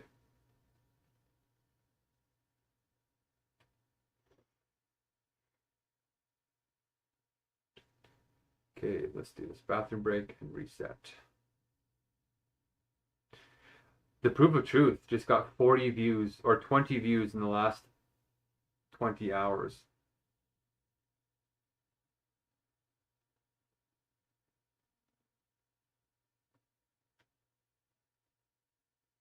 So people are watching it, which is good.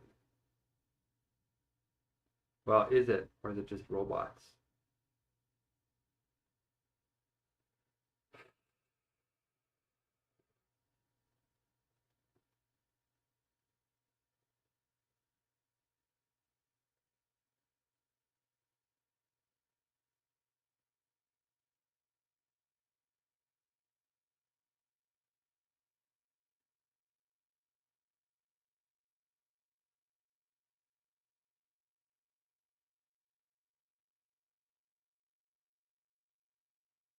Hmm.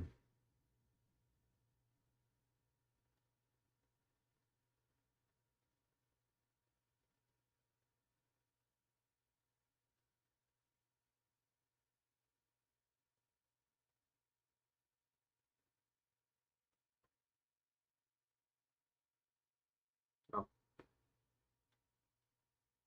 croque monsieur.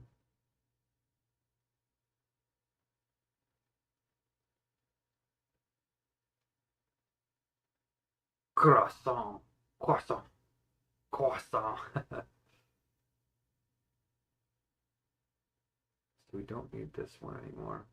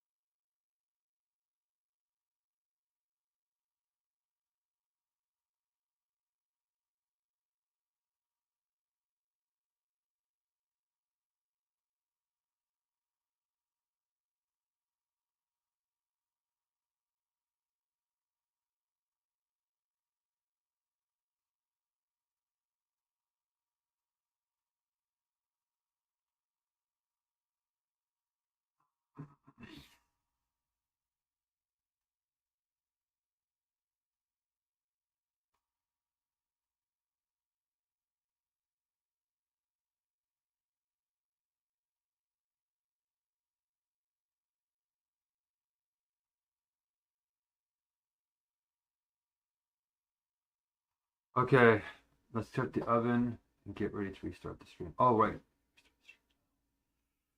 My stomach is actually still quite upset. That's not good. Oh, John, I see you here. Okay. Really listening. It just doesn't tell me the timestamps. How come there's no timestamps on the YouTube videos? Like, did you leave this comment last night? Did you leave it 10 minutes ago? Oh, nice. All the hard work paid off. Yes. It looks like my friends are waking up. My connections in Africa are waking up from my original hunger strike. So this is good news that people are not pretending. They're getting ready to act. Did what I could. Hope it helps. Oh, you donated? Did you donate? How do I get it over there? Oh, I have it linked in my in the actual video.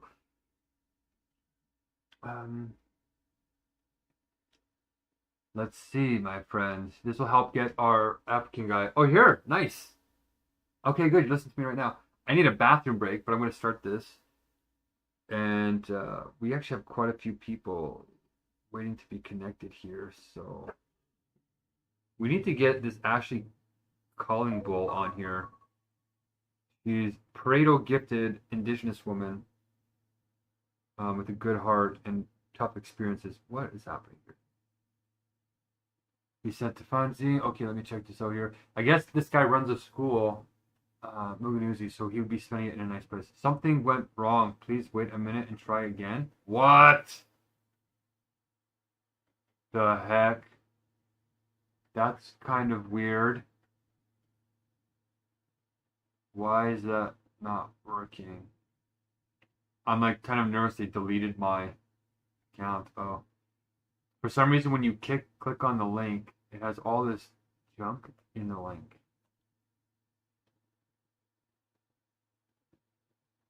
Oh yeah, there's a problem here.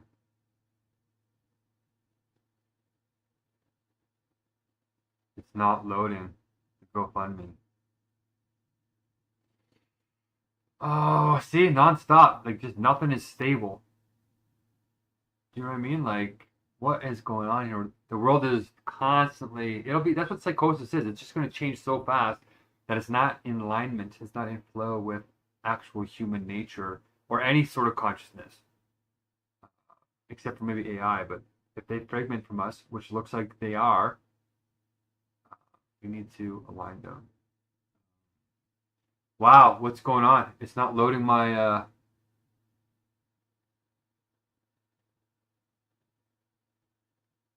GoFundMe? What is happening?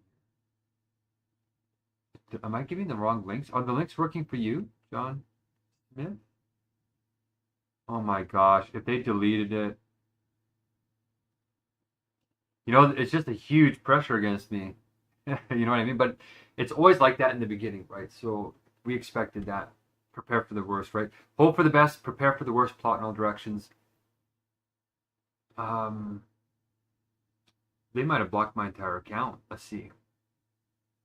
Because they don't care about you until you start to make waves, right? Until you get bigger.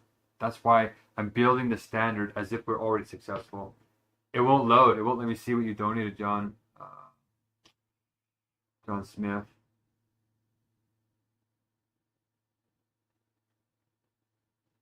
Oh, it did. It said last donation was 34 minutes ago. So that means your comments were roughly 34 minutes ago. Okay.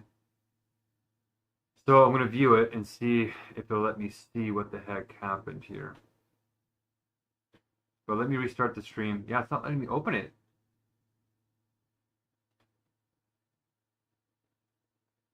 Oh my god. Okay, something bizarre is going on. Yeah, it's not letting me open my own GoFundMe. Okay, I better videotape this because if I have to file a lawsuit or something, I really don't want to because GoFundMe is a pretty nice, thing. Oh, shoot. iPhone is full. I can't take a video. Okay. We're going to open up OBS and we're going to make a recording the good old-fashioned way.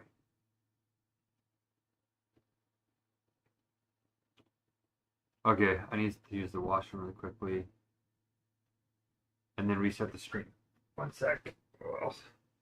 And I also need to turn on the oven to start warming up the food. Oh, my stomach actually still doesn't feel quite right. I don't have that ready.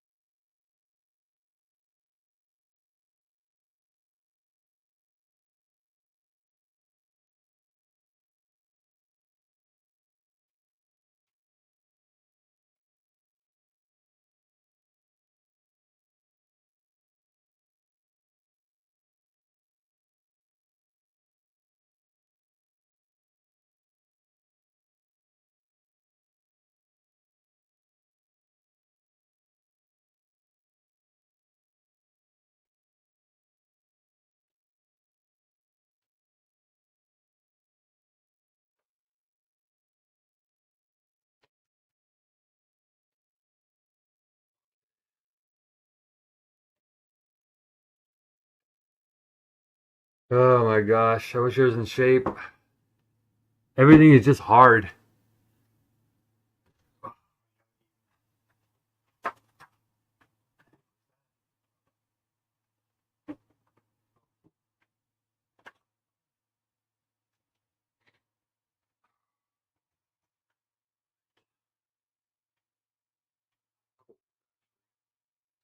Hold on, just let me fix this here, John, for a second. Yeah, it won't let me see what you gave there. Oh, I'm in the other meeting, so it won't let me. I'm trapped. I can't record on my phone. I can't record on my screen. We have all these tools, but the logic between them makes them useless, which means that dialectic is completing itself to us through the cunning of reason. Here it emerges. Okay, it's already 9:30. We gotta restart the stream. So I'm gonna close out my other meeting, but I want to save the chat, which I just did.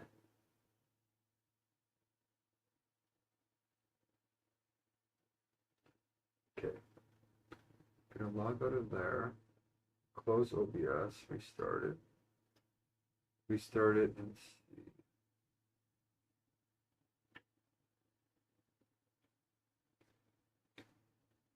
No, it's still not working. Oh, there we go. Screen capture.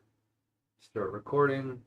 Okay, it's February 12th, 2026. It's 9:38 a.m. Mountain Standard Time. I am trying to check on a donation to our GoFundMe that one of our supporters on YouTube donated to about 38 minutes ago. You can see here, and you put through a bit. We need to get you some grocery funds. Yeah, I know. I'm eating all my groceries now. You did it twice. I got the donation link. Oh no, yeah, I know. So here's the donation link that we click on in my GoFundMe. We click enablers.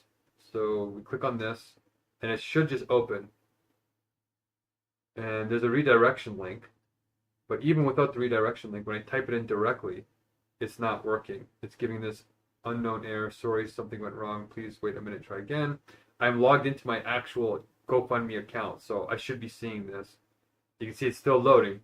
There's clearly a problem. So they might be trying to shut down my account for self-harm. And if they do that, I'm going to sue them for charter breaches, which I really hope I don't want to do. To me, a lawsuit is really just a conversation that an ignorant group doesn't want to have. That's what it is to me. So it's not to bring the worst out of people. It's to have conversations in the new power of the word.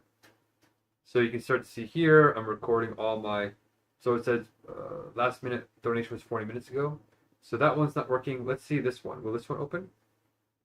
My second one open? No, the other one won't open either. So they might have froze my entire account, basically. So that one's not working.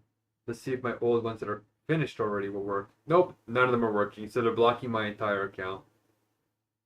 Somebody's investigating me because they're starting to realize it's becoming a success or more of a success. Which always happens. That's a good sign in a way because it means we're actually making progress and people aren't just laughing, right? There's 4, I should just restart the stream and explain this. There's 4 ways that people handle the movements in the beginning. They just at first ignore you, then they laugh at you, then they fight you, and then you win. I think Gandhi said that. Okay, even my campaigns from 4 years ago aren't